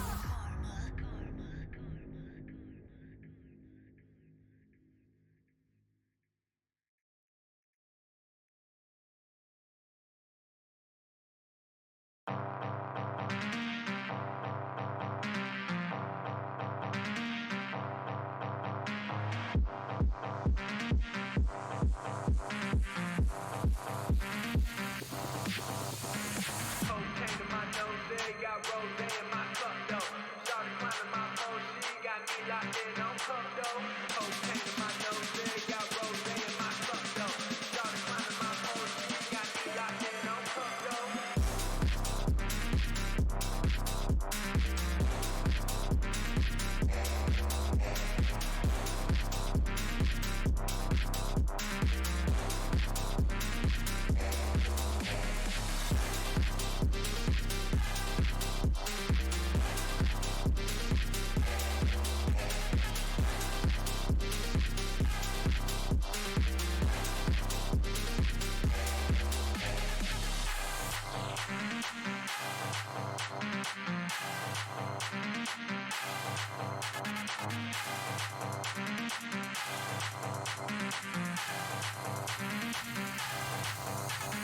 Cocaine to my nose, there got rose in my cup though. Started climbing my phone, she got me locked in on cup though. Cocaine to my nose, there got rose in my cup though. Started climbing my phone, she got me locked in on cup though.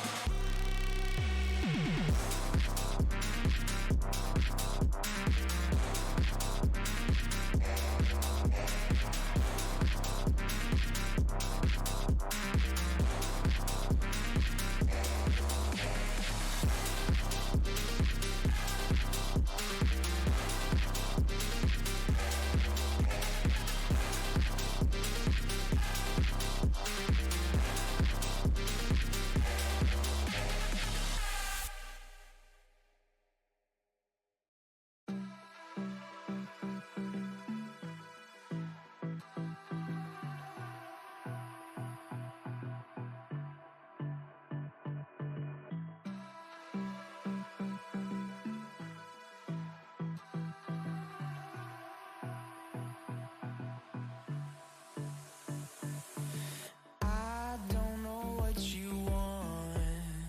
Let's have a bit of fun till I downfall. My love, if you feel like I do right now, don't say you're on the run to the other side. My love.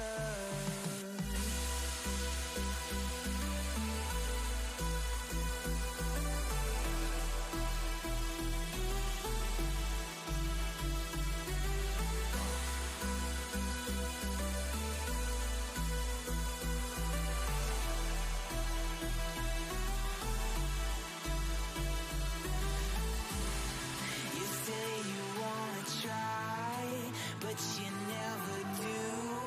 Sugar, there's a reason why we lose.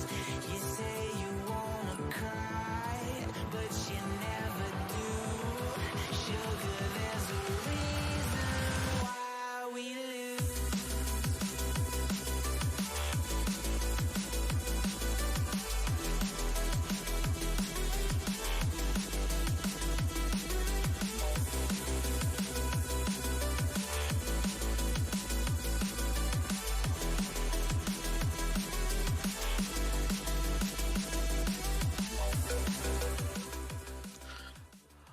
Hello, ladies and gentlemen, and welcome back to our last match of the entire series, King of the Pups. It's myself, and Star has changed a little bit. I'm going to let the man of the hour introduce himself.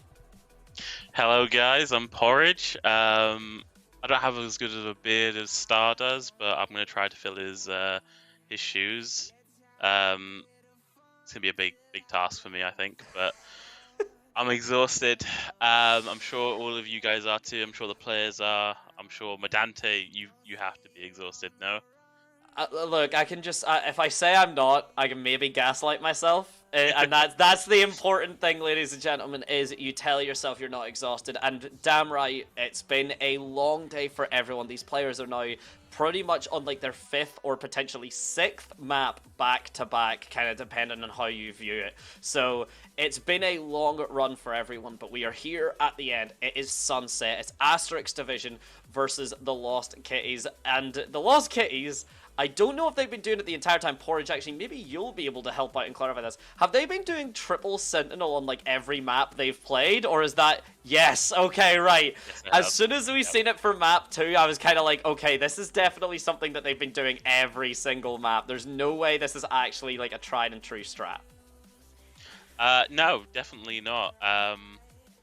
Maybe redefining the meta.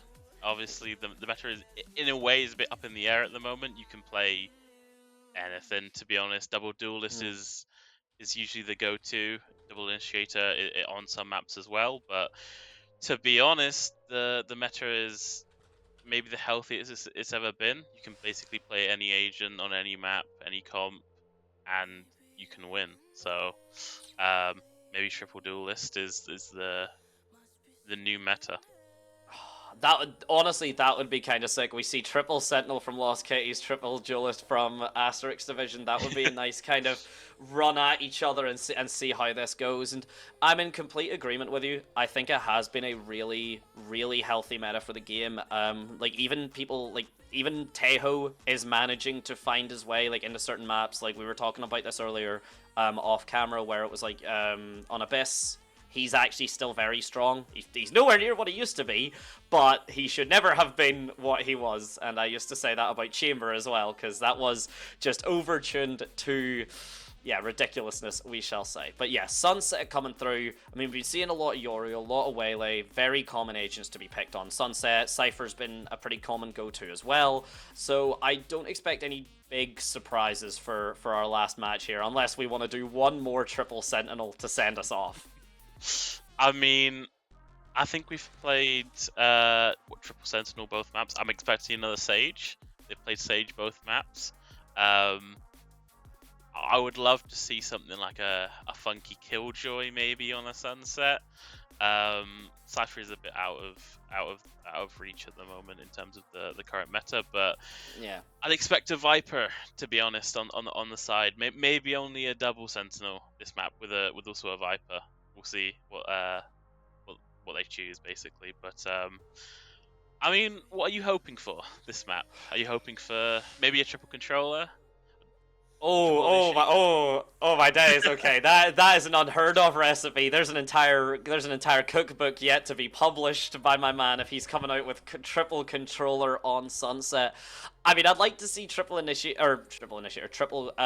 Sentinel now, just because we've seen it for the first 2 maps, and I think it would be funny to have it for the last one. I think what you said is a bit more in line. I'm kind of expecting maybe Neon, Yoru, maybe the ISO coming in.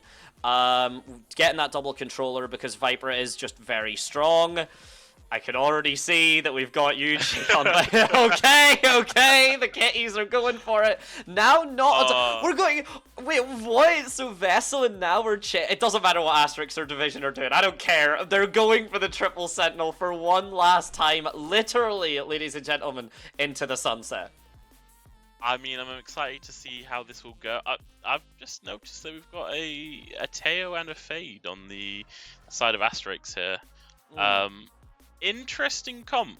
Very interesting comp from Asterix, I have to say. But, I mean, Lost Kitties are staying true to the Triple Sentinel. I can definitely respect that. Omen Duelist, I suppose. Yeah, I mean, yeah, you've got that triple Sentinel Initiator controller setup. Yeah, I mean, I was very surprised, honestly. I was expecting, you said the Viper Porridge, and I mean, yeah, like, usually you see the double controller. You see Viper Omen, you see, occasionally the Astra can come out on Sunset. Still kind of rare just because of how small a map it is, but definitely something that we've started to see. Yeah, this is very much a kind of no holds barred. This is a cage match, is what this feels like. This isn't fundamental Valorant. This isn't your kind of tried and true meta picks. This is, we've got two sets of players that just want to say we have what we want to do and we want to see what happens with it. I mean, this is the type of tournament you want to test it out in. It's a great opportunity to showcase what you've been cooking. So I'm excited to see how it will go. I will say, prize there's no Viper, but I'm excited to see what we'll see here. After all of the time that we've had, after all of the back and forth, a lot of just kind of ridiculousness, a lot of silliness, some excellence as well. Now it is down to the end user. One jumping off of the Yoru as well, but still opting for the Neon. That very aggressive setup, and oh my, okay, thank you so much. Immediately showing that Teo can still work. I mean, Teo is revolutionized in the current meta, I must say. Pure Vessel here looking towards CT. Is I'm Alone going to be aware of it though? Boosted on the wall here. Oh. Okay, surviving. Little bit ambitious. Oh. Gets taken out there. I mean, they've got double wall here, so. Last player standing. Oh. The back and forth, Can man. he do Oh my this? day. Oh. No, he can't. Okay. No, he can't. Do you start to believe? Did you see the vision? I kind of seen the vision. I saw the vision. Yeah. Scary stuff, but an excellent first aggressive push there. Despite, thank you so much, literally already being halfway to the Teo ult is a bit rad whenever you say that out loud, but still going to be the Kitties on the attack. Very comfortable with it, and how have they started as well? Every game, every map, they started on attack with the triple Sentinel, which I don't mind it, but like, you gotta just maybe want to start on defense one time, right? I mean, sure. Okay, I was gonna say, I think they've won pistol and lost every second round. Are they gonna get eco'd again, or will they convert this anti-eco here? Sanson does expect him close. Oh. Oh, okay. Oh my god! It's the Deagles. Is it a Shiko again? I want to let this just kind of play out, to be honest, ladies and gentlemen. We can see how this is going now. We can see the oh, that's scary though. Oh, but he turns back. Oh my god. Oh, okay. I said this was gonna be a cage match. I said this was scrappy. Ladies and gentlemen, this is what 6.5 hours of Valorant straight looks like. Sorry, 5.5 hours of Valorant looks straight. I mean, oh goodness my god. gracious me. 6 bullets in the mag. Oh. He was lucky to get away with that, and I think that is officially the first attack anti-eco that Lost Kittens have won. So that's good. They've actually converted that. Maybe it's hopefully a very okay. I have just seen that Omen's got a Bucky here on attack. I have. I mean, Teo does extend his drone here. Very, very early in mid. 1 minute 20 seconds left. Oh, but look at this crossfire coming through. The flash in action. Woo! Oh my god, that's how you get a 3k. Yuji answers back. The Bucky! The sheriff shot at least. Oh! The hopes and dreams dashed within a matter of seconds, unfortunately for you, Porridge. But still a little bit of semblance coming through. And I mean, both of these teams want to at least take this to the wire. They want to answer back and forth and back and forth and back and forth. If anything, I mean, you gotta admire the tenacity of both teams to do this and go this far, this long, and still have this type of energy. Stay focused. Maybe we're looking for another Teo play. Will they expect it this time? We'll catch them. I think they're ahead of it. Will they expect the Neon tucked in close though? Oh, 1-for-1 trade. There's another one tucked in close here. I don't think they'll clear this. I mean, there's 3 people basically committed. 3 people were basically committed to that. You had thank you so much, and you had user 1 all playing kind of back to back, just jumping spots in that corner. So, yeah, they really felt comfortable in there. I'll give them that. Yeah, I mean the one problem with this triple sentinel, which is crazy to say, comp on attack is you don't have a lot of rekiller utility, so you can just walk into those half spaces or those corners, and you're not going to expect another player in that, especially after you've already cleared it. Twice, and there's a third player in there as well. Yeah, it's not even that you've done it once. It's not even, it's 3 players have managed to just make home in that little corner. Oh, and speaking of making home, oh, thank you so much. Actually runs away. That is insane. It's a little bit. The drone gets a lot, but Diavolo! Oh, absolute perfection. Just movement in and out. Dodges the drone, dodges the scan, manages to get the control, picks up the gun as well, gets the Phantom. That's a massive deal. And of course, takes out, thank you so much as well, gets all of the space and control as well. Look at where Yuji is with the rest of his team about to get set up here. Mythical Zero, though, holding it down. He's ready for it. Only good for 2, but that could still be the difference, as I'm Alone now has all the information to work with, and it's only this 2 versus 3. Yuji here. I don't think he'll expect another sound sensor here. This could be the death of him. No surprises. One enemy remains. Well, very well played. Wait for that sound sensor there. And, I mean, again, Asterix close out the round. It's so back and forth. This is ridiculously evenly matched for these 2 teams. There is so many moments of just crazy style popping up, and I want to say now was not a name that, at least to my recollection, Star and I really mentioned much in game 1. And now all of a sudden has been doing phenomenal in both the Haven and, I mean, is currently top of the scoreboard 6-3. In fact, the only member of the team to be going positive at the moment, but still, it's enough when it matters. We'll see if thank you so much you can do anything in the mid, or if he does just get sprayed down by this Odin. Kitties just seem, their attacks seem a little bit just kind of lost. Yeah, it's been the story of all the maps so far, I think. I mean, it's very hard. Oh, autism here. I don't think that will they expect them to jump down from the smoke? One enemy remaining. Oh, okay. Well, to pull him down from the smoke is the same. Just reach up and yank him out of the smoke is the same answer, I guess, there. And okay. That was kind of insane. Yeah, Kitties, I mean, I say, they don't really have a comfortable attack. As you pointed out, they don't really have anything to make a comfortable attack with. They have a Prowler, an Arc Rose, a Seize, and a Paranoia. That's kind of it. There's not much utility there to make space with. That's for sure. What you mentioned earlier about now. What I do want to also mention is a constant on the side of Asterix is user 1 in Axit. Every single game, they have been an absolute staple for Asterix, and possibly another round for user 1 here. One enemy remaining. Well, if it's not user 1, it's the other one. Honestly, the 2 of them have been doing absolute numbers on this kill feed. I mean, what was it? Axit was 32 last game. User 1 was 17.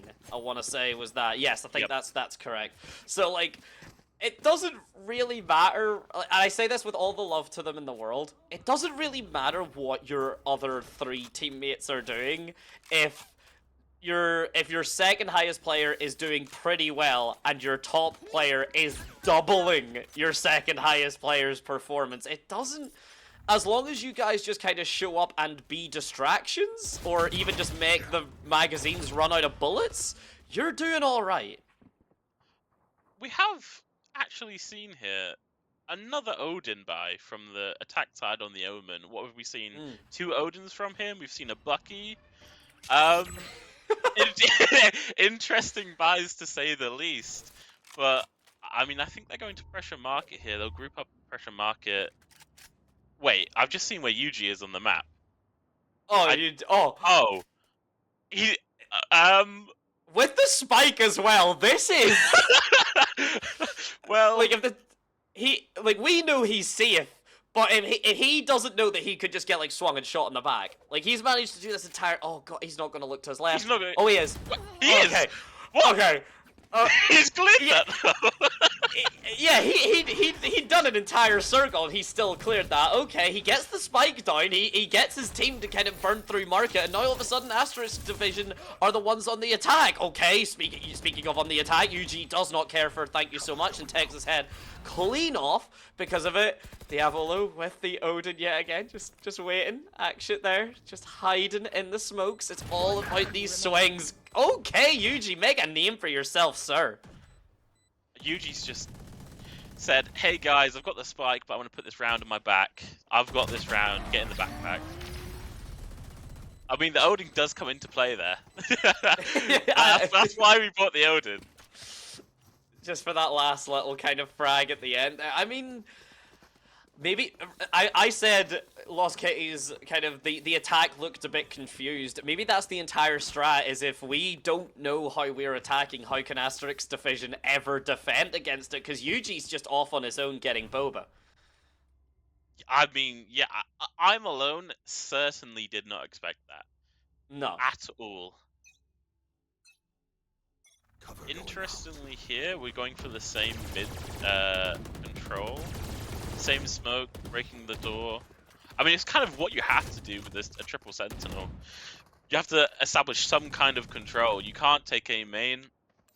B main is very difficult because traditionally the sentinel does play there. Oh, that's speaking of the sentinel playing there. Now trying to go. Oh, never mind. Throws the magnet completely into a different postcode, and now the back and forths are coming through.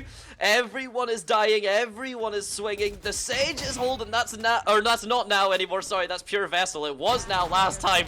Thank you so much. Saying the market is closed. Pure Vessel with the boba coming through. Tries to actually get the wall set up. There's not enough HP for user 1. He has res as well. The wall goes up. He knows where action is. He needs the spike though as well. There's the res. The wall breaks. The Nightfall comes down. The backs and forths. The healing from Pure Vessel completely cut out, at least for now. The C's not gonna find it in. The spike is just getting stuck. Vessel gets away barely with his life. Sensen, why would you throw the Hun? Okay, that's why you threw the Hun. That's why you throw the Hun, to make the opposing Fade in XYT look away for a second, and then you get that shot. That's why you threw the Hun. He nearly still killed him. What a reset on the spray there from Actit. Something I've been very, very. I mean, thank you for the replay here. Actually, is somebody I did not know the name of before this tournament, but he is somebody I have been very, very impressed with. I mean, deservedly so. I mean, making a name for yourself in that kind of way, and Pure Vessels do it. Okay, the double Sentinel strat is absolutely worked out. You talked about it, Porridge. You said yourself, you were like, oh, A main's difficult to get through. No, just win both of your 1v1s. Just have your Sentinels just do something like that. All of a sudden, it's very easy to get onto the A site. I'm Alone's finally caught Yuji off on his little ratty antics here. Is there a gap in this wall? He didn't see him. Oh! Drone going out. Okay, nice drone tech there. I think he spotted both. He's got both, I forgot what they're called. Salvos? I could be wrong. Salvo, yeah. No, yeah, salvos, yeah, salvos that. It's not gonna. It's not gonna matter. How are we at 5 and 5? How are we so equal with so many shenanigans, with such a weird composition? Lost Kitties have been paying 3 Sentinels all day, and apparently it's working. I mean, it's been working. It hasn't been working on attack so far, but I mean, Sunset, very, very defender-sided map in my opinion. Yep.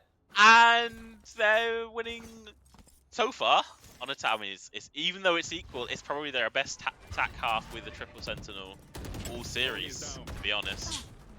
Yes, I think their last one was 8-4. Oh god, oh no, yeah, Axis just hit. Oh my oh, pull them to their grave is exactly how you finish that sentence, but it's now that's gonna fall.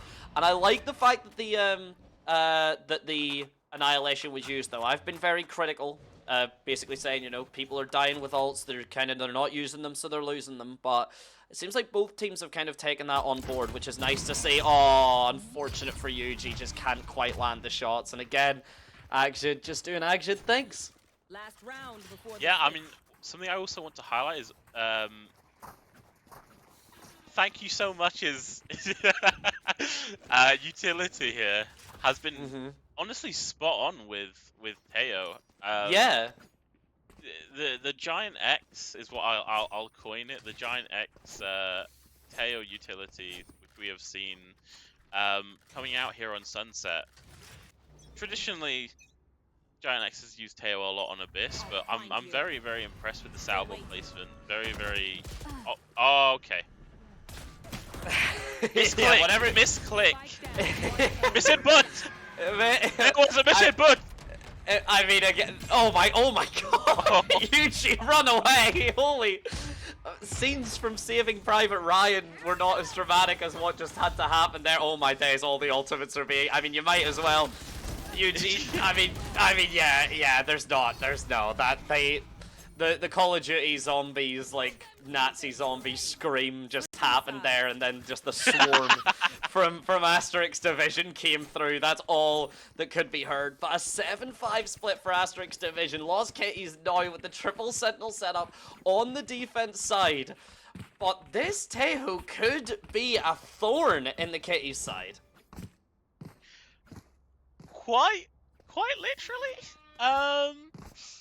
Yeah. Well, not quite literally, actually. For some It'd be a reason, I thought you Vise, yeah, Vise would be the thorn. Yeah, sorry. I thought you were talking about Vise there for a second, but I mean, thank you for the replay. My goodness. That's dramatic. That the additional one as well popping up is just absolute cinema. Oh, speaking of popping up. Oh, speaking of popping up. Oh, it's already going down. Oh my days. The battle for Amy, and not since Helm's Deep has there been such a piece of cinema, but it looks to have ended a little bit, at least for now, slowed down, and it is now a fight for this elbow position, but there's already a flank coming around from the Kitties. Oh, the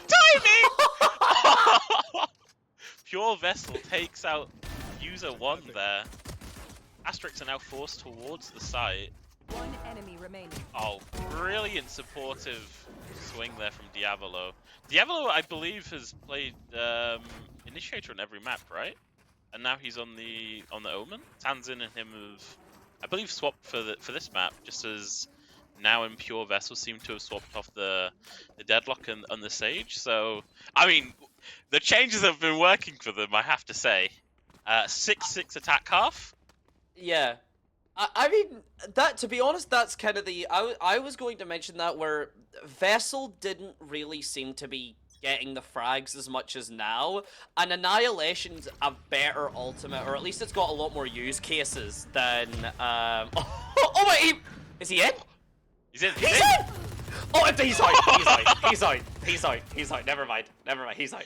But yeah, Annihilation has a lot more use cases than Rez, so if you're getting frags, you want it to be going to the Deadlock. That's my point. Yeah, you definitely do. And I mean, speaking of frags, Axis got 22, 23 of them. As I've, that's quite large a lot. number. I think he's large number. 22 and 6. And still it's only 7-6. So, okay. I mean, Axit's Deagle has been absolutely unbelievable. And again, it could be another eco that they're converting. You never win. You never win the bonus, ladies and gentlemen. It cannot be done. If you want to be king of the pups, you do not win the bonus round, is apparently what we are hearing today. The back and forth is coming. Come on! No, right, okay. Like, I know I'm getting a bit excitable. It's right in front of you! Everyone is exhausted. Everyone is exhausted. This is a match that only gets played after 5 hours straight of Valorant. And this is casting that only happens after 5 hours straight of Valorant. There is no other way. As it's, thank you so much. Even with only 22 HP takes the win. I absolutely love the deviation from his name that we have coined it. Oh, thank you so much. What an amazing... Honestly, he should just claim that now. He should just say, I hope oh yeah, so. actually, that's what it's meant to mean, yeah. As I said before, he's looking at him. Are we gonna see the haunt as well? Are we gonna see the haunt that he just literally look? No, okay, we're not right now. We keep that in the back burner. Oh, okay, that was just a nice shot. Now we're seeming to be a little bit back more on form. I mean, 3 things were thrown. Was that a double grab net and then a seize? That was, yeah, that was. Oh my! Okay, well, okay. Another eco. How do we go back? Yeah, another don't let these players buy guns. Just take a sheriff and leave. Don't try and buy anything else. Don't try and set yourself up, especially if it's a Bucky that Diavolo seems to adore having whenever it hasn't done him too many favors. Like the Odin was working or the Ares was working. The Bucky not quite so much. No, I mean, all he needs is a sheriff, I suppose. He can keep the Bucky as long as he's got a sheriff in his hands as well. I mean, really, really well anticipated there from Pure Vessel. And it's another eco conversion. I actually don't remember how many ecos we've seen being converted in this. It's definitely inflated numbers because it feels like half the rounds are ecos that are being converted. And I mean, 24 and 8 from Axit, 16 and 8 from thank you so much. We've got user 1, the Demon 1. Is it a Demon 1 reference? You know how a lot of these players have my name is insert name here 1. Yeah. I mean, it might be. I wouldn't put it past the players, just because obviously, you know, some of them have their senses of humor, which I think is very evident in thank you so much. But you know, that's very much just their choices at the end of it. I'd say it's a reference to it. Just while I've been thinking about that though, nothing's happened in like 30 seconds, which for the pace of this game in particular is like a light year. Is so long. It definitely is, but it's very, very well called from Asterix Division, waiting out both the Sage Wall and the Deadlock Wall here. And all 3 walls are gone! All 3 walls are gone! Now they have 45 seconds to craft an ending to the round. They've got to pick up. They have nobody on the B side. Oh, okay, I've just seen the Omen's on top of Ticket, looking over. They have given up the A main space. And they've got I'm pretty sure that Neon has a Bucky, if I'm not mistaken. And he's inserted in towards mid. Oh, I think I've just seen him with a oh, okay. I'm not gonna lie, I did not realize that he had the ultimate. They are gonna get plant down. What is going on? There's a lot of back and forth, as we've said. Oh my I'm days. lost. Okay, yeah, here we go. Well, I can try my best to hold it. Oh my god, even with the stun, the sound sensor, the timing's that's actually massive. The paranoia, it's a bit wide, but the Odin fires just that damn fast. I am alone, cannot take the 1v1 there. Watches his team kind of fall all around him there. Diavolo only needing one bullet, despite being stunned by the sound sensor, is enough, and that's a hell of a clutch to make a statement, to keep the Odin in your hands, to keep the kitties in the game, and to keep these rounds as equal as they possibly could. 8-8, the best of the 8s. Isn't that like a lucky number, like 8-8? Oh, lucky 8. You got lucky sevens, you got lucky eights. Yeah, you got lucky sevens, you got lucky eights, you got like. The thing is, everyone has a lucky number. You know, I mean, what, 6 and 7 are now lucky numbers by because of the 14-year-olds in TikTok. You know how it be. Not a lucky number for Yuji at the moment. That's going to be a whiff shot. And Vessel actually punishes by taking one of his own. How is it always Vessel and now? Okay. There's so much action. I'm overwhelmed. I mean, I'm so overwhelmed. I do not envy a caster's job. Hey, look, it's a lot of fun. It's just you have to keep up with the shenanigans, my man. Well, welcome to the caster desk. It's fast paced, especially if there's okay timeouts now. Okay, there wasn't a timeout in the front. What? Okay. What? Well called. Well called.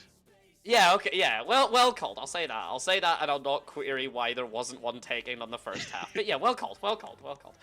Yeah, in terms of what they are talking about right now, we are now genuinely into what is possibly going to be the last 6 to 8 rounds of this tournament. We are approaching our number 6 that these two teams have been playing relentless Valorant on, with what, a combined 10-minute break for the last 10. So they have been playing Valorant for the last 5 out of 6 hours. Let's like put that into context for like what's been happening here. Whilst Kitties have been doing their triple sentinel shenanigans, which is actually seemingly working. Again, the scoreline is really close.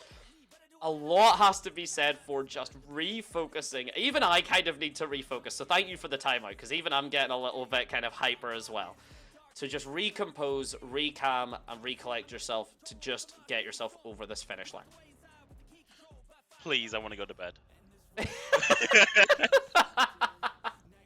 Yeah, I do not think anyone had this planned, and I want to just say like a final thank you, because like we do say like we want to go to bed and also like, but thank you to everyone here for all the teams that expressed interest in any way, for all the teams that played today, for Kitties and Asterix for like taking this the absolute distance. If it has been an exhausting one, yes, of course, that's the way it is sometimes, but it has been damn entertaining, and it has been really cool to see what these players can do. And speaking of what these players can do, Pure Vessel can walk right in to thank you so much, his gun barrel, and lose his head because of it. And now it's all down to Diavolo, who has been given away to try and fight this B main push, and he shall not do it.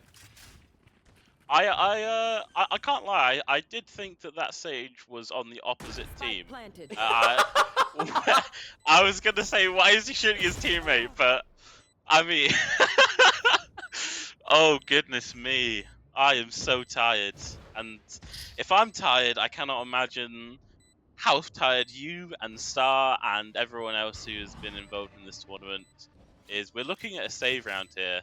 Thank goodness, so we can continue to talk we about. can catch our breath. Yes. I mean, now it does get a good kill here. Does that give his ultimate? Oh, okay. Saving the op. Not saving the op. Did it fall off the map? I think it did. We will see it. Yeah, it did. That's ridiculously fortunate. That's ridiculously fortunate. I mean, it's an op on attack, so like you're not going to be seeing too much of it out of it anyway. But like to prevent the opponents or to prevent Asterix from like being able to hold that mid angle with an op, like yes, you'd typically smoke them off anyway, but it's still a big deal. So like losing that just to the angle there, it was also a really unlucky shot from Yuji. That was about a pixel difference between you know, a kill and not. So unfortunate for them. And yet again, the fight for the A main is about to begin. My territory, my rules. That's a... What's going on? Yuji went, oh my god, he's on for, no, he can't get the ace. Yuji went Yuji!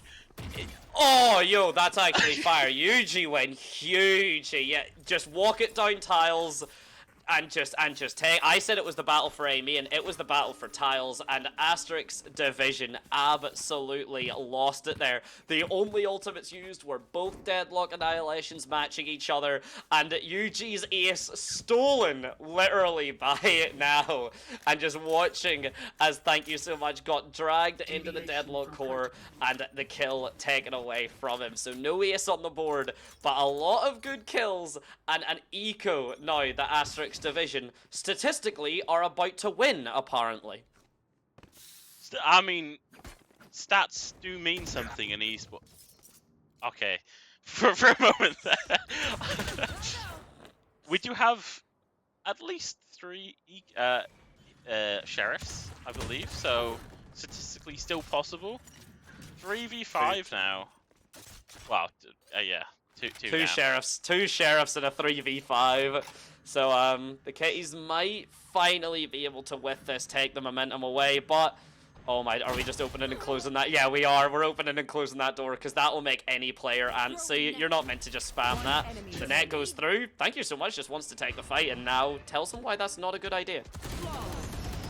Axit can't repeat what he has done for not just this series, but I feel like almost every game that we have watched. I've also just realized every single game we've streamed today, Asterix has been a part of, which is insane. So we have watched Axit, we have watched User One and Co at this point, if I'm honest. I mean, Autism's definitely my bad. Nice one. Oh, Thank You So Much. Nice one. It's definitely stepped up here. I mean, I also should mention that Asterix during this series is playing with their coach. I'm Alone is not their 5th player. I'm Alone has been involved with Lost Puppies and Lost Puppies tournaments quite a lot. Let me take this over. Let me take this over. We've got the Steel Garden pop down. Armageddon's drop. We've got the Salvo as well dropping down. Only 1 actual frag, though, from all of that. Nightfall as well has been used by Asterix Division there. So a big amount of utility being used. But, I mean, it has worked out in their favor. But you've still got 3 players online for the Kitties. You've got the Res online as well. Granted, it is literally at the other side of the map, but still a potential to be relevant here. I'm very shocked that there's not a rotate coming through here. Pure Vessel believes there's going to be a B-site member. Diavolo, though, already good for 2 and might as well make it 3 unless Sanson can do some. Oh my god, he was right. Oh my god, he was right. And he's Pure Vessel. Pure Vessel is the biggest brain gentleman I have ever seen. Oh my god. I mean, Lost Kitties. Match point. One round away from being crowned King of the Pups, and an unfortunate name of Lost Kitties. Apparently, the King of the Pups might just be some kittens. What do you think of that?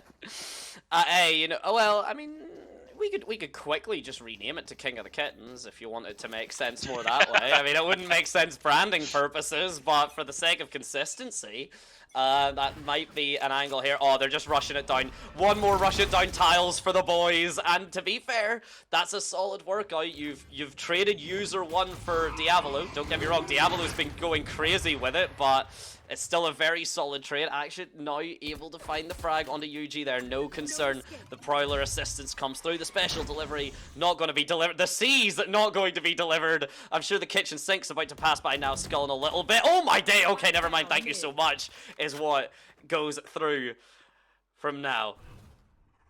I mean, a little bit overzealous there from Yuji, but if I'm honest, the overzealousness with this Triple Sentinel comp has been working for them so far.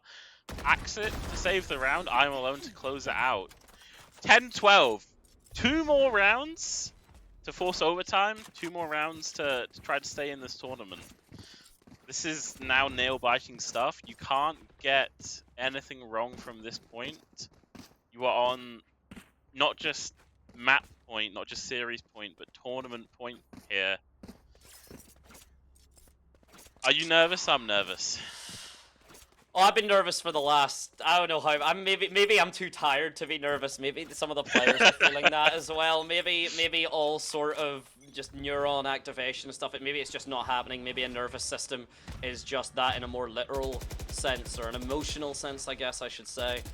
But we are down to a fight on mid, potentially for the last time. Lost Kitties here. Could end this now. But we've seen this kind of struggle beforehand here. We've seen the Asterisk division do have the kind of clutch potential action there.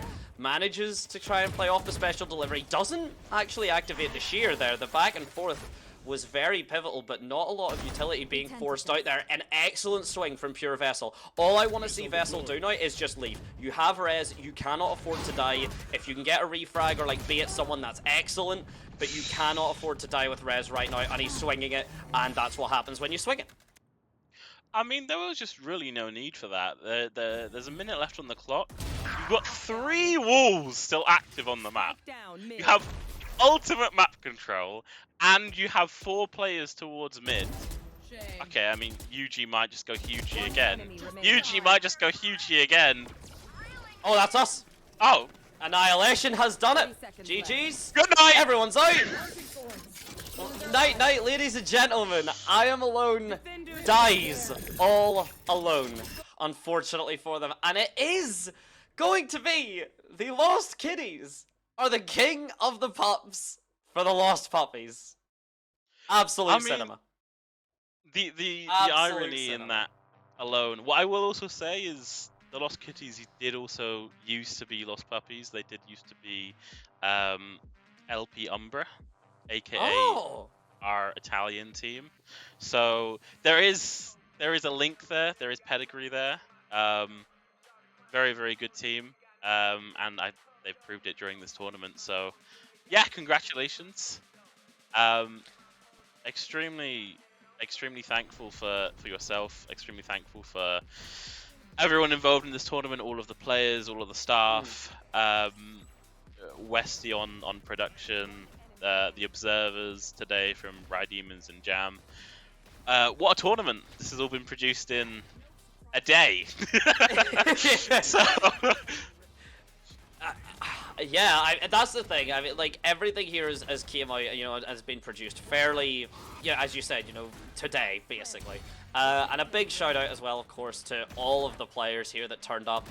We were talking about it off screen. I mentioned it a little bit as well when we were on show, but like, the amount of people that kind of expressed interest, the amount of like numbers of like teams and stuff that, you know, could have been if the schedule and stuff coming through as well. Like, there's so much stuff that like is going to be coming up in the future that's like a massive thing. But again, we have to obviously thank the current players for that. We have to it's there. Thank you so much. The Haunt was on his screen for 3 seconds and he had no clue what was happening. But that is the level of exhaustion, of fatigue that happens. Again, these players have all been, from both Asterix Division and Lost Kitties, have been playing Valorant now for 6 hours straight.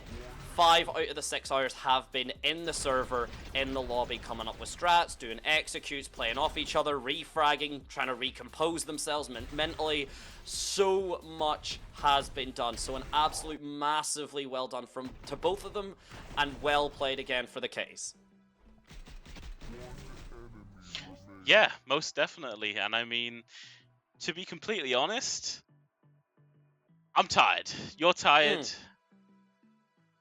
I'm glad this is over, but what an amazing what an amazing event this has been. Thank you very much to everyone involved yet again. As you've just seen there on the replays, what a map, right? Oh yeah, absolutely. I mean, it was cinema. It was peak.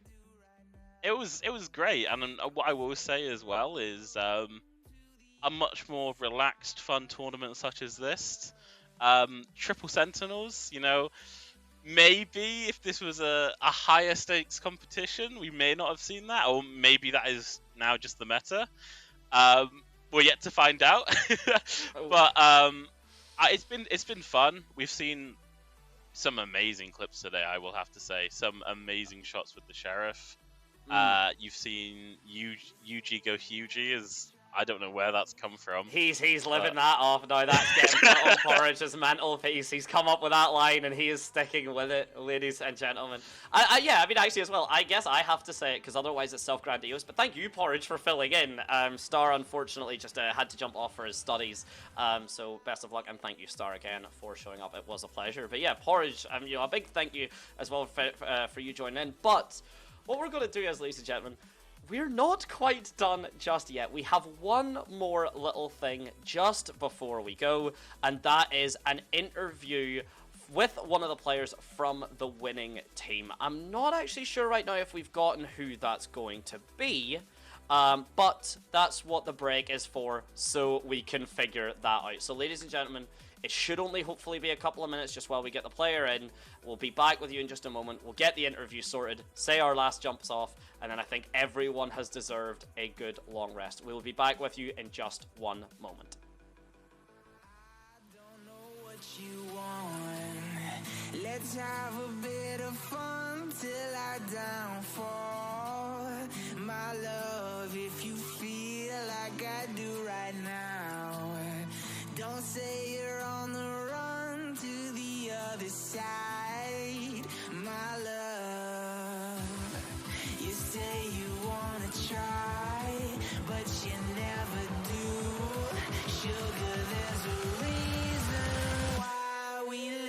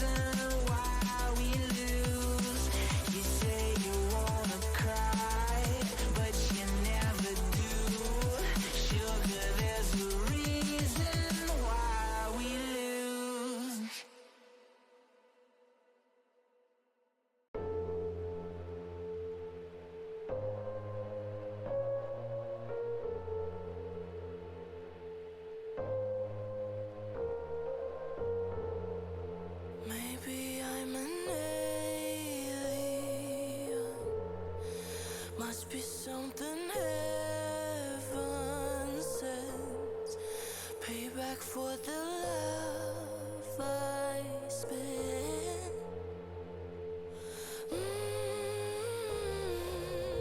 Oh my, this time I'ma keep it gone. Stay fucked up, feel so good.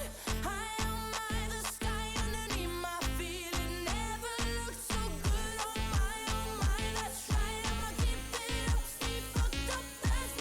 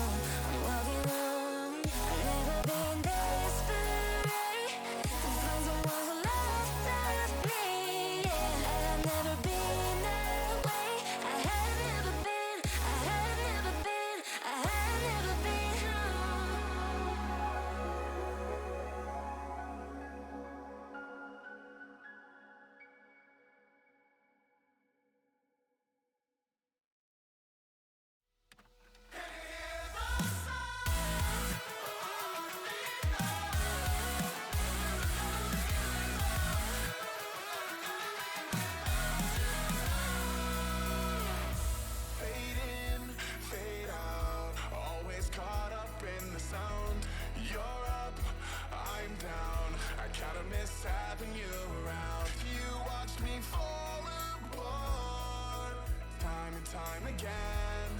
Couldn't lose you in the end. But if you call my name, it'll be okay. I'm never gonna leave without you. I'm never gonna leave without you. Can you hear the sound of my heart beating now? I'm never gonna leave without you. I'm never gonna leave without you.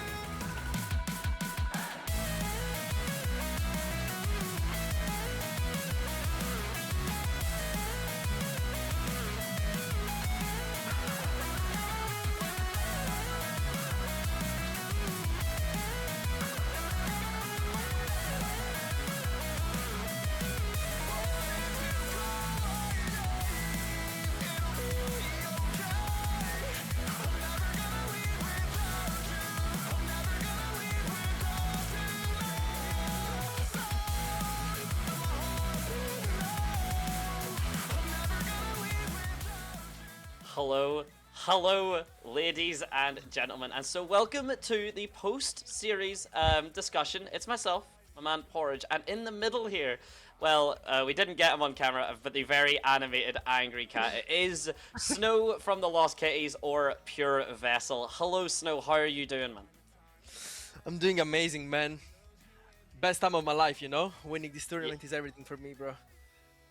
That is the attitude we want to hear. And you know what? I think it's only fitting.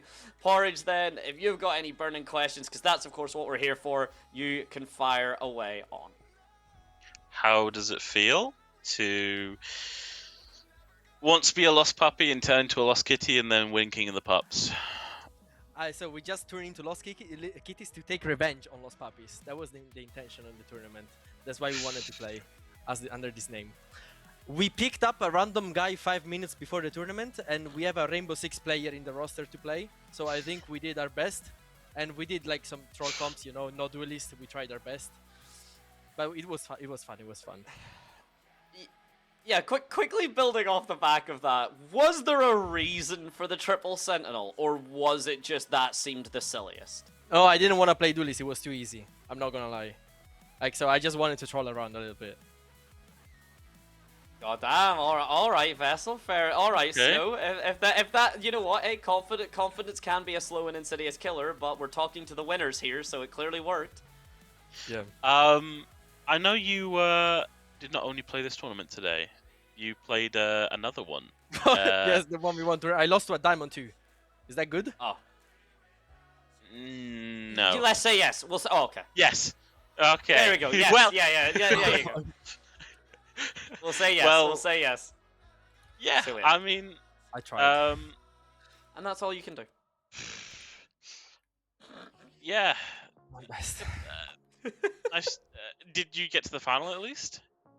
No, I lost in quarterfinals to the fucking Diamond 2, whatever.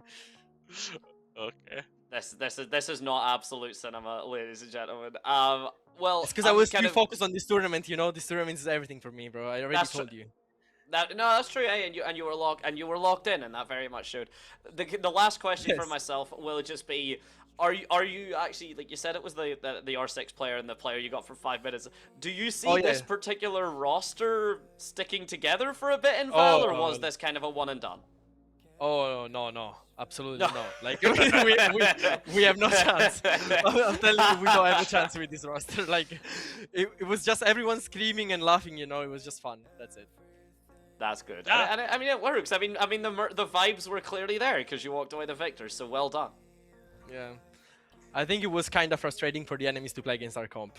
I'll be honest. It was really frustrating.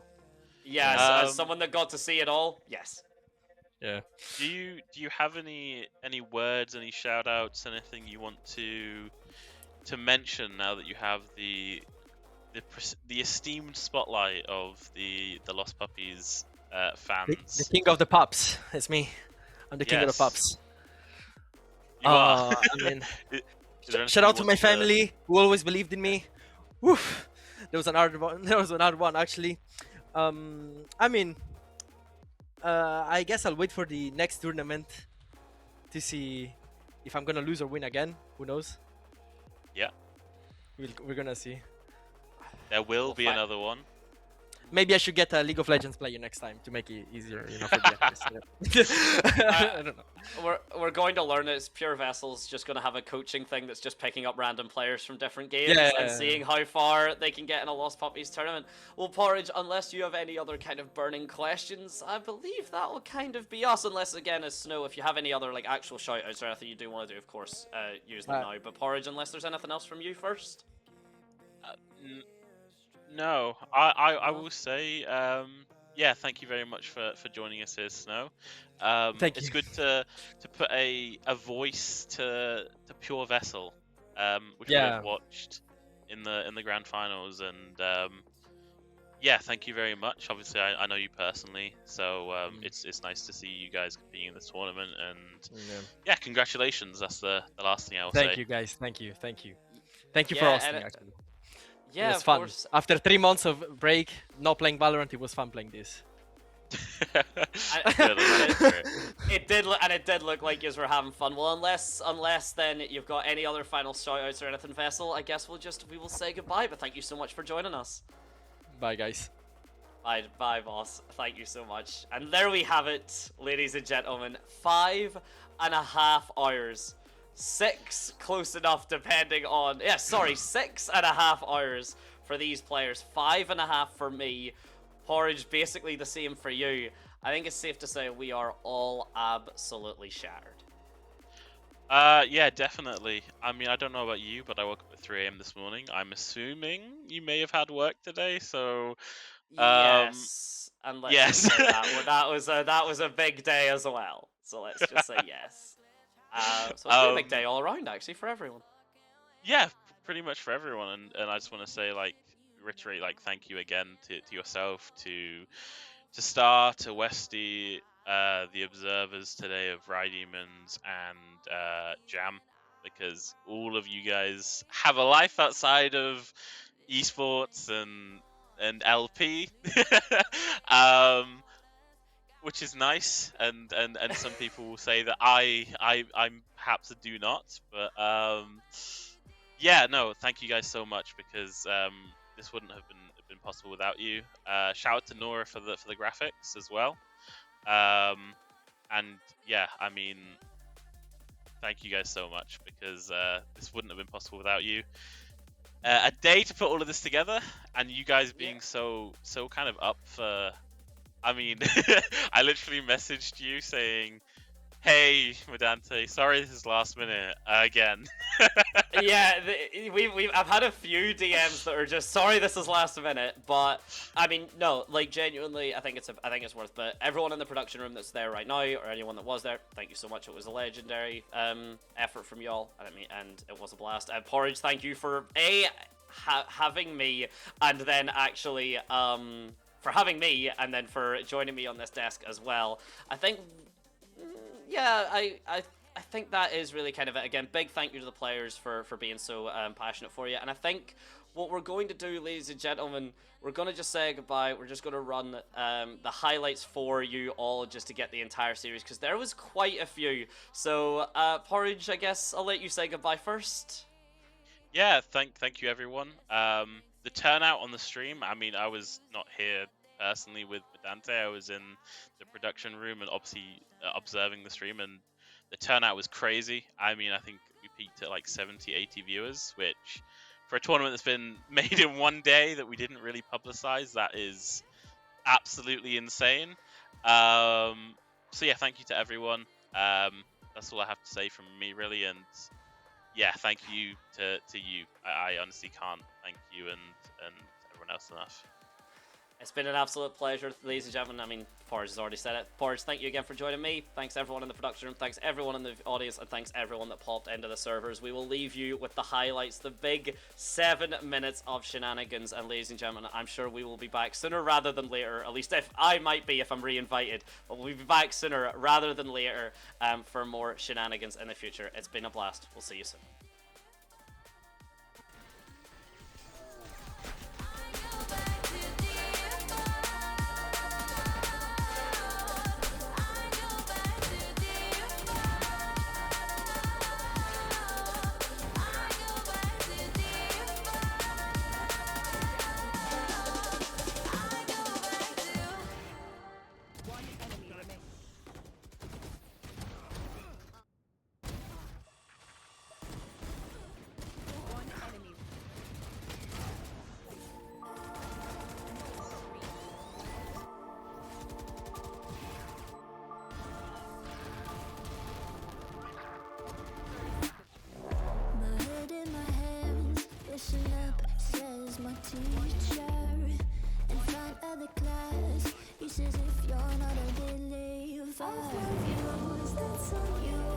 shape up and pay your dues. I'm with you, is that so?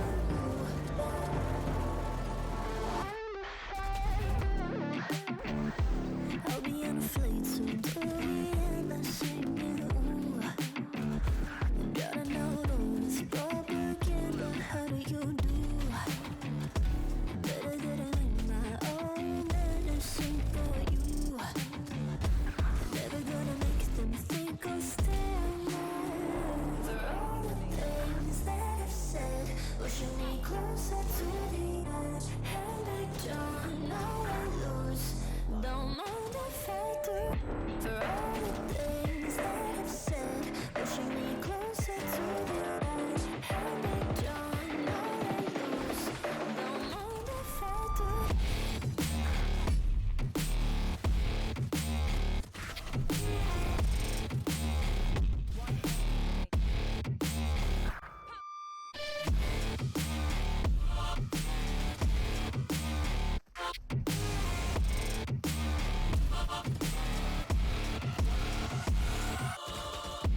Free as the wind, and as strong as a piece of amber.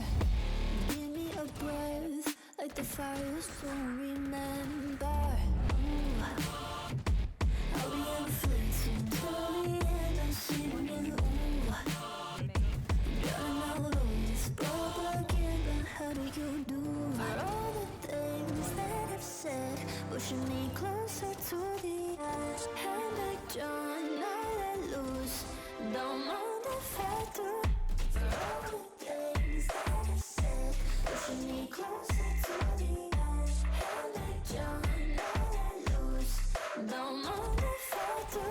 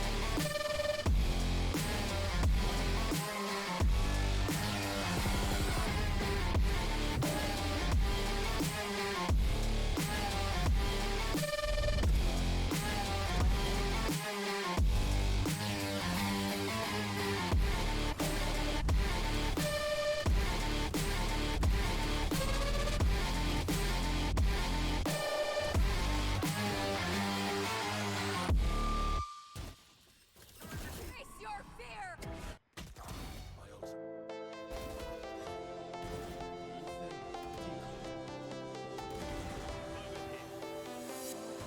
I was a lonely silhouette, needed somebody to show the way.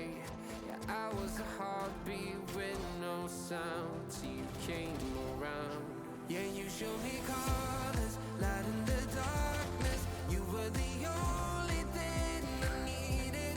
Then we got older, but we stayed the same. Swear that we never lost the flame. Nostalgia, you're an echo in my head. Oh, nostalgia, like a symphony of our memories. Oh, nostalgia, don't you ever slip away. Oh, nostalgia, like a symphony of our memories. Oh.